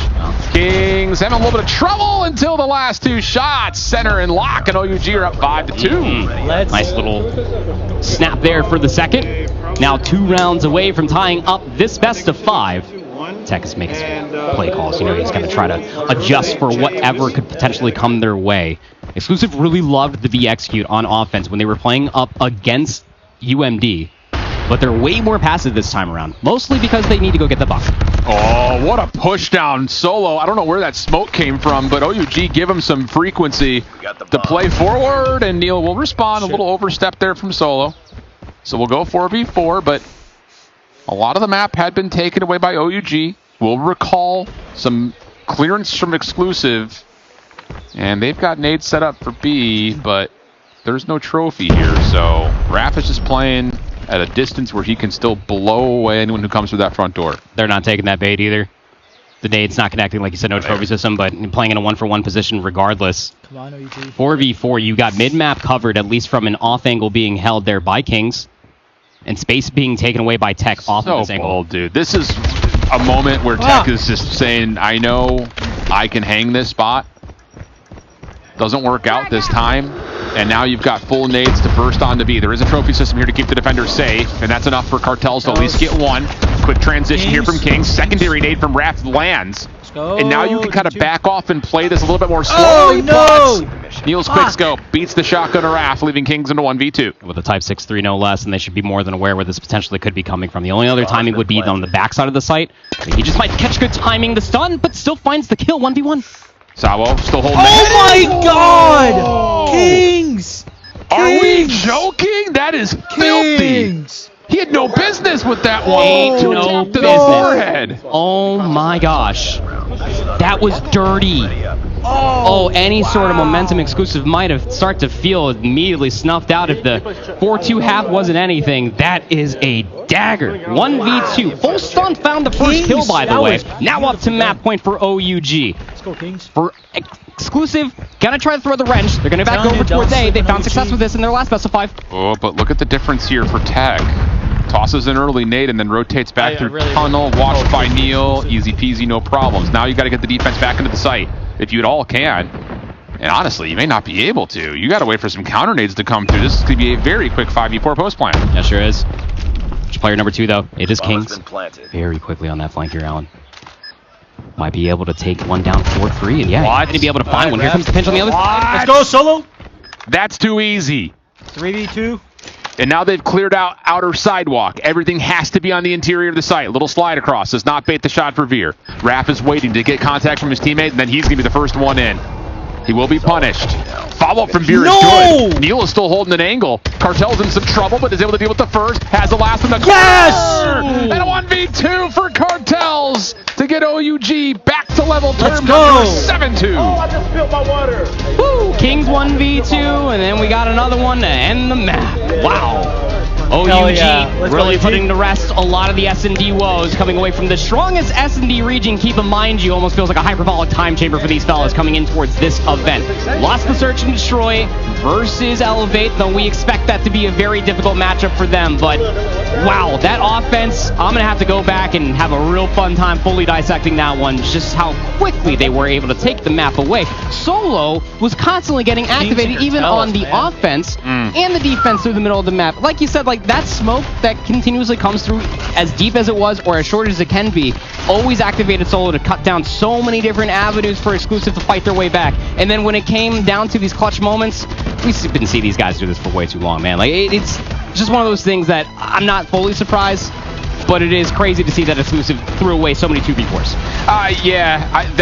Yes.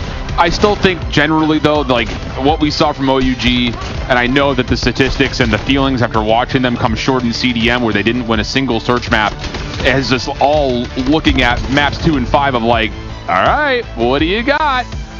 But holy cow. Yep. Kings with that with that fat 1v2. Yep. I mean, he peeled that heady like it was no problem. Yep. I'll tell you, that was not an easy gunfight, and he finishes double positive to get OUG back into the series. Yeah, when we say the word head glitch, we mean like barely the top of the operator's cap was sticking over that half wall, and with the Type 6-3 as powerful as it is, the 2-shot, not easy to land, but man, Kings absolutely locking in and layering down the shots keeps this really, really interesting going forward. Tied up one apiece going in towards the raid control. And this is where things are going to get a little bit more questionable for Exclusive. Some would argue, myself specifically, that probably should have gone towards round 5 off of the gambit that they threw away all the operators at the end of that round number 4 for Exclusive. It's an immediate turnaround going up against a team that we have seen, even in the first 2 maps, are ready to set pace. Yeah. Just gotta have it, right? I mean, plainly put, it's just like our ability to kind of scout out and figure out how deep the pool for the EU, NA, and LATAM regions is just so much more limited than what we see from teams in India and China and even Diavolos from Japan because of their participation in CDM. It's just the numbers are in a spot to where you can actually use them as a narrative builder. But when you look at a team that has only have 4 matches that were on broadcast, so you only can really reflect on those 4. Exclusive played Raid in every single one of the controls. Correct. First series today, Raid in the control. So it's just like they're sticking to their guns, man. I will say this too. We talked about this a little bit. Maybe I'm jumping the gun here a touch. Teams that are like the advantage are always picking Team A. I'm so surprised by that. Yeah, me too. It is the complete opposite in the CDL because if you were Team B, you essentially get to pick between the 2 remaining maps of what do you want to play for control. That's so much more of an advantage in my mind than playing the 1-3, the 1 and the 5 off your side. Being able to have the guaranteed map 5, yeah. I don't know. It's certainly interesting, but I mean, that guarantees the Apocalypse map 4, and if there's anything that we know for certainty when it comes to OUG, golly, do they love that map mode combination. Yeah, for sure, bud. Raid control, though, takeoff Crossfire being taken away, went round 5 versus Elevate in the opening series of the entire escapade of this tournament. And honestly, from that round 5, could have came down to a couple of different Annihilator shots potentially, but we even saw OUG kind of bite off more than they can chew. The overextensions, random operator pulls in that series kind of came back to bite them in the rear ever so slightly. Yeah, indeed. Trying to get updates in terms of what's happening on the other broadcasts here just to kind of keep you guys in the loop. Taking a quick peek and a gander. Amigos took the first map of Hacienda over Animus, so the other European team in some trouble right now in terms of how they started off their elimination series. Gallerus has cleaned up Diavolos, so they will move on. Diavolos will unfortunately be eliminated. That is the end of the C group right there. Darn. That was a tough one, man. I mean, like, it's just like we put a team that finished 4th last year in the mix with Q9, who just did Q9 things. That's tough scenes. But here's the interesting story. TLE, your number 1 seed from North America, who lost their opening matchup to technically the 4th seed in their group, that's Street Gaming. They lost the opening hardpoint and are in a tie game right now on the Kurohana Metropolis. The Metropolis. Kurohana City map. Sure, the Kurohana downtown. Metropolis. The Metropolitan Metropolis. This is the first time that I've actually been seeing this on the screen again. The other 3 streams have been absolutely roaring on, but yeah, shout out Street Gaming. Came out of absolutely nowhere to be able to win that best of 5 series. The only map that they lost in that best of 5, Alan, was the Raid Control. And you know, going throughout the Kurahana was not in that best of 5 series, but you could tell very, very close affair here so far into round 12, and Saucy is able to find himself too, and a nice little bunch of cleanup down for the 2v2. Able to take any advantage on the Kurahana Metropolis, I guess would be feeling quite dandy for yourself. But Group D is an interesting one because we talked about Bear coming into it. This is the first time that we've been able to see them in the representation on an international stage, and they get eliminated by TLE in a 3-0 fashion. Pause. Saucy 1v2 situation. No, misses the first shot. So that'll be 7-6. Got to win by 2 if you're just joining us. I know at least one person who's joining us may not be fully familiar with the rules of Search and Destroy in COD Mobile compared to CDL. You know who you are. Defend the objectives. Not me. I watched him before and you pointed to me. I don't know. I like you were like... Here's me reaffirming the rules of the game to myself. Yeah. I wake up every single morning just staring into the mirror and just make sure I remember the rule book. It's a big moment now for Street Gaming. Take a 2-0 lead here in this series. Brother, I don't think anyone... I mean, I'll be honest. I think we're all looking at Group D like this is the snowball group for sure. But for Street Gaming, who had no expectations largely coming into this tournament, you got Pobzera on your team. That guy's got some experience, brother. Tell you what. Yeah, that guy's got the gunny. Yeah, he does. He really does, though. Like, legitimately, like when we were back in the old school one-tap meta, when like Lucas really popped off, the SKS meta, that was like, dude, Pobzera's got it too. Like, don't sleep on that boy. Yeah, it's just tough, like when you're talking about it, like from South America perspective, just all together. Like when it comes down to single tap gunnies, you know who we talking about, man. You know who we talking about. We in there. Raid Control about to get underway. Big swing map mode combination between these two. Again, not a good look for Exclusive, losing 1-3 on Mythic Dream, as it is the only control map that they played in playoffs in their region. Comparatively to OUG, they played Crossfire earlier. It went round 5. They lost it.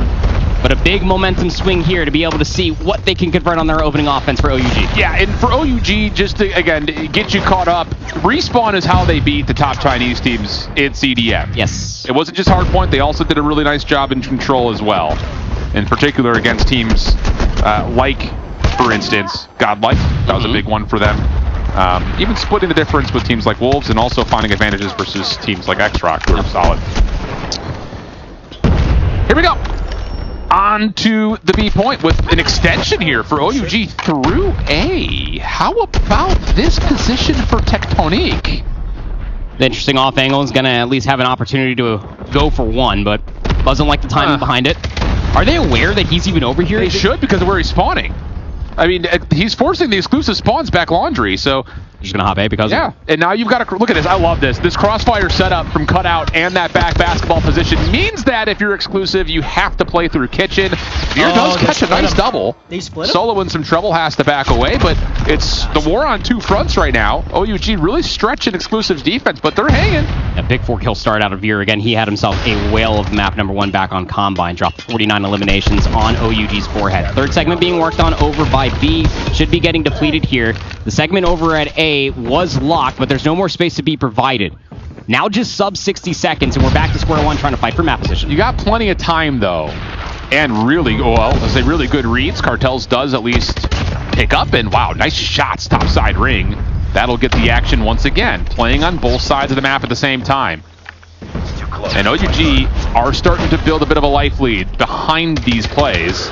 Cartels overwhelmed, too many to deal with. And that's one of those moments that OUG is going to look back on and be like, you know, fool me once, shame on me, fool me twice, really shame on me. We should have made a decision to get together sooner, and now they're going to make their play onto the A point. Should have space back basketball court, but that smoke is going to keep it concealed to maybe try to get in or out from that position from either of the two teams. But regardless, the A zone's going to get hot. Second segment's locked. Caesar's going to give away his life. All right. Had an opportunity to play for a couple spawn traps, 75. But 5v6.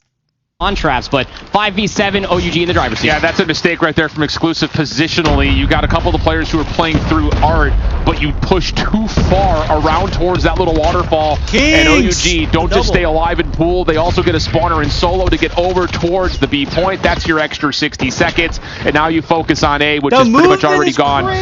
Not to mention the life's just got a little bit too out of hand, but that's a mistake from Exclusive. If you're going to chalk or try to play around the pinch, you have to commit through mid, not through the offensive spawn. Come on, OUG. Or just hope that the rest of your teammates are able to find those eliminations being down on lives, and then you just play for the Zen trap. They gotta win. Even then. Stay alive. Hindsight DV 2020, it's an offensive round conversion in the first, which means that Tech will have that War Machine. Veer was able to combine it on the other side and was able to walk away with the first blood of the round. Can I ask you a question? Yeah. This is an opinion question. Okay. Do you think that you shouldn't be able to pull operators out until like 10 seconds have passed in the round? No. I think that there should be a little bit of a delay coming into it. Because like Tech just literally spawn farmed with that War Machine. Well, that's exactly what you're saying, and that's why we put so much emphasis on the War Machine, because like you barely even get in towards the fray, that you just have to get the hard read with the trophy here at Zig or over by Ring, and just have to hope for the best at that point. But get the first segment over at B. Clean kill feeds coming through in back and forth. So the life deficit isn't too far gone here, Alan. And now Exclusive can spawn parallel over towards A and take a shot. That's a juggle that I think Exclusive will take that trade every day. I mean, flat out, you've got all the operators spent for OUG. You're still hanging on to 4, and you're only down 2 lives with success with that first tick at B, and a really solid setup around A. Solo with the Death Machine, starting to fade away, but just wants to charge on forward, gives himself cover of smoke to work with. Follow-up, though, from Exclusive is good. They clear the zone and continue to find success, getting the second tick of progress. I would know has the DM out himself.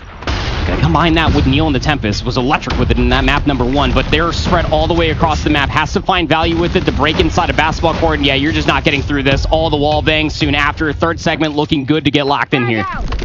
Yeah, OUG will chalk on this, but keep an eye on the minimap. The Zen trap trying to be influenced again. Exclusive able to deal with it, and now they've got a bit of a pinch surrounding of their own. Just comes down to if Spy can open up space and focus from the front. Deals with the first, does not expect players to come from behind him, though. So the trades lead to OUG still in the life lead by 1. Minute 35 on the clock, and it's a scatter fest. A lot of individual 1v1s about to come through, and OUG have won all of them to this point. Yep. The individualistic warfare looking good for OUG, at least in this map number 3, but there's still so much time left to fight over, and the 4 life deficit doesn't feel like it's really impactful until that play comes out from Art. Now no respawns remaining for Exclusive. Backs truly against the wall. Yeah. 11v5. And OUG have really shown us their ability to convert and be efficient. Even without operators, just knowing how to use your spots on the map. Spatial awareness out of OUG in this raid control is amazing. Yes. Little crossfire setup at Art. Solo's got a trophy system as he tries to play on an island behind Laundry. And the defender on site of Kings is the player you want to be in the pivot position to watch pillars and be able to help on either side as it comes through. Solo says SOS. Please someone help me. No Rihanna shoutouts for free here, but Solo's got an opportunity to set up a pitch. Can't find all 3. And this is, an opportunity here. Exclusive with numbers. If they could stack, they could deal some damage to possibly cap here. Oh my god. Yeah, but nobody's going to expect that timing coming through from Rap through the mid pillars. He's able to find himself at least 2 on this life. Leaves the last 2 players, a Spy and Neil, alive against the full-fledged force of OUG and their 6 respawns. We'll work on that second segment, but I like to imagine OUG will not allow them to lock it in. A 2-0 lead in this raid control. With a hefty amount of segments to boot. Exclusive has to win mid-map here in the break-off. Yes. They have to have it. No, they don't. No, they don't. Commentator, no. Especially considering how OUG played their first offense where they're hitting either zone no matter what they spawn closest to. You have to win mid-map. And there we go again. Veer, War Machine out, able to find 1. Tech trying to respond by contesting mid. Trophy system to keep him safe, but does get spammed out. Exclusive, do what's asked of them. Find their opening break-off win through mid.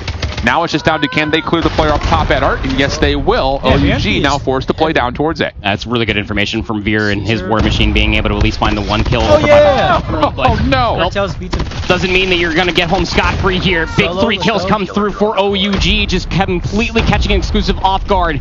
They don't have any basketball control, They might not need it. Spy's the only one here. Nate's come over the top, but they just completely get out of it. I mean, like, a couple kills do come through, but the first segment might as well be good enough to then repivot over towards B. Yeah, Raph claw out. Raph is going bouncing wild. it through Kitchen. Oh my Mercy. God. 4 in a row for Raph. Now trying to play off the spawns, but a little bit of trouble manipulating through the cutout window. And Cartels will drop at Kitchen. This first tick at A is the only thing that's been accrued as OUG continue to not commit to playing into Kitchen and on to the point. That looks like they're just trying to keep the clock stalled. A bit puzzling. It is. But they're going to get the respawn down towards bedroom and work their way back over to try to finish the zone. They know that they did clean up that last round with lives, and even if Exclusive do win this defensively, could actually put themselves in a position to maybe a round 5 defense. But we got to get there first. Second segment locked over at A. 45 seconds remain, and finally we'll be coming through. Annihilator out for Kings. Nobody's watching top bed. Wow, He's right up top there with the Tempest on the back side, able to work the pinch. Can they stop the zone capture? Yeah, Neil's been really good with the Tempest. Really has been. Really, really good. So now we're tied 11-11. Make a wish. As we have the break-off happening once again. Under 30 to play. OUG still spreading the map here. Just straight fodder coming out of the death machine saying, don't peek me, please. Cartels on towards B. Still trying to take fights through mid.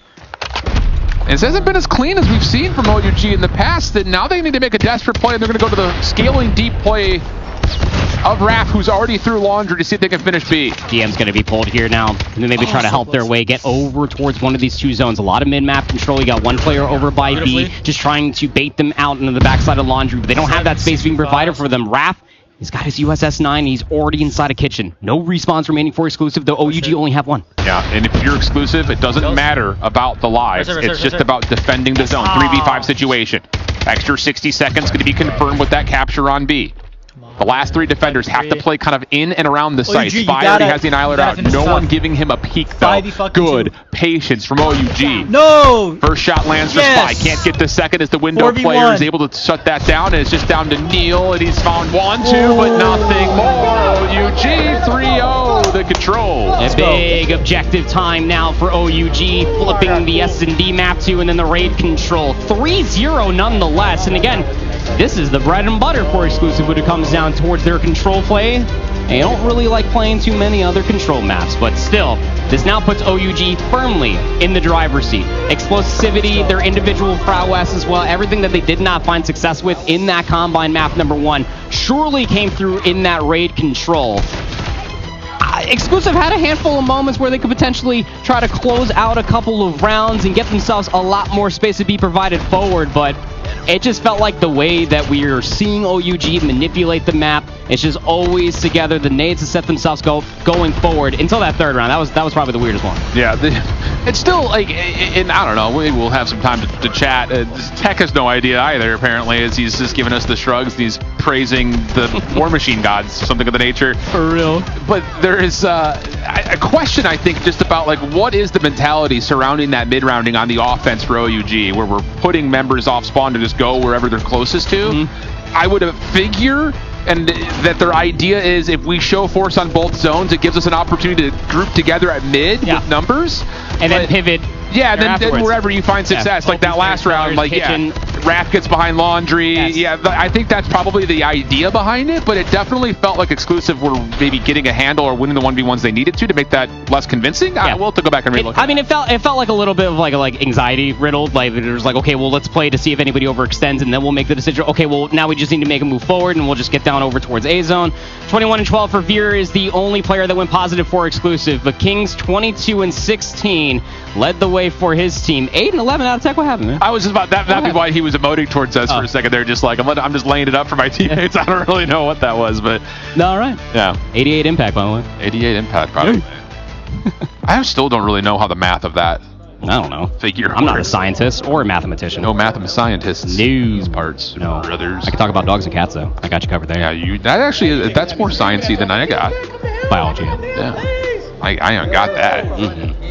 OUG looking pretty primed to close this thing out in 4. Unless Hardpoint's been solid for Exclusive, man. I got to eat my own words here. Yeah, but I will say it's OUG's map pick though, and this even and it is APOC. Yeah. When a lot of these players were still playing in North America, and when they were still playing on the international stage against other teams, of higher caliber, they were still taking Apocalypse off of a lot of different teams. And the way that we're seeing like Kings flip and being able to turn disadvantages into two pieces out of thin air, that could be the difference in between breaking P2, let alone holding it. You know what's been interesting this tournament so far? Tell me. This is across all 4 streams. It's first APOC, isn't it? I don't think this is the first APOC. It might be, actually. Oh, who cares? But we have seen pretty much nothing but Combine, Hacienda, and Slums.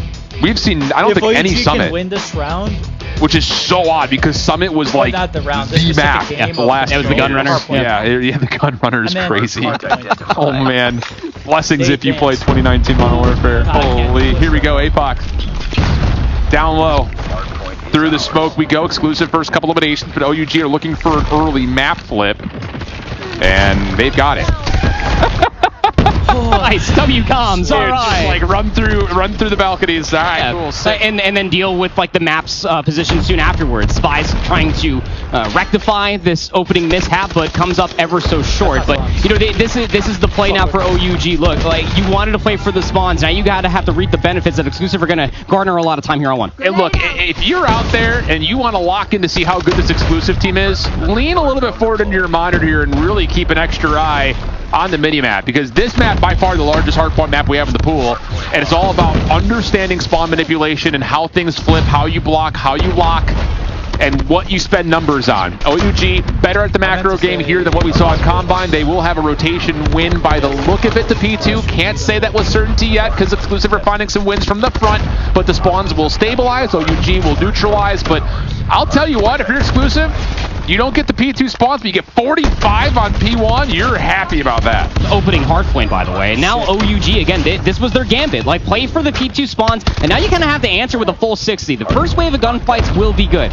One player slips the net, it will be Neil. He's one shot and now taken care of, but still off of the space being provided forward. Now Exclusive are just going to funnel numbers forward. Yeah, with the numbers advantage, they can keep trying to jump the wall, make their way through cave by way of this smoke, and they're finding the wins that they need to. So contest from the front. This has been great from Exclusive. OUG can no longer worry about the overextension. You got to get into the hard point, my guys, and Raph will make sure of that. Until Neil gets 2 with a nade, leaving Kings essentially by himself to finesse against the last couple members of Exclusive, which he's not able to win, and Exclusive continue to stay in the tie. Yeah, holding from the front here on P2 is no easy feat, and well, they're able to do that plus a little bit of extra. With all the excess score that they were able to get off of P1 themselves, look at all the operators that did not need to be pulled because the gunnies were keeping them well and truly contesting P2, and now they have just about a full slate going into P3. And these are good nades to the middle of the map to make sure the rotators through P2 cannot find free long-range angles, but Tectonic, War Machine out, will win the day initially over towards barrels. Claw to follow, great stun on top of that to isolate this play. Oh my god! And Raph is on one. Holy cow. I play her to Not watch. done yet. Not done yet. Get out of his way. Now he's got the AR up. This could be trouble. Pardon me, USS-9 in his hand, which may as well be an AR in previous modes. And Last year he's able to turn that into some great success to get OUG back in the game. Hey, my player to watch, man. AORAP is up to 15 eliminations now. Kings has the Sparrow on this rotation.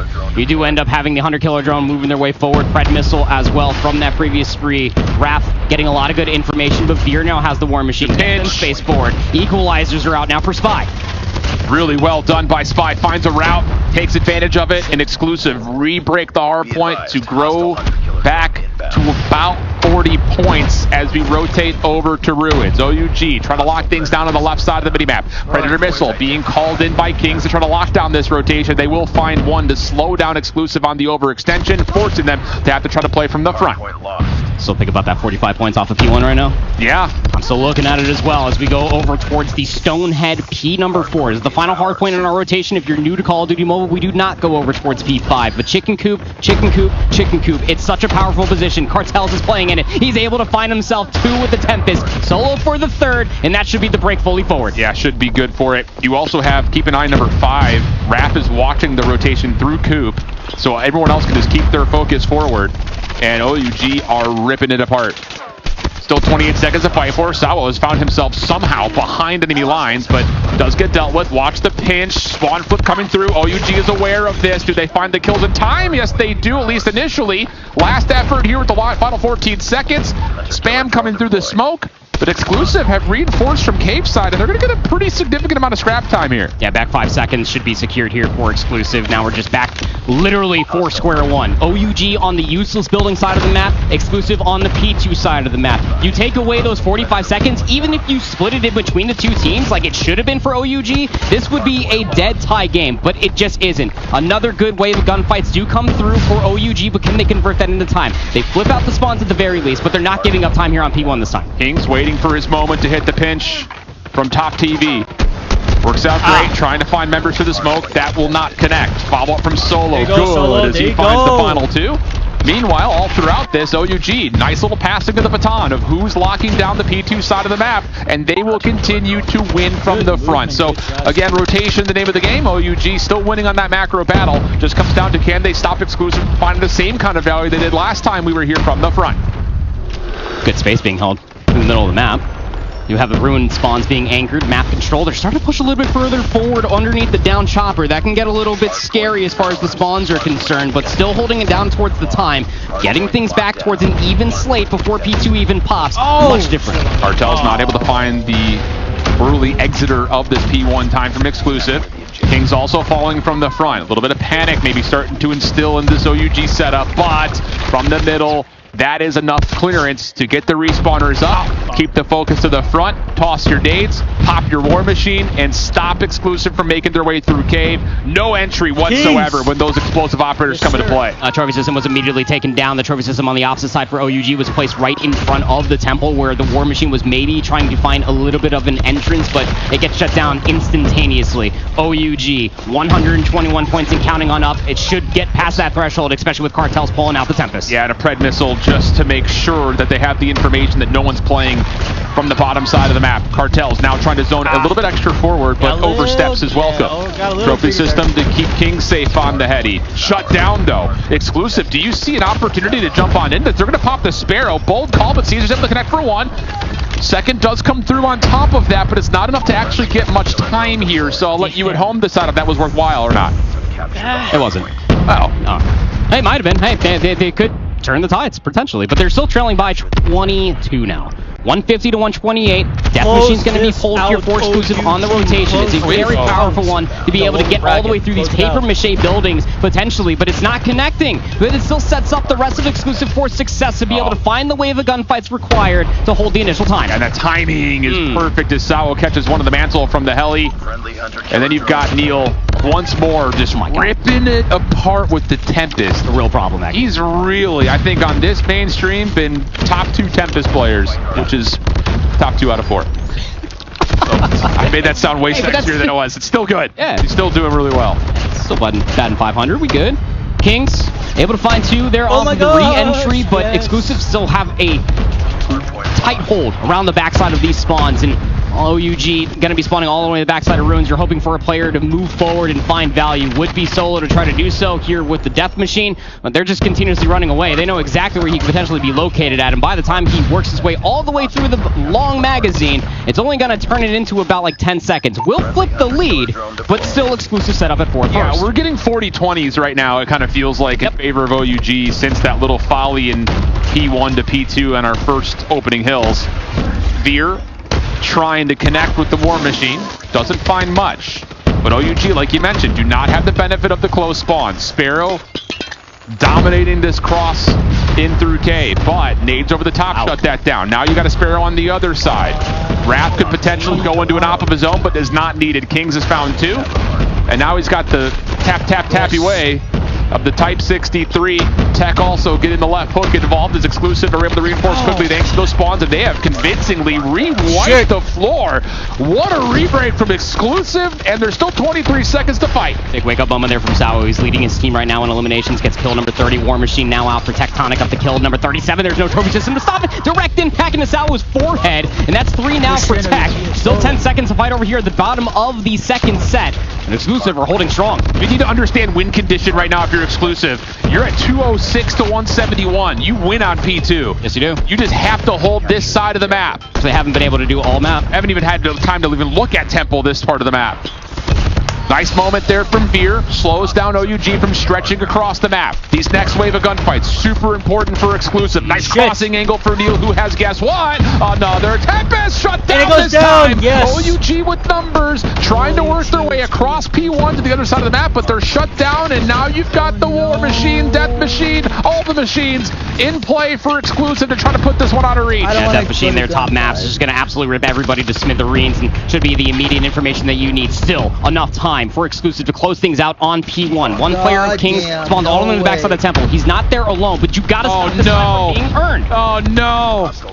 And they lose spawns for a moment. Exclusive, correct their mistake though. Quickly get the spawns back. Neil's Tempest gets re-earned off of the early elimination before he could really pull it out, but only finds one with it this time. Sawa from the top ropes, almost able to get a double. 4 seconds remain. OUG holding for now. The setup for Exclusive is trying to call game. Is this victory formation? Can they take a knee on P2 and put this to a map 5? The first time that they're able to sit here for the rotation, they got so much time on the first set from the front. But look at the spawns being tech. Raph able to find 2. Neil still towards the back. Exclusive still hold the spawns. Raph is trying to hang on towards front side temple. Not going to work out. Spy. Whoa, shut down by Cartels. War Machine for Veer. You need the last 5 seconds to come through. OUG can only hit from the front. Caesar gets a couple with the Sparrow. Cartels was still kicking for a time, but he cannot stay alive, and Exclusive continue to be flawless at hardpoint. Oh, Veer stands up. That's a demonic look I saw come out of his eye. There were a lot of white in his eyes right there. 250 to 185 is a statement, completely and utterly nullifying that 45-second fumble from OUG at the beginning of the map. They gave away 45 free seconds to play for spawns, and they didn't even walk away with the majority of the time on P2 either.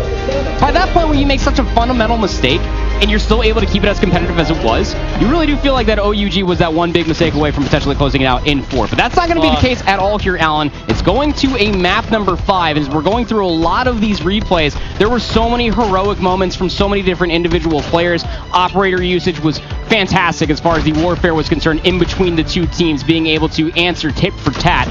But I gotta say, man, that Tempest being in play constantly was a boon of success for Exclusive. Absolutely.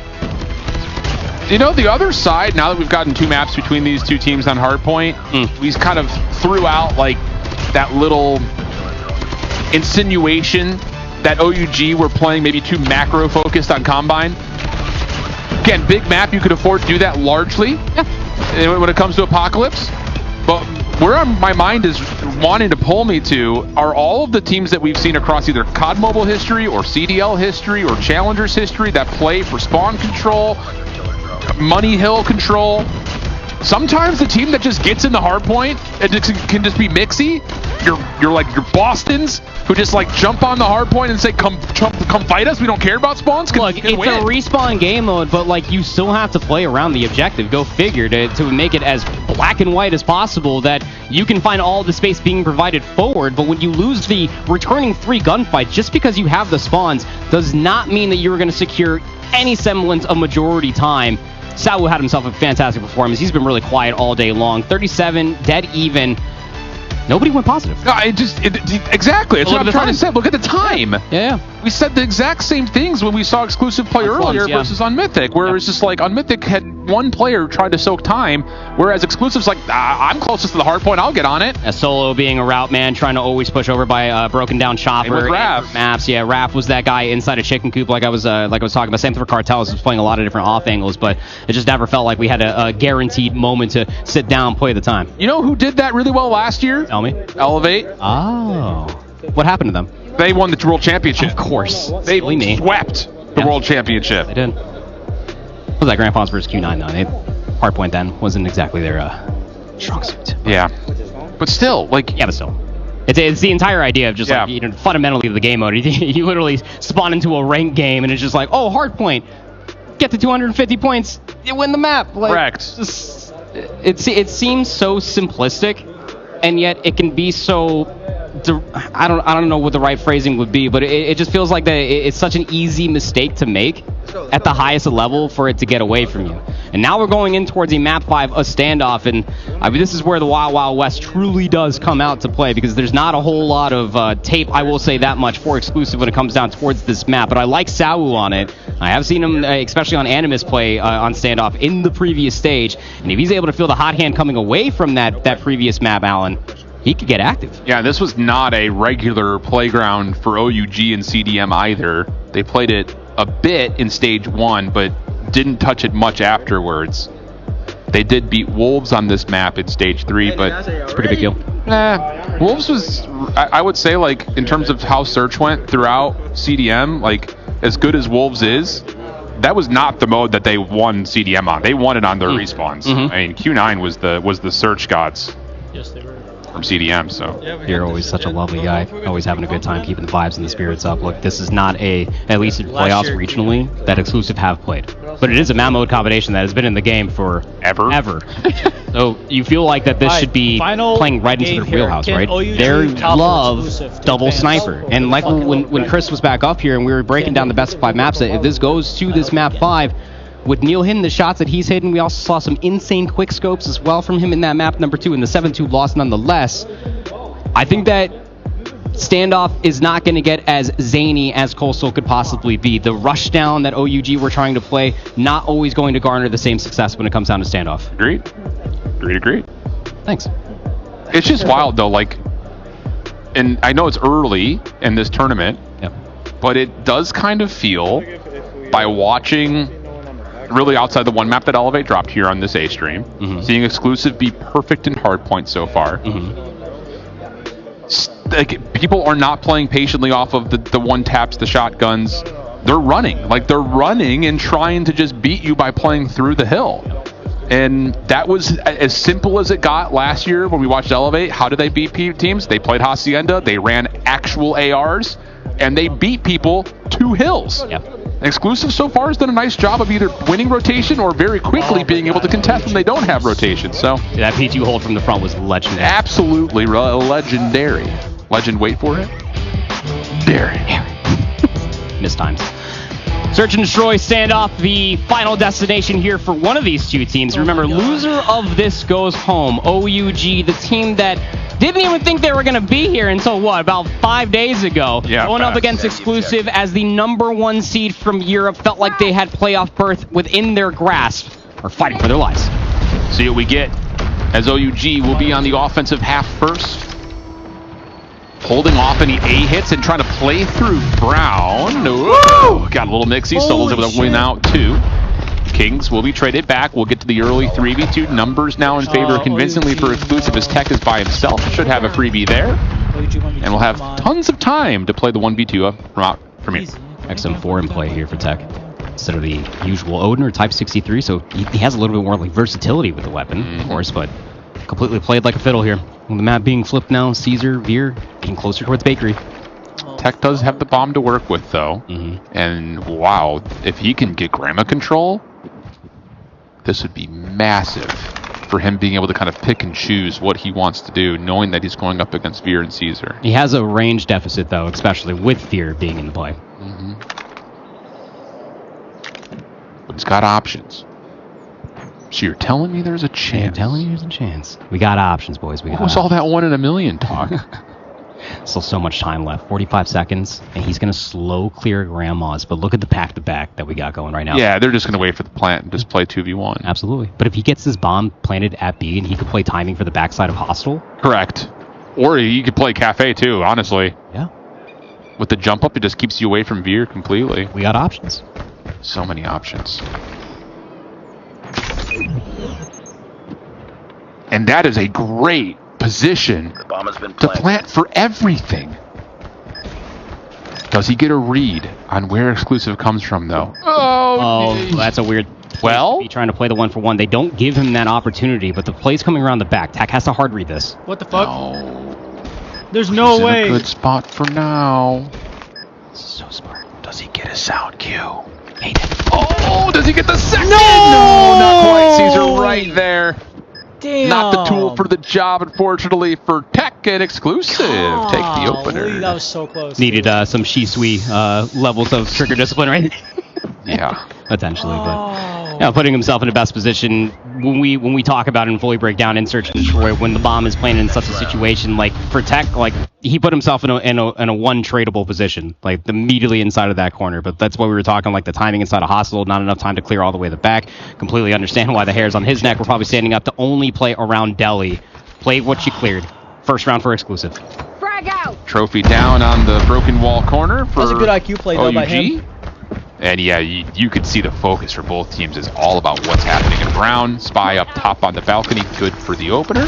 Smoke to block the cross, and yeah, really good read here from OUG adaptation-wise. If you're going to send 3 players to focus on Cafe or over towards Brown, we're just going to run to A plant. Artels is playing a delayed flank potentially, or just the crossover by Statue.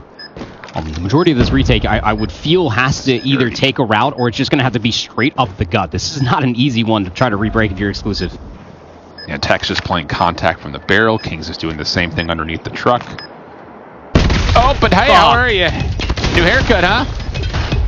Caesar's able to find one more, and exclusive have broken down this post plant like a wet paper towel. Yeah, my bad. Did I say it wasn't an easy one to break? I meant it was systematically simple. My bad. But like, I just to be able to find Tech over peak. I guess he probably did not assume that angle was not going to be covered. But for Veer to be able to get in that position, to be able to get that elimination, just immediately sent for the snowball. You saw like all the arrows in the minimap try to turn for that trade where Veer was located at, and then just the collapse soon after. 2-0 lead here for exclusive. And this is the right adjustment from OUG. Keep someone interested at mid, but don't get first blooded anymore at Brown. You just cannot have that happen. Yep. So they're going to instead take the ground given to them by playing front side at A. Trophy system allowing the bomb to get planted safely. How do you set up the post plant? A lot of it's actually focused on mid in particular. So if you're OUG, you better hope that the DPMs and VMPs and the X4s are able to find some kills. And it only gets a couple of trades. Pinstripe kill feed. Exclusive moving with some tempo. Trouble for Kings. Needs to keep his life. Not able to. Pinch from Solo finds one. Needs to get more than that, though. Not the case. Now back over to one. That's going to be down to one. Yes! And a 1v2 comes through to get OUG on the board. Oh, a lot of heroics. That smoke to try to get Solo over towards the B-bomb side with HSO. If they try to retake that, it would have played right into their hands. Gave away a lot of audio that he was trying to retake into the backside of Cube. Still somehow walking away with that elimination, but the hairs on their tinny chin for OUG to finally get themselves on the board, and now they're hitting the hard pivot. They're leaving Kings to lurk over by the hay bales while the rest, they're trying to execute on the backside of Deli. Different look here for OUG, trying to stretch out this exclusive defense, which, as we've mentioned, loves to play through mid. Different look here, though, as Neil is going to jump a little bit further up into the mix with the scope, trying to watch that one-for-one corner, gets the opener, and now has a chance to reset. Did he see the peek underneath the doorway? We're looking right at him because he's in yellow, but I don't know if Neil saw that. No. That'd be the tiniest of pixels here. But still, you feel like that anything could happen, especially with the isolated play like Tectonic. He's still vibing over by the A bomb side. He's just going to plant the bomb. All of exclusive thought it would still play over towards this side of the map. Not the case. 2v4. OUG got it. Tough rotation from Grandma's house. You got to close ground out. And Raph, yep, we'll see both of it. Veer the first one to drop. Tech no problem over the bomb heady. Gets us level at 2. Yep. Ready up. Big shouts there for Tech. Again, he was the secondary player to try to get over towards the hay bales, and once he got the nade over towards the top side of tracker, I mean, the bomb was just lurking past the statue side, and all the rest of the focus for OUG was going to the backside of the gas station. So really caused considerable doubt for exclusive. Ties things up into round number 5 as we get a lot of nades going over to the top side of statue. Exclusive want this space. OUG recognize it, and they back down. Again, the adjustments, love them. And I think it's just the order of operations of how they've done it. If you're having issues at mid, give them some space. Put pressure on the outsides of the map, then go back to mid. Yep. Working out well for them. OUG continue to put together the absolute right reads. Caesar trying to hang, but here comes the full flood from OUG. And now they've got to lead 3-2 up. It's not over yet. Adjustments, adaptations, always on top for OUG. Again, they're coming away from the hyperbolic time chamber that is the strongest search and destroy region on the planet. Now it comes down to Exclusive to try to make some alterations towards some of these nades and try to react a little bit cleaner. Look at how much space immediately comes from Solo. He's all the way to the backside of the gas station, pulls 2 members away, and still goes 1 for 1. Yeah, 1 for 1's fine. Oh, even more so that Kings finds another elimination through mid. Trades are fine, but the bomb does get planted. Nade. Very slowly moving. No, right? Is it just like rolling on the ground? That's what it looked like. Or it was like one of those big old loopy lappy lades that comes over the top. That's a phrase. Indeed. Scope up now for Neil, trying to re-clear tractor. Raf close. And they will know that the sniper is watching the angle here. Not enough time. Being held. You got to make a move. Are we saving for next, or like? I don't know. Yeah, so here comes the push over by Cube, and it's just a moment's too late. That you really were hoping for that route to come through to the backside of Bakery a whole lot sooner. Xiaowu almost able to walk away with a 3-piece there at the end, but wouldn't have enough time for the defuse regardless. But you were hoping for maybe that flank play to come back on the backside of Bakery to try to clear away the hay bales. You got to throw some attention, right? If you don't have any late util whatsoever, you become the util and you have to catch timing somewhere somehow. Get Exclusive so out of 4-2-1/2 for OUG, firmly in the driver's seat. Yeah, that is one of those like, okay, we're watching the sniper, but like we need to pull focus. Yes. Now Veer, as they swap the sides, will connect onto Raf. First blood as the smoke did not really cover the cross. Damn, bro. And Neil's going to follow up with another one to hit. So early 3v5 opportunity for Exclusive to get this thing back to within 1. The Tech is still lurking with the XM4 super close. They're trying to hit a rewrap over towards Bakery for Exclusive. But OUG are just struggling to try to find where a lot of these players are still lurking at post plant. Caesar's able to find the freebie. And this post plant breakdown is hard stretch to even see the bomb site. You do catch info on one towards Tractor, but the problem is the player on the backside of boxes or not. Do we find a way to pull this if your cartel's 1v2? Not a lot of time, and the shot for Sabo connects. Exclusive back to within 1. That was a post plant we didn't really see coming through from OUG's offense, getting the HSO inside of the cube. We saw a lot of that with the Fennec last year. The HSO shotgun being in that clutch situation, being able to pay for the post plant, keeps things within 1. There was so much space that was immediately taken away over by A, but Exclusive are getting in towards the playbook. It's a fast execute into B. Or at least at the front doors of B. Yeah. OUG have some defenders that can watch this. The long cross in particular from cartels. Nades are just not hitting for OUG. And then, of course, the 2 defenders most nearby at Cafe. Trophy systems are still in play for the defense as well, so those are other obstacles that Exclusive need to find a way to hurdle. Attack playing on the backside here on this head glitch off the top side oven. And you also got Kings. He's watching inside of Deli for the execute to come through over by B. Any late util to try to unearth these players around Deli is the only answer to getting towards this side out. Yeah, and the defenders at Fridge are still holding this position on top of that. But the threat is well and truly established for Exclusive. Yes. And OUG, you're in the setup that it's, you've made your bed, and now you've just got to kind of lie in it and see what you can find a way to hold while executes are surely going to happen here in a moment. Now just sub 60 seconds. They're going to try to late dip over towards A. All 10 players are still left alive inside the lobby. The difference is, look at the space that Tech now is taken away. He's on the backside of the hostel as the execute's coming over towards A. That should be the alarm bell for him to try to work that pinch. Yeah. And yeah, you even see on the minimap, Kings is throwing shoulders through that front Cafe Deli position. Aware of it is Solo, the pinch from Tech. But Exclusive. Yes. Yeah, fighting back just a touch. Last member at mid. And there's not much space for Spy to work with here. He's trying to red dot chase Tech, but he is out of there. He just gets full sprint, hit the same exact route. Spy last alive, 1v3, Hope and a Frere put to rest. Let's go. Now just 2 rounds away, ROUG from eliminating Europe's #1 team here in groups. And win it. I believe they can. I believe they can. Defend the objective. What do you call here if you're Exclusive? You have found success with the scope for first blood through mid. I think you need to trust that as your pivot point. And they will set up one on statue, full nade flood towards the cube and at the back barrels of A. So quick post plant. And OUG have voluntarily given this away. So this is what they essentially have designed for. How do you retake? The nades just a little bit too late, starting to catch them on the exit. But this is the same round 1 offense that they want. Get the HSO of Sawu in a power position. Look at the smoke. It blocks this 3-man hit through Brown right now if you're OUG. And resmoke. Caesar will drop. Stuns now starting to land as Kings has gotten clearance from the front. That's that split focus, but Exclusive have put themselves in good corners and deal with all of it simultaneously. Nervy. Real nervy. Those late smokes, that's what I was wondering about. There was nothing thrown early as far as smoke grenades to watch that mid-cross, but if they go back towards their opening round of offense, does Exclusive to be able to quick hit over towards A, get Zawu with the shotgun in towards Cube, and then pay for the post. So now they're going to try to play for a little bit of a bait play. It's a PKM spam coming through from Zawu, so no shotgun in his hands. Just seeing how many defenders or tags he can pull away, and a lot of the defense for OUG are actually over at A this time. Cartels has to stay alive here.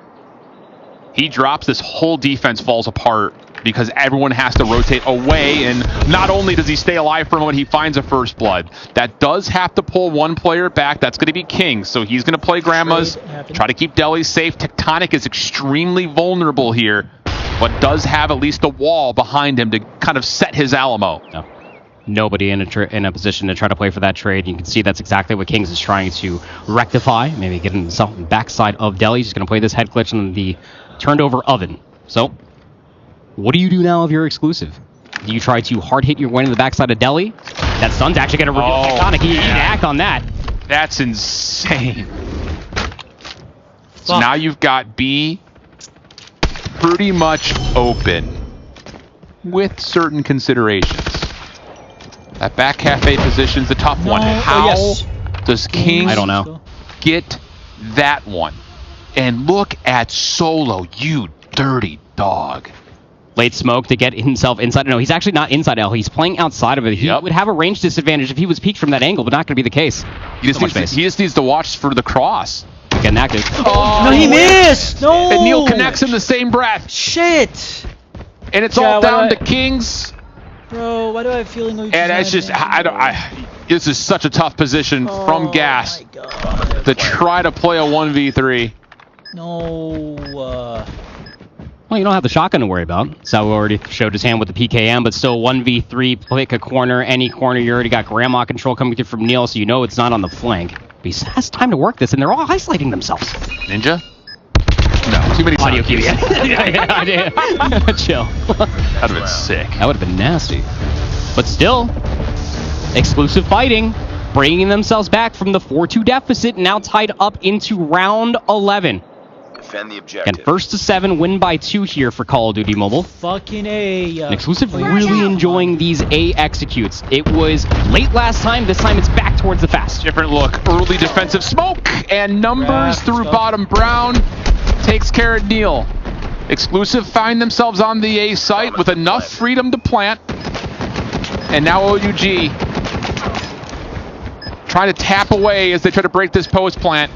And honestly, Exclusive are a little bottlenecked here at A. Got a couple span shots coming through there from Kings on the opposite. Had to hit one. Solo's going to be able to take down one. That's numbers now for the retake.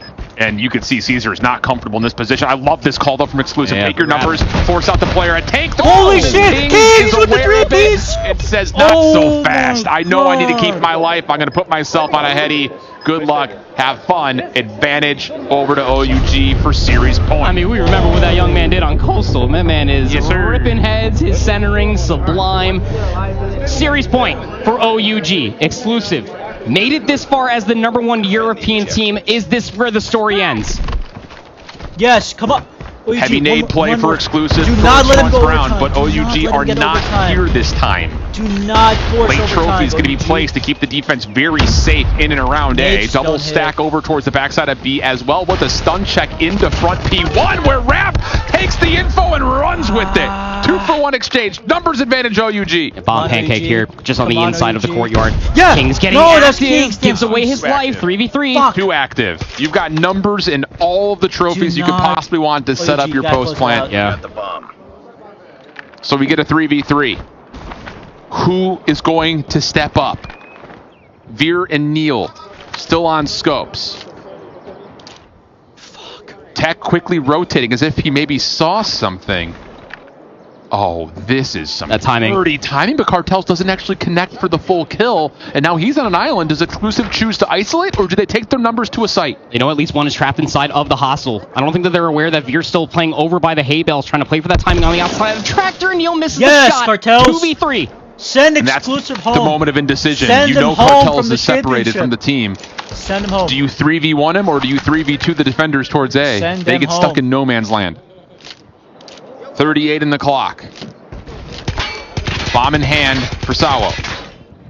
Decision time as he's really trying to be comfortable in and around front side B, but OUG are comfy just letting them play this crossfire. Veer has to watch inside of Delhi. He has to now watch the Grandma's crossbow. The bomb gets planted. They both clear it together, 2v2. Oh, Yes. Tech almost missed an opportunity, Yes! but not going to make a OUG difference. advances! 2 Let's rounds in a row. go! OUG survive a map 5 affair and have a chance to go have it. Let's what go. was an interregional Let's battle go. with the Mythic Dream. Yeah. Let's fucking go. But what a showing from Exclusive. Amazing. Let's go. Amazing effort for Exclusive. What a hard-fought year. Again, always the bridesmaid, never the bride. Finally won their region, going in towards an international event, but history, unfortunately, due to OUG repeat itself, as advances from the Exclusive lower will not bracket. make it Let's out of fucking groups. go. It was a valiant effort versus a team that honestly didn't know they were going to be here until a couple days ago. They come in off of Holy the last shit. second notice. They get to work immediately, and they get the job done OUG to at wasn't least even get supposed one more to be best in of the 5. Stage 5 World Champs, and they advanced. Just under $8,000 for our loser as they exit the tournament. But you will see OUG powering on for at least one more fight. That will be against Unreal Mythic Dream for our final match of the night. But as we take a look back at this Game 5 highlights, what a series, boys. We went the distance again here in Group A, and this These are may have been the best stressful game games yet. just What to do you think even about the watch. search on Standoff? One of my favorite maps of all time. All right, Chris, you asked me the player to watch out for, and it was Raph there at the end. Yes. He was getting Raph's overly like- active at certain points in time, but Everybody's like- especially in the Apocalypse hardpoint, although they lost it, that's where we really got to see him come to life. In the Standoff Search and Destroy, a lot of his utility to be able to play off of his teammates to put them in even better power positions. I want to give a big shout out to Tectonic for the final round. He was spotted by Veer's sniper rifle. He read it perfectly, the relocation. Then Cartels on the back end. Alec, you called it. Yeah. You either got to deal with it or you got to power forward knowing he is not in position. They got stuck. Do you need stronger IGL or what went down in that scenario? It's hard to say that because you go a couple rounds prior where Exclusive also realized that, hey, the They three of still us got are phase stuck on 2 A. of We D. need to decide, are we going to sit here and play against the flank or are we going to push through tank? They try to push through tank, it doesn't work. Maybe that lingers in your mind that we tried to play a 3-on-1 and it didn't work, so we're not going to do that versus Cartels. We're going to trust that Neil can hit a shot. It definitely felt a little bit too passive and they get punished for it. So it's a tough call. I mean, you're in the moment of a map 5 do or die situation and it doesn't go their way. Here's a look at the numbers. We said Tectonic does not go negative. That story stays true for all 5 games here. Kings with a phenomenal performance, dropping 10 of his own, and Cartels with the final 2 kills is going to seal the deal for OUG to survive another round. We send it to the stage with Ian Chambers and our winners. Thank you very much, Puck. Of course, there's one more EU's lower bracket game. Exclusive are now out of the tournament. OUG live to fight another series, and I'm standing by with the OG himself, Tech. That was one hell of a fight. Oh, yeah, you don't got to tell me nothing about that, dude. That was long. It was long. And we got one more to go. Do you feel like you've got it? Because it was only literally a matter of days ago that you even knew that you were going to be here. This must have felt like a crazy ride to this moment.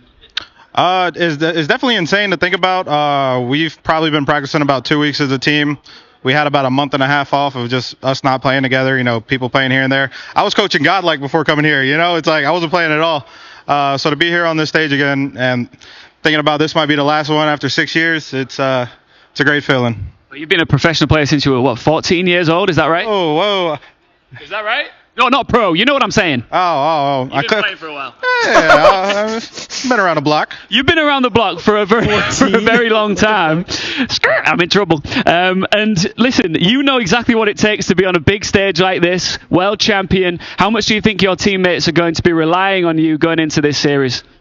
I don't think they rely on me too much. You know, they all are very intelligent, and without them, you know, it's like we're not OUG. So as long as they trust each other and trust me, I'll trust them. It's as simple as that. Just finally, up next, UMD. Have you got them, and why?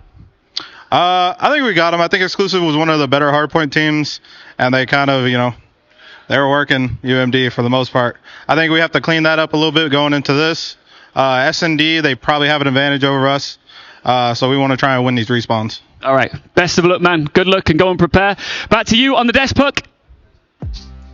Thank you very much there, Lord Chambers, as we take a look at OUG, our winners here as they advance to the elimination match, a final fight to find out whether or not they will make it into the bracket. But this is not the only group that has been active. We've had 4 streams since the start of the day at 8:30 a.m. Let's take a look at who's been eliminated and who's moving forward. We had Proper and I hold shift with an excellent cast. Gentlemen, we take a look here as now we have just one more fight left in Group A, one more fight left in Group B. Gellerus and Q9 moving through, Street Gaming and STE powering through. Any surprises on this list? I would probably say the biggest jump off the page would be that Street Gaming. I don't think that anybody knew or expected that opening best of 5 versus TLE was going to go the way that they did, but they were super prepared, and it showed in all 3 of the map modes. TLE, North America's Hope, gone. Do we now have the new North American Hope in OUG? I was looking at the roster. We got 3 Americans, a Canadian, and a Cambodian. Are they the new team to cheer for if I'm just waking up in the USA? Correct. Absolutely the case. I mean, I don't think anyone's going to be bashful of claiming OUG as the North American team based on their roster. But huge surprise, man. Street Gaming with Pabzera able to not just once beat that TLE squad, but twice. Doing it in 3-0 fashions, I believe, both times as well. That was a huge surprise. Stalwart's going to come out as the number 1 seed from that group, so they're setting themselves up for success as we move through this bracket as well. It's an all-Western Hemisphere battle when we return. Don't go anywhere. Unreal Mythic taking the stage when we come back. Stalwart. OUG's got one more game. So you can try to fight it, but that music don't stop.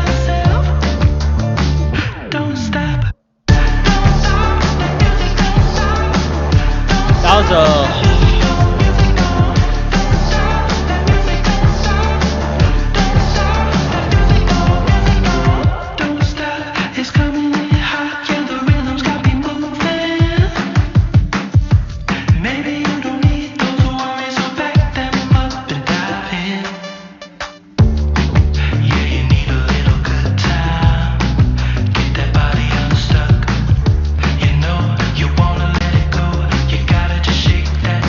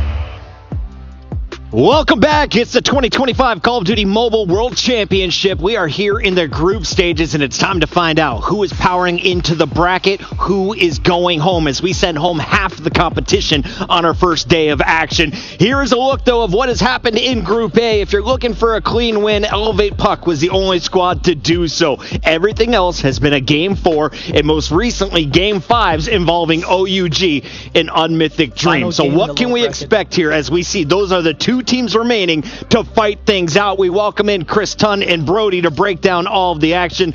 Tunn, I want to start with you. Okay. Elevate Puck, reigning champions, we're the clear favorite in this group. But who did you have before the tournament came out to advance from this group? I would have thought them in OUG, to be honest with you. I think Exclusive were always going to have a shout, and we see that from their game. I think for Exclusive, losing to Unmythic Dream, that will be the massive disappointment. I think going out to OUG is no necessarily massive disappointment, and it's not too much of a surprise, but it would have been OUG, and they still will be favorites, I would say, to come out with this one. Infinity, I feel like you've been growing up with these men. I see your beard in full force tonight. What do I need to know about this squad? Because Kings has set the vibe. Since I entered this venue, he has been nothing but smiles. But tell me about this team. What should the fans in America know about this squad? I mean, OUG, this is a team full of fan favorites, right from American Call of Duty Mobile over the course of the years, of course. Most recently, they did go out and perform in China, and I think that's the big thing for them, right? You know, they didn't want to settle for what was happening in North America, where North American COD-M, obviously sliding down from, at one point, being world champions to, all the way down to, what was it, top 8 last year.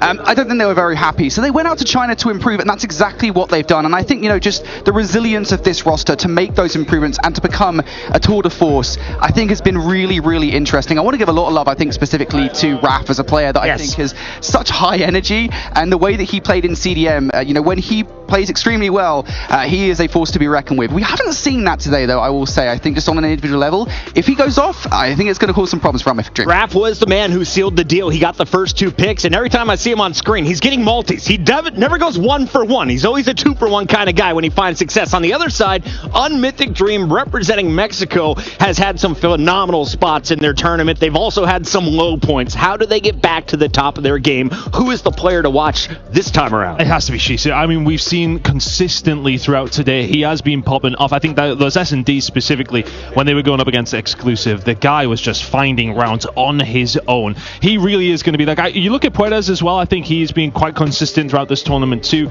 You're looking at those two if they want to find a chance against OUG. Puertas was taking some incredible routes, trying to get those cutoffs in the hard points. If you're looking at Search and Destroy, I'd say that's OUG's strength. Hardpoint was not the case. Is Unreal Mythic, is their strength S&D as well? Control or Hardpoint? What's their best mode? I mean, it's kind of difficult, right? Because they haven't won a single Hardpoint thus far, but I think that's been way of who they've faced in the competition, right? Yeah. I mean, you've played literally 2 of the best Hardpoint. To be fair, I think we were saying earlier, right? This group is just the Hardpoint group. You have OUG and Elevate, 2 renowned teams in Hardpoint and Exclusive who seem to put a lot of work in Hardpoint before the tournament. So I think for Unmythic Dream, we haven't really seen what their Hardpoint is actually like, because they've just played really good Hardpoint teams. I think their best chance of this series is probably the Search and Destroy, though, and I think that's because their Search and Destroy, as we saw earlier versus Exclusive, it's actually pretty good the way they play as a team. Their timings are really good, but also on the flip side of that, OUG's Search and Destroy is definitely the weakest of the 3 modes for sure. So for me, yeah, Unmythic Dream, if they want to weigh into this series, it's got to be the S&Ds.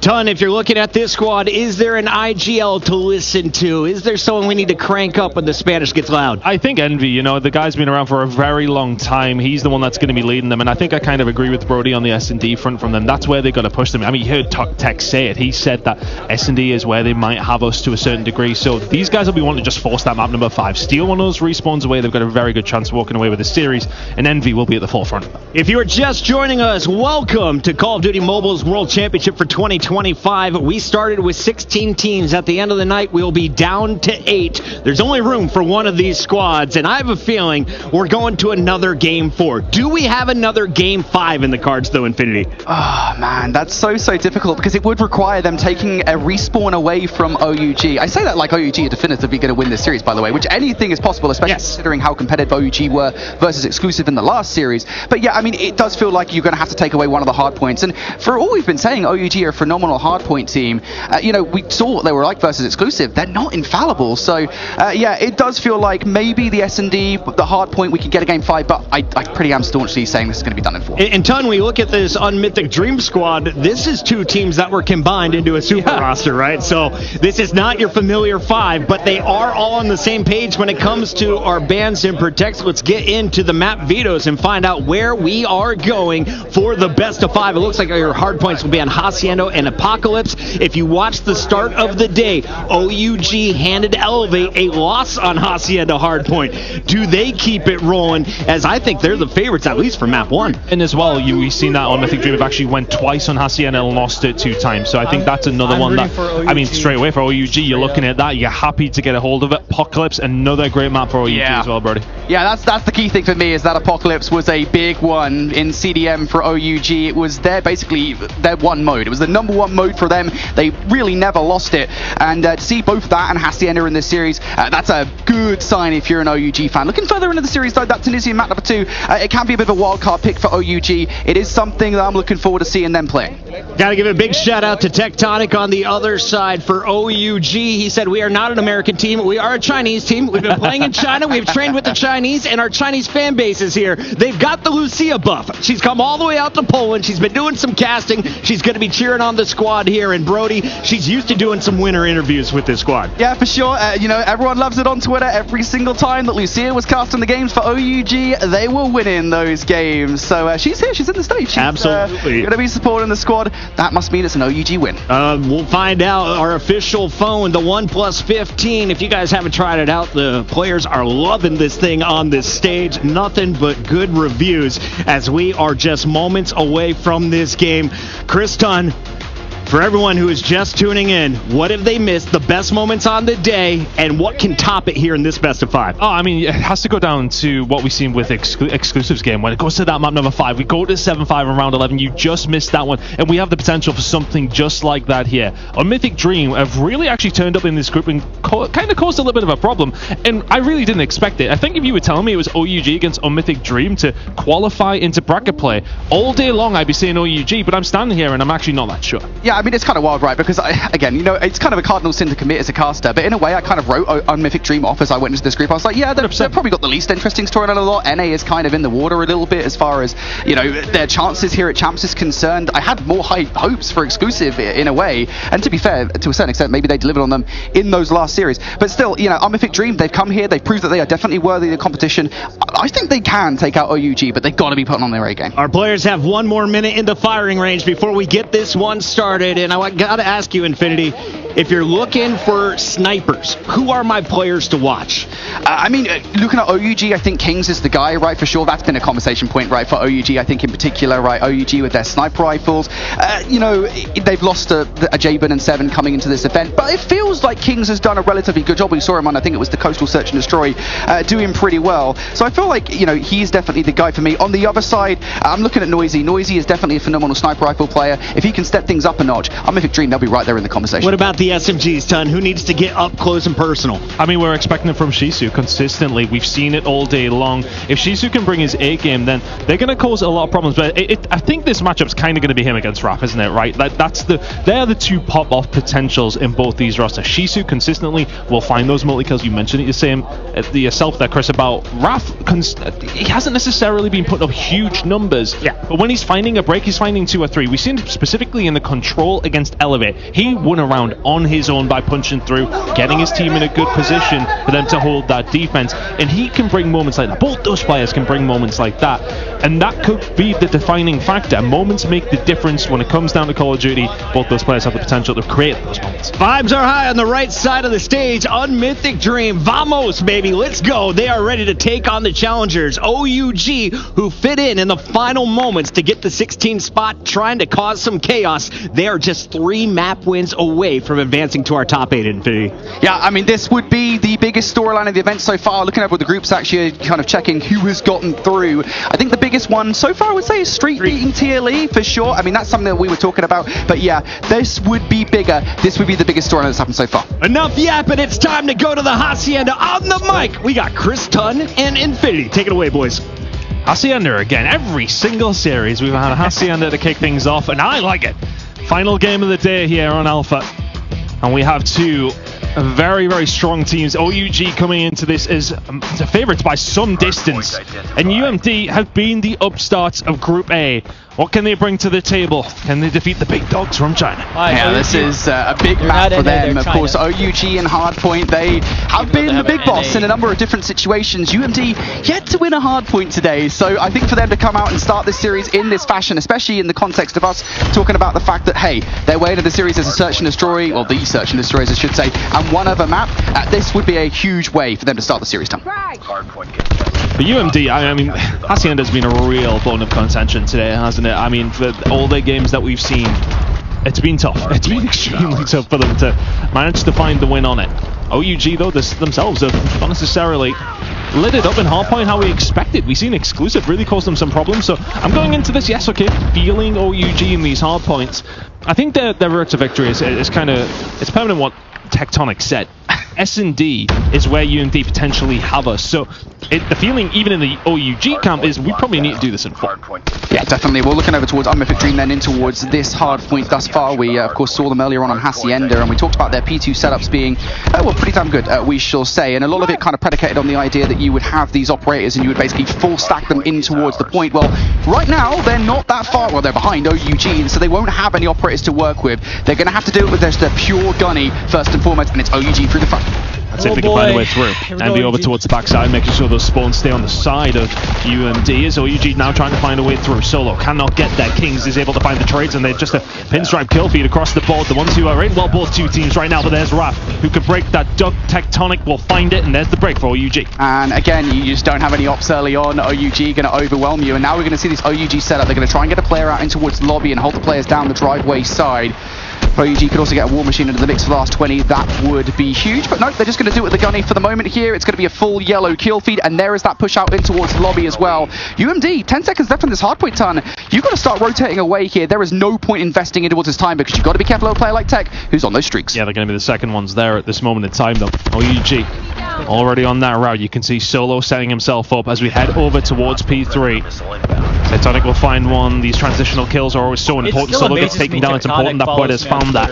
If you've got really like that needle in a haystack, so to speak, you're trying to find that player, and Tin, the guy that's behind you, causing issue. Good job that they got rid of Solo as quickly as possible. UMD now have potential to try and find something here, but it's OUG inside of the point. Sparrow's out.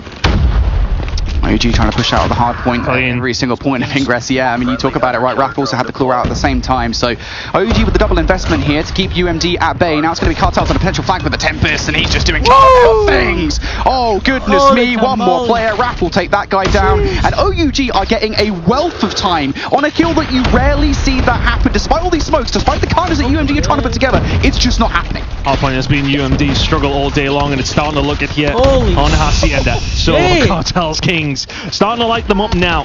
It feels as if OUG have come into this one hot off the back of that win up against Exclusive. And going up against the North American representation, there's going to be a little bit of extra will to get this one over the line. But I mean, a placement in the playoff bracket's pretty much all the will you need, but a little bit of extra bite.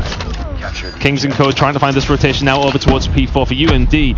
You need to find a clean break here somewhere. When it comes down to Hacienda, if you can find a good P2, yeah, okay, you can get yourself back into the game. You're already 70 down before we got to P4 though. Yeah, the setups for P2 as well, or for P4, excuse me, they can be so good for any given team, and you can see OUG already trying to set themselves up for that. Look at playing the 3 minute. Cartel's trying to get behind enemy lines. Raph will also send the Predator missile down from the heavens, and I don't think that's where UMD think it's coming from. I think they feel like it's coming from hell at this point. 35 on the clock. OUG have not been contested in this time yet. 30 seconds remaining. Can you find a way through if you're UMD? You absolutely have to. A couple of operators coming on through now, and they are both dead. There's the War Machine, there's Equalizer, gone in the blink of an eye. OUG are speed running this one at the moment, 130 to 39. Crazy start from the OUG side. Oh, Raph Lord. just starting to light up. 4 kills for Raph, and they are just all falling his way. 5 in a row. There's from definitely Raph. going to be some shorts I'm gonna running edit away later with this one. with And just look at the kill differential right now. What is this? We're at Champs, for heaven's sake. This is like a stage 3 match. OUG running through them, and UMD, the key slayers that we were talking about previously. We're talking about Shisu, the guy that you want to look at to step things up for UMD. 8 kills to his name. Puedes, his longtime duo, also on 8 kills. The new addition, Envy, only on 9. OUG are shutting every single player on UMD down right now. They've got to step things up like 20 notches. We're up in the number, mate. I mean, when we said that those particular players that could be coming in for UMD, Shisu, Quedes, we said that they could be the ones to carry some of the load. 20 kills between them. Kings has 20 kills on his own. Cartels has 20 kills on his own. And Raph is the guy we said from OUG who would light it up, leading the way in the kills department for his squad. OUG looking so solid. They picked up some phenomenal time over towards P1. P2's incoming, and this is where UMD can maybe get themselves back into the game. The potential great equalizer is the Garage Hill. We're moving there in a second. If they can find a full 60 here, it's at least not quite as bad as it looks now. And to me, it's all about the reservation of those operators, right? You're going to run into them soon. You're going to get the cycle of operators very soon. So you have to get control of this hill and then do what you did before, which is actually use your operators to hold on to it. The problem is, Deck is doubling up on you. You're scrapping to get any control whatsoever. You're not getting those ops anytime soon either. You need to start getting these kills, and Tech isn't letting it happen.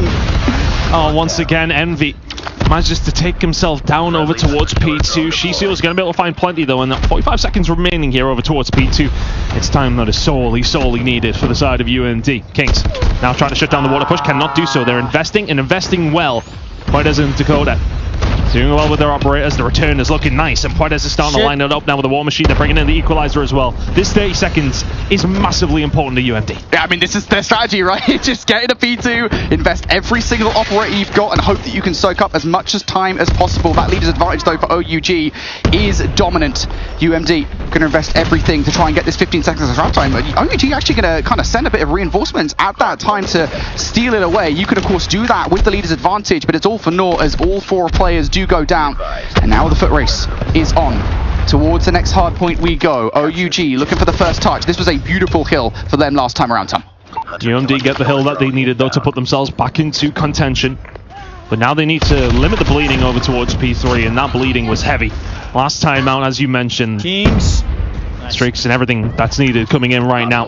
You can see for the side of UMD, invested so much over towards P2, and now seeing it from OUG, they are answering back in turn. 40 seconds remaining here for OUG, and I mean, it's looking pretty solid over towards P3. It's just wild how they've got so much faith in one another. The communication to watch every single point of ingress towards this hard point and make sure that you're continuing getting those kills is wild. OUG not letting UMD even look at this hard point at the moment. Couple of ops now coming out as well. UMD just cannot even get a look at the hard point here, Turn. Every single point is being watched. And UMD, I mean, you've got 15 seconds left. You can't even really give up the scrap time at this point because now you're starting to give streaks away to OUG.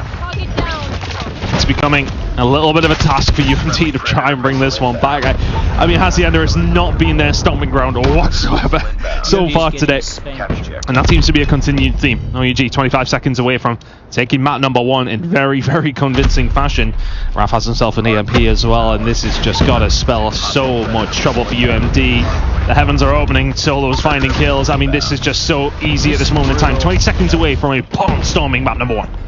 Oh, this is just nonsensical, isn't it? OUG, this is the OUG that we've come to know and love.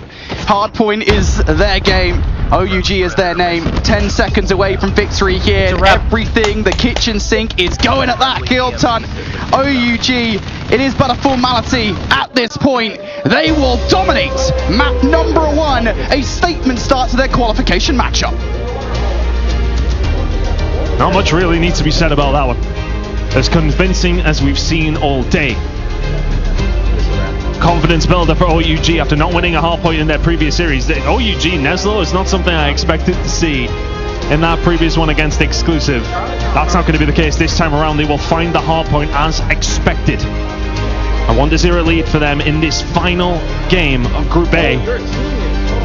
And a dominant one at that. For UMD, the hard point was to continue. But for UMD, I don't want to try and get too negative on them for that performance because Hardpoint has not been their game this week. No, today specifically, I should say. And that's been fine. That's okay. Because they've managed to find their way through a 2-3-5 setup. That is their route to victory in this series. We expected them to come in and probably lose this Hacienda. What I'm slightly concerned about, Brody, is the manner that it happened. Yeah, I mean, look, this is the thing. Again, I'll be perfectly honest in saying, and we were kind of hitting this towards earlier on towards UMD on this map.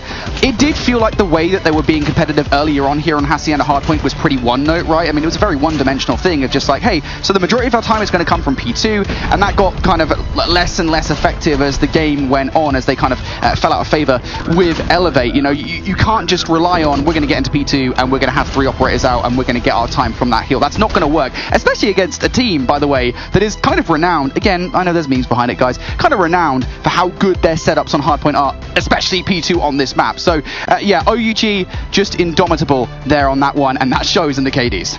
Incredible work from the side of OUG. Takeaway map number 1, as expected, as advertised.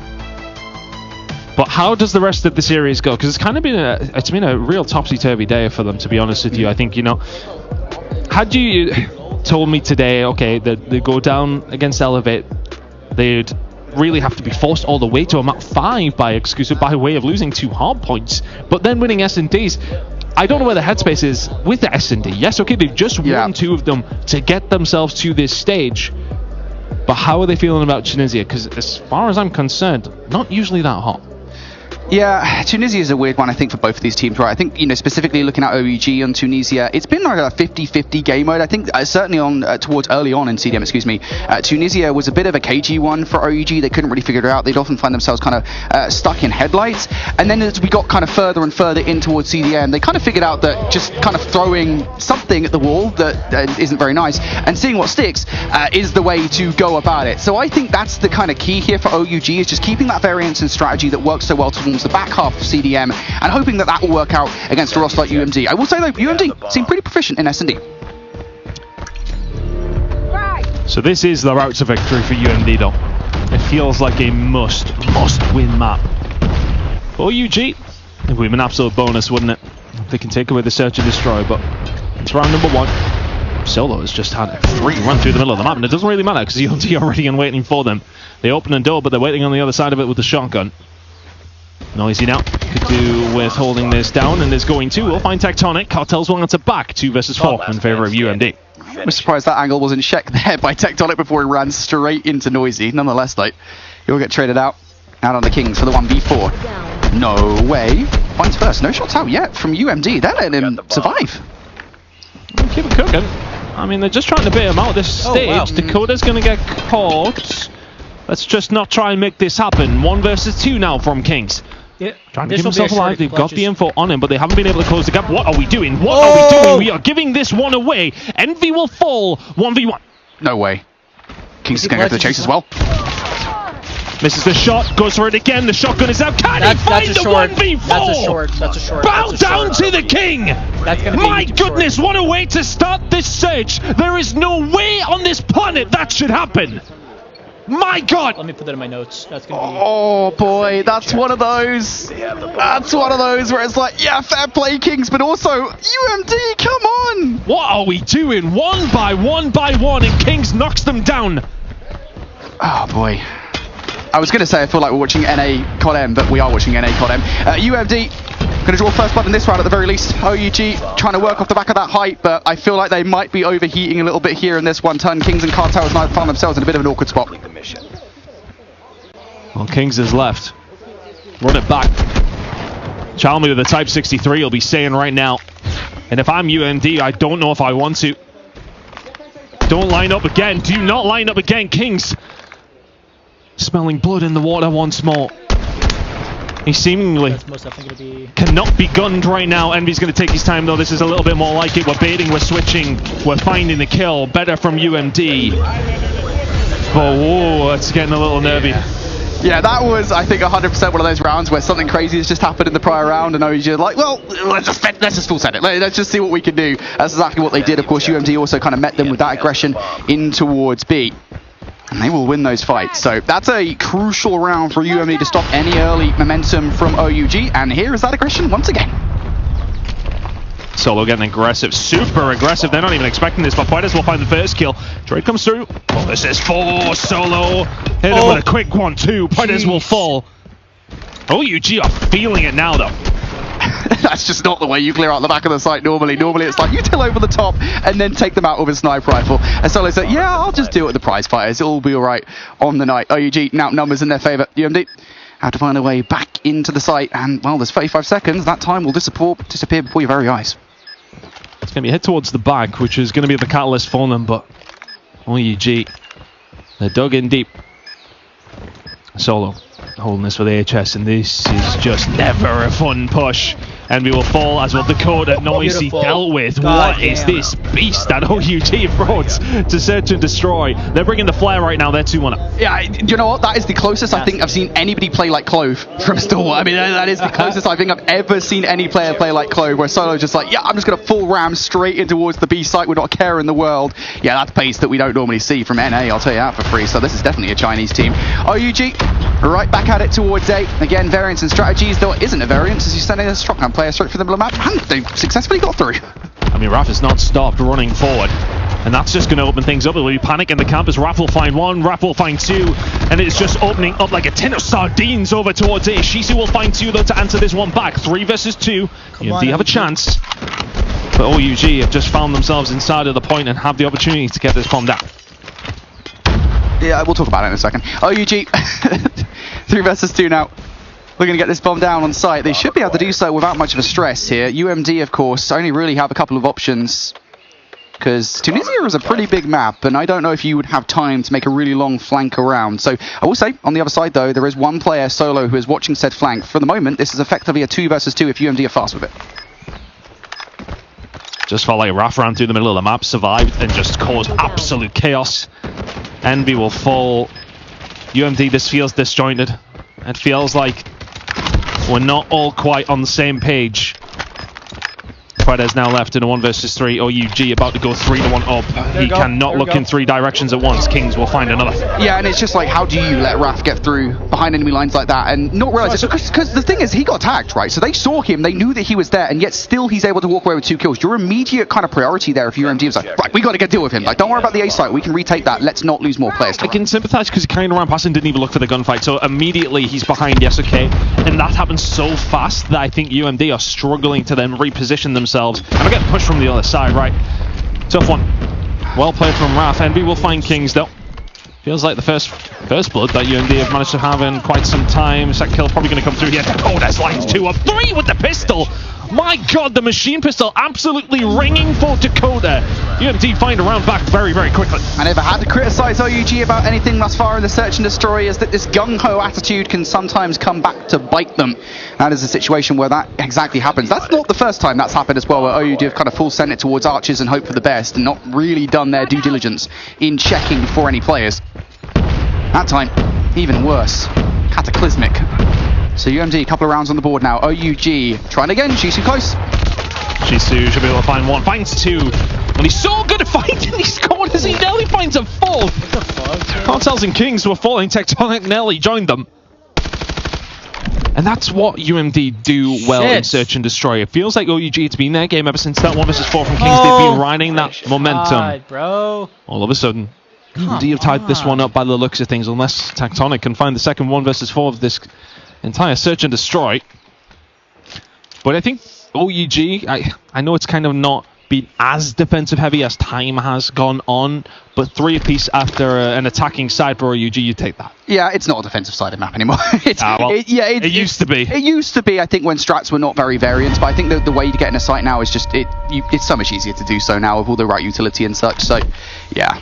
I think that's kind of fallen by the wayside. Tech though, trying a 1 versus 4, and impossible is the way we go about that, as there's no chance. I will say, I think from the half so far, this is that kind of, it almost feels like a randomizer for OUG with what strategy they pull out at the start of these rounds. I think the only consistent thing for all those offensive rounds from OUG was the fact that they were super duper aggressive. So we'll see whether UMD can match that pace as we get into their offensive efforts. This is much more normal, utility over the top, and hope you can take the player out. UMD finding their way through, but Kings finding Dakota. Kings finding another. 11 to his name. Envy looking to try and answer back. Great shot from him. Raffle fall, but 3 of his teammates are already dead. That's Kings on for the ace. Shisu and Envy are the next ones on the chopping block. Envy getting the hell out of dodge here. Heel turn for that. Solo will find him. This is aggression from OUG on the defensive side, and they'll take that one at a canter. And that's kind of the issue, right, with that kind of normal play, per se, right, where you're just reliant on getting utility over the top and clearing out the B site and hoping that you can get control of it. If that doesn't happen, rarely is there a backup plan for that, unless you are simply just going to outgun. And against OUG, I don't necessarily know if that's going to be the case unless Shisu is the one doing the gunning. So, OUG starting strong on the defense to kick things off. UMD now going to be a little bit more passive in towards the next offensive effort, and I do not blame them. Just wait for OUG to get twitchy. That felt like the exclusive strategy early on a little bit. Just wait for OUG to come your way, and it worked for most rounds, but obviously, as we know, it didn't in the end. Now looking for that first snipe hit. Puedes, could he be the man of the hour?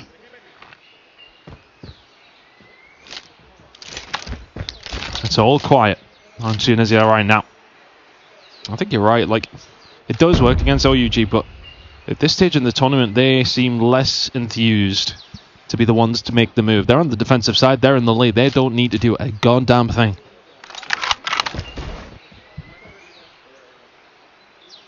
So instead, he seems to be, well, the hope to win the race for UMD right now. A minute on the clock. Still formulating a plan. Still trying to put the feelers out.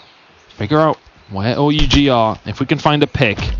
That's a little bit of a tag on Raf. He'll continue to survive, but they may try to isolate him now. He's going to try and find his way out, but that might just kick UMD into gear over towards it. Yeah, the thing is here, as you said, OUG now potential flanking play from them. UMD are taking their time, and they might well regret that, because there's a player right behind you, and Solo's being patient with it as well. He's going to find one, but actually gets traded up by Dakota. That's huge, but now time is starting to drain off the clock.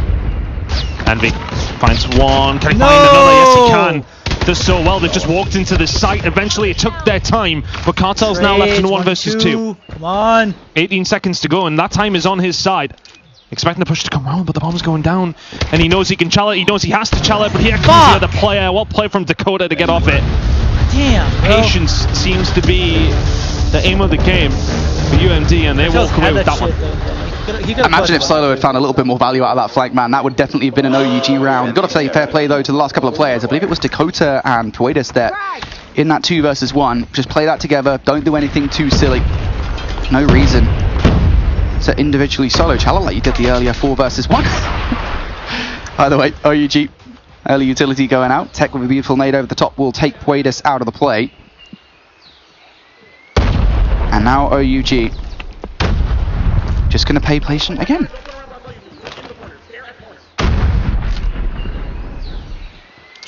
And they're happy to. No need to get twitchy now, as things will find to. Come on, 5v3. UMD, now this is the position where it's hard to be twitchy. You can't necessarily take your time here, can you? Yeah, 3 versus 5. OUG got so much covered. With 1 minute and 10 to go. It's difficult because we're saying you can't take your time, but if you just fly in, you don't have the numbers advantage. I just don't think OUG are going to make a misstep in this position, sure. You would think so, but obviously if UMD were to play kind of numbers, just try and hit something in a 3v1 or 3v2 maybe, you could still win this round. I think the key thing for me is just getting Kings out of the B site, right? Just getting a player away, getting control of a site. Trophy system down there, it's going to stop any util. Well, the info's there for Kings. He may well not land some of the bullets. Doesn't land really a great deal, but Dakota will find him. Well, he slowed them down enough that OUG are here. Shisu. He has to be so big for his team here. This is the kind of position that he just seems to thrive in. Now he's going to press go, and he's going to get caught out. They know they was going to make the push. Dakota's going to be able to find one for UMD, but OUG sweep the site. Those extra numbers help out this time. Go. 5-4 lead now for OUG. Dakota had the right idea there in that situation, right? You know, get in towards the archway and hope for the best. What they didn't predict was the fact that Solo was just sat peek in the corner. The call had already been made for OUG. Look, let's make a bit of noise. Let's hope that they get over aggressive, and that is exactly what happened. So, OUG winning the game with nerves at the moment. I will say a good play, I think, from UMD to actually make the transition towards B successfully, right? And you read that you're not going to get in towards A. There's no point wasting time because you've done that in previous rounds. Just rotate away as a squad and hope you can take a 3 versus 2 or 3v1 on another site and you win that one. And you're gaining information every time you do that as well. You now know that Kings is probably going to preferably play towards that B site. Until over the top, though, to start this round once again. Survival training galore. Oh, look at this. Oh, he's read them like a book. Oh, but only finds one solo. Snaps so quickly. Was a potential disaster for the side of OUG, but it's turned into a nightmare for UMT, if anything. Envy's tagged up, but it's only him and Puedes left in the 2 versus 3. Doable from this position, but tough to say the least. Solo gonna have to back on down, has a little bit of help from the rest of his team, and it seems as if UMD are gonna run away with their tail between their legs. Good play from OUG, and crucially, that bomb's down over towards A.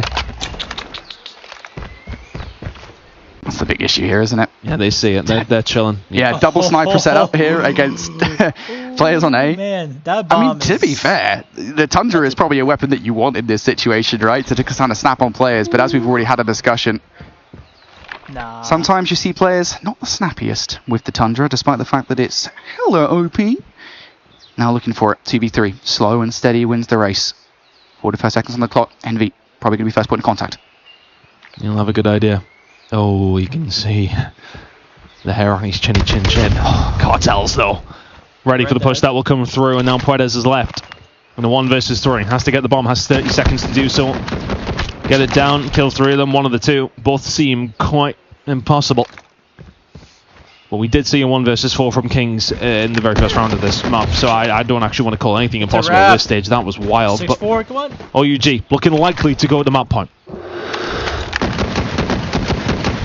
Puedes just looking for it now. Again, you've got to move. 10 seconds on the clock. He will snap on towards 1. OUG say no more. 1 more round. Absolutely not. And that's one of those situations where, as you already said, mate, the bomb was down. OUG knew exactly what to do. And UMD in that situation just tried to pick off angles, but I think it was also a little bit individual. I think Envy just went a little too early for his teammate there. Left him in the 1v3. UMD, no more lives left. This has to work. And they're sending so much utility over towards this side of the map. And it ain't a fake. Kings just done well to survive. The rest of the team, or at least Tectonic, are on their way. Kings now just trying to survive. Tectonic on 1 on Dakota. It's going to be answered back by Envy. 4 versus 4. And you still haven't dealt with everybody towards the back of the site as well. That's the big issue here. Now flanking play from Solo. You can hear them. You can hear them. Puedes. Oh, he doesn't land the shots, and Solo will find it. Does he have the backup? Yes, he does. Shisu finds 2. What the fuck? He had to. That had now to 2 land. versus 3. That had to land. Envy falls. 2 versus 2. Come on, OUG. Shisu inside of the side. Tectonic Close towards this the fucking back. round. Close the game. Cartel's just looking for potential angle here. 1 minute and 5 seconds to go. Shisu and Noisy need to find this round, but they only have Shisu. Noisy will fall. 1v2. I'm curious if they thought they'd cleared out the back of the site or not, because Tech was chilling there for a real long time. Nonetheless, it's not going to matter. Tech finds that kill, brings us down, as you said, to a 2v1 for OUG. You win this, you win the S&D, you go 2-0 up. I mean, winning the S&D feels like an unthinkable thing for OUG at times, so this would be a big confidence booster for them. After this game, it'll be control. It'll be a massive bonus for OUG to find this search. But they're going to have their work cut out. Shisu has the bomb down, and how many times have we seen Shisu positioning as the name of the game? And he's so good at finding those moments. He's so good at finding those picks. He needs to find 2 of them here to keep UMD in this search and destroy. They gotta end this. OUG, end it. He's played the flank, and he's played it perfectly. Did he see him? OUG, do they have any idea? No, they don't at this moment in time. Shisu, is he going to find the play? Yes, he is. Shisu for the 1 versus 2. Are you kidding me? Positioning. Are you, and the timer OUG? gets a tick as well. Shisu with a huge moment for UMD. No, that round, OUG should have closed that one out. Man, that was a big round. That is a huge clutch to get them back into the game. Now they're looking to force overtime. They've got it B on a multitude of occasions. They have not been able to crack A. Last time they did, the bomb got slapped down in a 2 versus 3, and we know how that went. Only 2 going out. A couple of tags, but nobody out of the round just yet. And this is, I think, the big issue here for a lot of teams, right? Unless you've got a sniper looking to play kind of over-aggressive, as it were, getting first picks on towards A is extremely difficult. You've got to have some confident sniper rifle players. Noisy trying to find something. OUG. I don't think they would have expected Kings over here. Never mind channeling that angle up towards Winery. I mean, for Noisy, you're just never ever expecting it. Kings, he got himself out. Just about. Now with them thinking that Kings is over at A. Oh, is B free? Absolutely not. Solo, he'll find 1. But we answer back from Puedes. Shisu will find another one over on the transition towards B. So a 3 versus 3. Yeah, you're still not sure though. You know that Solo was close. You don't know about the back of the site. I feel Smoke down. I have a bad feeling. I don't think it's helped either team. It's big. Takes Shisu out though. Now, not too sure how the rest of this round's going to go. Cartels for another one. There we go. Cartels on the flank. One He more. will find Yeah, it. that's game. And that will be map number 2 going OUG's way. No. The search and destroy was not one they expected to find. And they are now firmly in the driving seat of this series. 2-0, baby. Let's go. They've done what they once thought was impossible. Hey, they won an F&D, folks. They did it. They won 2 in the last series, in fairness. Specifically from what UMD have been doing, you didn't think that would be possible. But the catalyst, and one that will be played on socials over and over again, was that round number 1, 1v4 from Kings.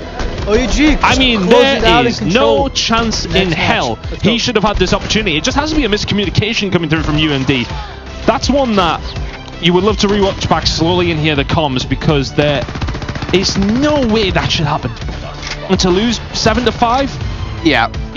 Yeah, I mean, look, I'll say this much. UMD did make a recovery, right? We literally talked about that in the next round where OUG, I think, felt themselves just a little too much off the back of that 1 versus 4 and then immediately ended up kind of being punished for it. But I will say, I think, you know, OUG for that S&D, that was very reminiscent of what we saw from them in CDM, right? Where just like on the offense, they had a variety of different strategies. The only thing in common with every single one of them is the fact that it was just, let's just full send it with at least one of our guys. Just be proper nuisances. You know, having a variance in strategy, it just makes you totally unreadable. This is just a map, I think, in general, that I don't think it's possible even to VOD OUG on, because they've just got so many different strategies on this one. There's literally no point doing it beyond, okay, if they are going to have players on me, you know, that's when they're going to have players on the site and stuff. On the flip side of that conversation, though, I will say UMD probably could have done a little bit better at checking certain positions when they were on the offense, because there were multiple occasions where they would maybe get a kill on towards B, for example, and then they wouldn't follow it up by, all right, can we actually make sure we've cleared the site? Because the amount of times that another player would be left on the B site, that's not something you want to be doing at this kind of level of COD Mobile. I think the real difference maker for me in that final round we got to see was Kings with the switch up over towards A, finds that kill over towards Winery, and UMD are like, wait, that's the guy that plays over a B, right? It's wrong this time. Solo was there, finds the trade, and that's all he needed to do, just one. Finds that trade, slows them down, gets that info, and OUG are on their way over, and are nearly on their way to playoffs over the next 2 days. Well, hopefully for them for the next 2 days, at least for tomorrow. Yeah, and that's the key thing for me. Obviously, we're kind of getting ahead of ourselves here a little bit, but, you know, whoever OUG play in their first round of matchup, if they do now conclude this series, even in 3, 4, 5, however, if they get through this series, I am curious to see what happens when OUG play another top team, because we got a taste for that earlier today, right? You and I got to cast Elevate versus OUG this morning, absolute banger of a matchup. And I will say, I think OUG, really outside of the Search and Destroy, hyper-competitive team. Like, it really doesn't feel like they've skipped a beat in the respawns. It's just, you know, very difficult to tell that against a roster that is literally renowned for being the best hardpoint team in the world over the course of the last year. So, you know, I'll say I think OUG's chances in this tournament are still pretty high. Again, I know that their Search and Destroy needs improvement. We've seen that time and time again. But, you know, they know that. Again, like, that's the thing they're going to be working on over and over again, is just making sure that if they need it, they can rely on their S&D. All right. They should be ready in a second. Well, the hard point, it's kind of been a bit of a mixed bag for them, but I say that it feels like Exclusive just looked really bad at hard point, like ridiculous. I think the maps that we've seen from they'd beat pretty much anybody in that mode. I would have fancied them, to be honest with you, but their problem was every other mode, which is usually what OUG's problem is, but OUG just pipping them into the odds. Yeah, you know what's funny about that is that we were having like a conversation in the green room about this, and it's just like Exclusive on Hardpoint. I've been seeing a lot of screenshots, you know, a lot of scrims. Exclusive are like, oh, they've been looking so good, man. They've been winning games in Hardpoint. And then I thought, why have I only seen Hardpoint scoreboards? And then we realized, oh, that's why we've only seen Hardpoint scoreboards. They're sitting behind you, by the way. I can see you getting some eyes here, Brody. No, they're not paying. Sorry, guys. They heard you talking. They heard you talking and tuned out. And to be honest, I do the same quite often. That's fine. I totally understand that, to be honest. Anyway, look, this could be the final map of Group A. OUG, they just got to win the control, and they are through to the championship bracket. UMD, I want to see him put up a fight. We see him raid control already today from UMD. Looking fairly solid. But OUG will be looking to get this one done and dusted. Keep those energy levels up. Riders will be there to find the very first kill of this control. But Solo can find 2 inside the kitchen, and that is where he can just cause absolute havoc. Finds 3, Envy will take him down. But the tip of the spear has well and truly pierced through the heart of UMD, and A may well already be gone.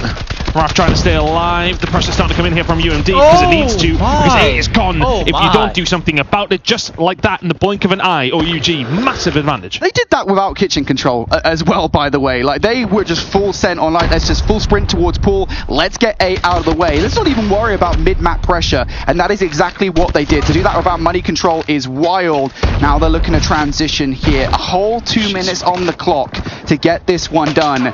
Shisu, at the very least, is providing some kind of resistance, but OUG players, they're still rooted behind UMD, and that's going to get worse. Riders are going to be able to find one here on the flank. Shisu still surviving. If you are OUG, you need to get rid of this guy behind you because he is causing a lot of problems. Cartels is waiting from Shisu once again. He's still going. That's like 4 or 5 in a row from Shisu. Eventually does get taken down. 15 versus 15. The battle lines are being drawn a little bit more now, though. UMD do have this control. OUG are going to have to come from this spawn. UMD in a bit of a better spot now. OUG going to have to retry for map control once again. And look at this play coming out from OUG here. It is going to be a full effort behind enemy lines. Looking for the spawn kill now. Oh god, the machine pistol doesn't do that anymore, Tech. You will get shut down for it. But OUG's efforts, they are far from done. They've still got players behind.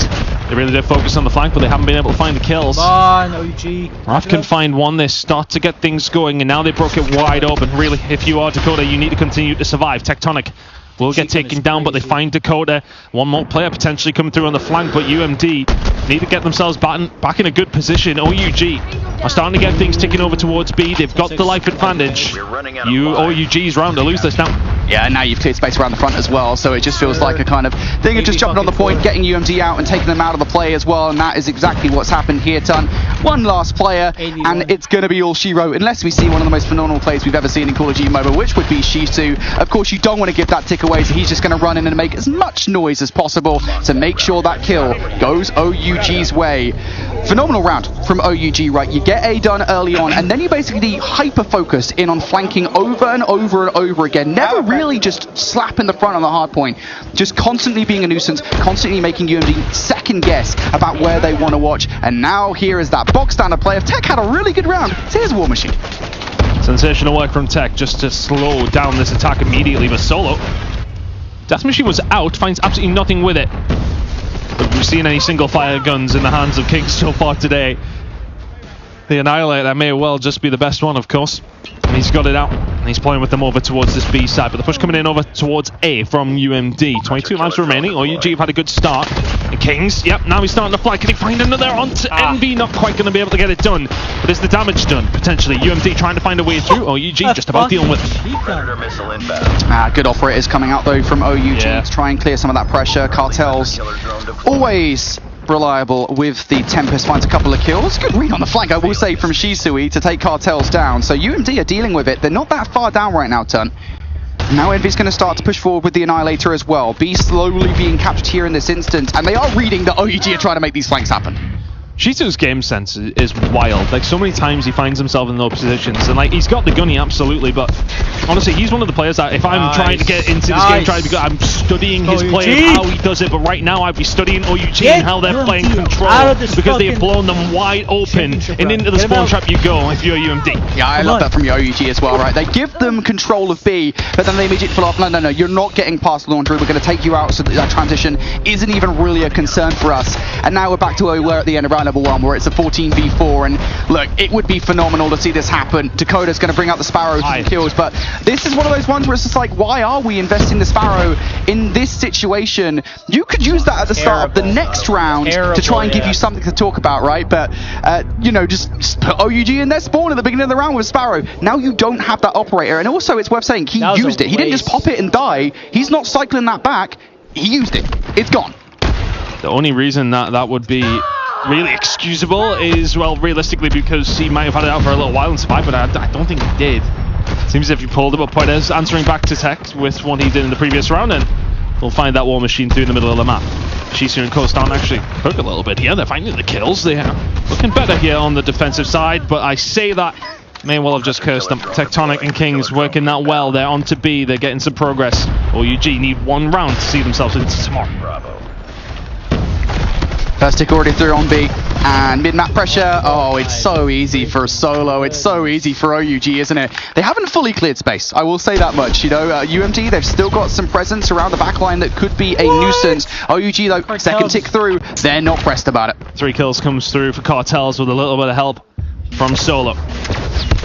And now, okay, well, that's a completely wasted Tempest. Finds absolutely nothing over towards B, was obviously feeling himself, and there's so many moments that OUG do that. Have a couple of good players, and it's like, yeah, bringing the Tempest out, I'm looking for it. Looking to take that momentum, and they, well, rotate it over towards A now. The lives belong to OUG, 2 ticks over towards the OUG alongside of the 2 rounds they've already found. It's their game to lose right now, Brady. You're on a 15v15. This is manageable. 40 seconds on the clock here. As long as OUG don't invest, UMD should be able to brace for this one. I want to see them try to get players out of the kill-free money window, but now they've actually lost control of that area of the map as well. So it feels like OUG now starting to commit towards one of the points. They want to go for A, but I think they're actually looking for kills before they do so. Those kills are not being given right now. Finally, there is one from Kings, and now they can start to get this A capture going. Yeah, I think they were just maybe looking for where these next kills are going to come from. They've set themselves up over towards this A side, but it's a slow tick. That's maybe going to give UMD an opportunity to try and find a flank. Well, it would have if Raph wasn't here. 3 kills. Just like that, B's wide open. A's being captured. OUG mere seconds away from sending themselves into the playoff bracket. And now you've got to fight a war on 2 fronts. If you're UMD, it doesn't look like you're going to win either of those battles. Kings will find 2. And OUG have just been that little bit better in every single turn. Let's 2 players remain, 1 remains. But OUG weren't even supposed to be here. We'll see you on Saturday. Woo! Yes, OUG's advancing for good out of the fucking lower bracket. What a series from OUG. Let's go.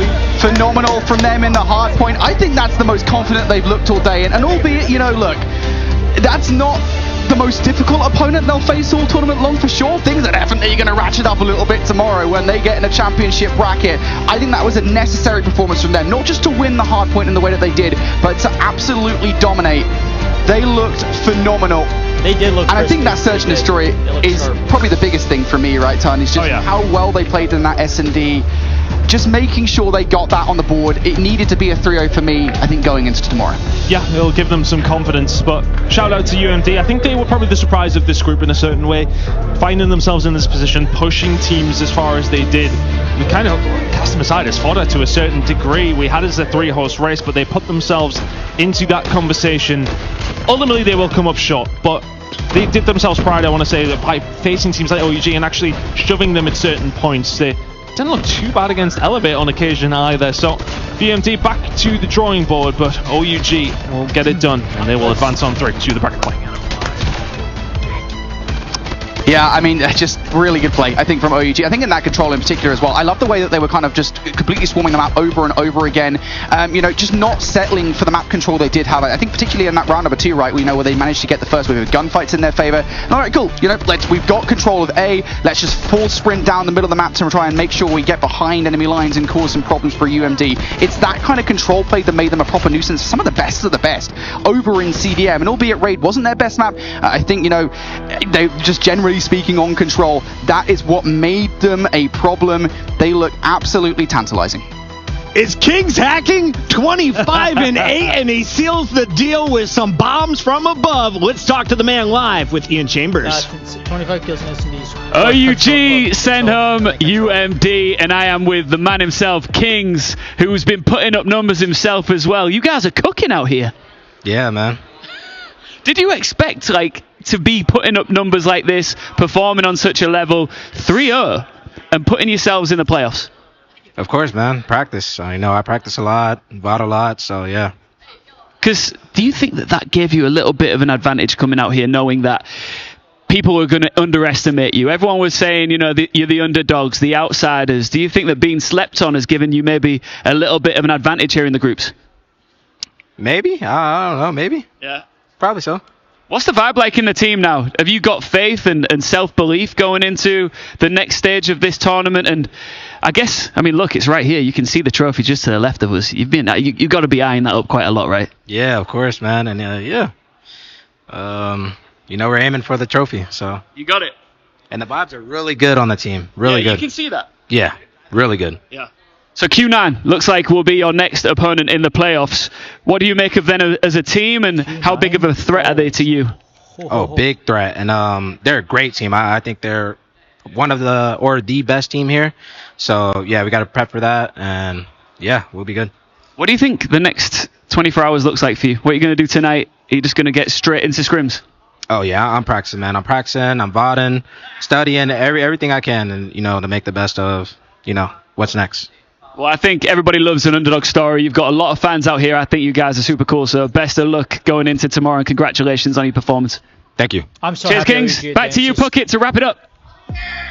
Thank you, Ian. And we're going to have some bonus coverage of our Bravo stream here in just a moment. But first, let's focus in on the win from OUG. It was their cleanest victory of the entire night with a 3-0 and a stomping there in control. But now, Ton, Brody, I got to get your thoughts. Knowing they're playing against Q9, if they upset Q9 in the opening round, how far could this team go? Very far. I think, again, this is the key thing for me about OUG that I absolutely love watching is just the fact that, OUG in their respawns are phenomenal. If they just continue to perfect those, I think they'll be one of the biggest teams in the tournament. The big thing for me is Search and Destroy, and that's going to be really tested tomorrow versus Q9, who are the best S&D team in the world. If they can do that, they can do anything. Here's a look at your bracket. OUG will join Elevate Puck as they will now advance to the tournament bracket. You'll wonder what the prize pool starts to look like, though, as we say goodbye to our bottom 8 teams. If you finished at the bottom 13-16, you're walking away with 72.50. You got 17,000 though if you are on Mythic Dream. Congratulations on finishing in the top 12. That was a hell of an opening round performance.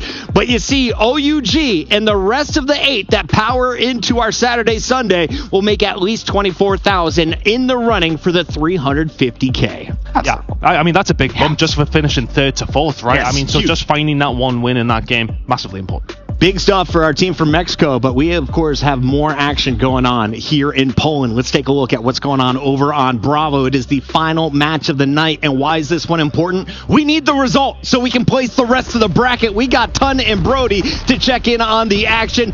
Who are we watching? What's going on, Brody? Because that score is so tight. Jeez Louise. Amigos, of course, a team I don't think anybody was really talking about that much now. Could potentially be able to force a Game 5 versus New Gen Ninjas, the representatives of India. Oh, here we go, though. New Gen Ninjas only need 20 seconds away as we move over towards the hill. And they need to find a way through, but AMG have actually managed to find that 25 seconds. Tight game to come into you, Brody. We need to get up to speed. Yeah, Amigos, they got to get this time. New Gen Ninjas, they've got the rotation towards New to fall back on if they need to. They've also got to try and contest. There's still 30 seconds left to fight for. A couple of kills do come through, though. Amigos trying to get in towards a hard point. This is a dogged fight. It's tooth and nail between these two squads. You can still win it here if you're New Gen Ninjas. 20 seconds to go on this hill. They've got a little bit of control. Crozen can find 2 though. This is a crazy close. Borden, this is the best time to pull out the equalizers. He finds multiple. 10 seconds to go on this hill though. AMG find a way in. Gotta find their way in now. A couple more kills and you can do this one. Still 8 seconds on board, but there's got to be a contest from New Gen Ninjas. New Gen Ninjas gotta find a way through or go into a map number 5 with the contest there. It doesn't look like it. They get the touch. One more point. Who's on the rotation? It's New Gen Ninjas. AMG need one away. They need to touch the hill in 5 seconds. They need to get in, but they find the kills on the outside. New Gen Ninjas can still get this job done. And what a time to bring in the Tempest. What a time to join this game. AMG, you need one more break. Viper. What is that from Viper? 6 in a row. 252.49. Oh my god. Oh my god. Oh my god. The super team coming together and pulling it out in the final moment. 250-249. It's so good to see Jez, one of the longtime players here in COD M, finding success once again. I don't think they were expecting this one to be as tight as it was. What a massive win. I mean, that's some way to come in, right? It's like 230. Oh my word. I mean, what a way to finish it. The Tempest play to come out there. The fact that they just managed to find that contest towards the end of P4. Yeah, literally 1 second. 1 second was the difference to go to a map number 5 to maybe send yourself to tomorrow. Let's take a look at Viper's numbers here, Brody. 45 and 45. He played the most COD M in the lobby. Yeah, 100%. I mean, Viper is just one of those guys, right? You know, if Godlike were here, we'd have given so much love to Viper and Warden as the players that kind of rejuvenated those squad over the last year. They are the young guns. They They are the players that had made that squad way better than they were in 2024 champs, and they've done exactly the same thing here for New Gen Ninjas. So I'm not surprised in the slightest that Viper's putting up the numbers. I know there's some people in the chat asking, who the hell is New Gen Ninjas? Can you catch us up, Ton, in case you haven't been following the storylines? I mean, obviously, a couple of issues for some of the teams getting over, but some of the Indian players who were able to secure visas then just kind of match together, get themselves at this stage. And I think we've kind of not counted them in the conversation too much because we're like, okay, well, they haven't had much time. We don't know what's going to happen. Exactly, but they have a lot of talent on that roster. I think they'll get better as time goes on as well. More practice, more actual competitive reps together. It's going to help them a lot. Let's take a look at where our bracket landed after all 8 teams are locked in. New Gen Ninjas are the most recent to join the board, and here it is. Elevate will start off against the big surprise from Group D. That was Street Gaming, who walks away with the W. Wolves. We'll take on Galorus. We have Q9 taking on New Gen Ninjas, which means OUG plays STE. That's why this match was so important. With New Gen Ninjas being a lower seed, that means they match up against Q9. What do we think about that opening fight, Brody? Man, this is going to be crazy. I think New Gen Ninjas have got their work cut out of them for Q9 for sure. That's going to be a toughie. OUG, I don't know if they're a better match for Stalwart, honestly, because that's one of those hard point battles once again. ST aren't generally speaking known for their S&D. Okay. That is a much better fight, I think, for them than Q9, other than the obvious reason that Q9 are just Q9. They are that good. But New Gen Ninjas, I think they would have had a tough time no matter what. Oh, Wolves Galorus as well. I mean, that is a juicy one as well in that upper bracket. That'll be a really interesting game. Galorus haven't necessarily got things going, but that could be a fun one. It's going to be a fantastic day number 2 as we went from 16 teams down to these on your screen. Who powers into the second round? Reminder, we're going back to a classic format. This is double elimination. You get 2 lives this time here at the World Championships. Yep, you absolutely do. Of course, last year it was single elimination. We heard you guys. You wanted double elimination back. That is exactly what we've got. So if you're in a roster that maybe is going up against a Titan in your first round matchup, don't worry about it. You go down to the lower bracket. You still have a chance to get a bigger share of the prize, well, perhaps a path to that World Championship. Done. While we're still prepping some of the assets, let's get into some predictions, because you guys will not be on my desk to open up the day. It'll be I Hold Shift alongside Proper. So walk me through these opening fights. Who do you have winning? Because it will be best of 5s again in this opening round of action. I mean, I think a lot of people look at that Elevate game and be pretty confident that they will win and win that one. 3-1, probably something along those lines. But again, with Elevate, you're not too sure. The only game they dropped was to OUG at the start of the tournament. We should remind people. You would think it should be a 3-0, but still, Street Gaming have looked quite decent. Wolves and Galorus is a really interesting one to me. A lot of people saying Wolves are one of the best teams at this tournament. Yes, absolutely, but I picked Galorus to win the tournament. Galorus? To win it all? I'm a big Brasilia fan. Vamos. Let's get it going, boys. Yeah, I think the Galorus thing is really interesting as well, because of course they made that swap before coming in the tournament. Zeus has joined that roster, and there's been questions about how much that has actually benefited them. Wolves, of course, playing with King instead of Rise for this event, so that is a really interesting matchup. I would say, though, I think Wolves are still favorites there. If you talk to anyone in the venue, though, watching the games, they will say that Q9 is the team to beat. They have been ferocious. They fell short last year. They are on a warpath, and in their way, they will have New Gen Ninjas, then the winner of Stalwart Esports and OUG. Let's start with the New Gen Ninjas. If you're going to cause an upset against Q9, how do you get it done? I'm looking at you because I don't know the answer to the question. That's a tough one because searches? Q9 are so well do a 2-3-5? There's no way they're winning those searches, in my opinion. Maybe I'm wrong. Maybe I'm too confident, but Q9 are literally the best search team in the world for a reason. They are unbeatable in that mode. All right, I got Q9 moving into the next round. Let's talk about this final match then. Stalwart Esports was the team that I picked to win the entire tournament. Brody, you jumped on that bandwagon at the last moment after some of the team changes. How are we feeling about our pick looking at this run? It is not an easy road through the winner's bracket. Yeah, look, I'll say this much. I still feel confident that Stalwart are the most understated team in the tournament, right? You got to remember, they beat Elevate, the former champions, not once, not twice, but thrice in Garena. They only lost the grand finals of the Garena finals to them, and even then, there were some close games in that grand finals as well. So a lot of people not talking about Stalwart. I think they've got some serious chances. I feel confident they can beat OUG. Enough yapping from us here on the desk. Let's send it over to the queen of culture, Beef Mommy, and her spray cans. Spray cans, the elimination can. Back here at the Graffiti Ball 3.0, and my goodness, there's a reason why I brought high heels today, because I'm going to be crossing over all of the teams that got eliminated. And this is honestly what I call the heartbreak wall, because we're seeing half of the teams being eliminated. Of course, the boys of EU going to be eliminated as well, and I will be looking for Animus they were given a second shot in this competition. But out of the teams that got a second shot, it was OUG to get that and turn it into a day 2 presence. That microphone quality. The Avalos from Japan out as well. And can I just say, I'm so proud of Bear Clan. Their first appearance from Africa in the stage. You guys did an amazing job, and hope to see you next year, perhaps. Looking down here, of course, we got Stalwart. They did an amazing job. Q9, they did well. I need to see Stalwart. They're Garena's second best team. XG. Never heard of them. That's the only team I've never heard of before. Who else am I missing here? On Mythic Dream. An amazing performance up against OUG. There you go. I believe I got every single one of them. Did I get everyone? I believe I did.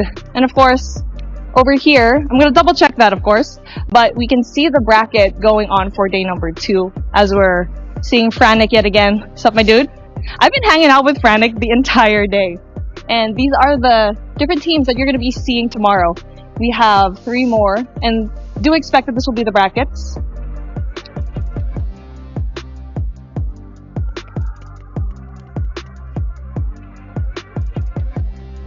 Alright, and as we're filling out this wall, we're of course gonna send it over to our casters to end our beautiful day number 1. Thank you, Beef Mommy and friends, as they fill out all the artwork here in the studio. We wrap things up with a beautiful bow and remind you that the action continues tomorrow. We will be live at 9 a.m. and we have a whole slate of matches that you do not want to miss. We're starting with that winner's bracket round 1. We'll be starting into the double elimination. At the end of the night, we will be down to the top 3 teams. So wake up bright and early over here in the EU. Set your alarms if you're watching from NA. And a big shout out to everyone who tuned in for day number 1. Final thoughts here, Chris Tunn. What did you learn about COD Mobile on day 1? Oh, I learned that the good teams are extremely good. There is definitely a level here. We kind of got what we expected. Not too many surprises. I think we're saving them for tomorrow. Infinity? Yeah, I mean, look, I'll say this much. There have been some surprises. I think, again, when I came into this tournament saying that I think there's going to be some mixy teams, there's going to be some teams that have made some serious improvements. I think we saw that today. I know Exclusive dropped out top 16. They look so good in Hardpoint. I think we've got to take some positives away for the teams that wanted to make those improvements. Big shout out to everyone who tuned in. If you missed any of the matches, reminder, we are on YouTube. Hit that rewind button, start from the beginning, and watch it all over again. In the meantime, enjoy these highlights. We'll catch you for Saturday. Like that magic, do ya? Want a little more? So this was an 8-hour plus live stream. There is a short that I'm going to edit, and then there's going to be a gameplay idea that I have as well out of one of these rounds. Not in this stream, from a different live stream, because this was one of many streams I could have stopped into. Oh, do ya? Like that magic, do ya? I don't want any. Let's elevate versus OG. Want a little more, do ya? Pick a number, any number you like. Now forget it, you won't need that tonight. Know my reputation, they got it tight. Let me show you this trick I like. Yeah, baby, I'm the best. That's why I ain't taking no less. I'm like the Royals, don't sweat. The haters look little from the jet. Woo, little to the left. You always hit the spot, yes. Think I'm just blessed. Red souls with that new couture dress. Yeah. I'll show you things that you won't believe, no. Yeah. Stand back, baby, here we go. Baby, here we go. Use that magic. I'm the queen of all suits. I'm doing just fantastic. Said they got us a little loose. I roll up. Chad, before I go get my haircut later today, I'm going to try to edit it. I should have time.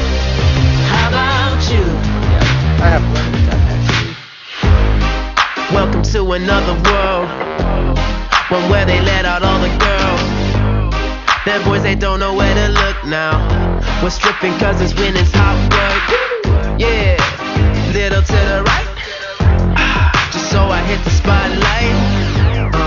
I want everyone to see now.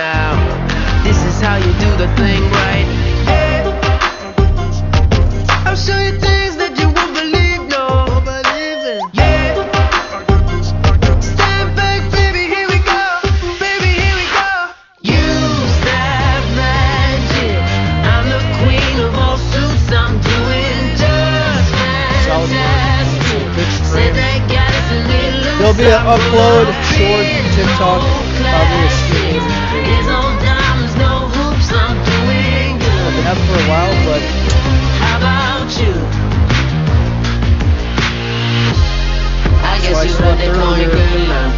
No alarms were set. I You'll can't be on the sleep. good stuff. Cause we go harder than the bedrock. Shine like a neighbor when the bed rocks. All you need to know is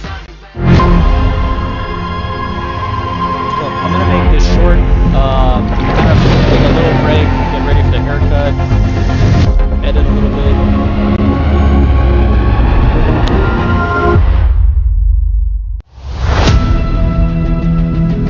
Yeah, good. All right, say, catch you guys later. Peace out, y'all.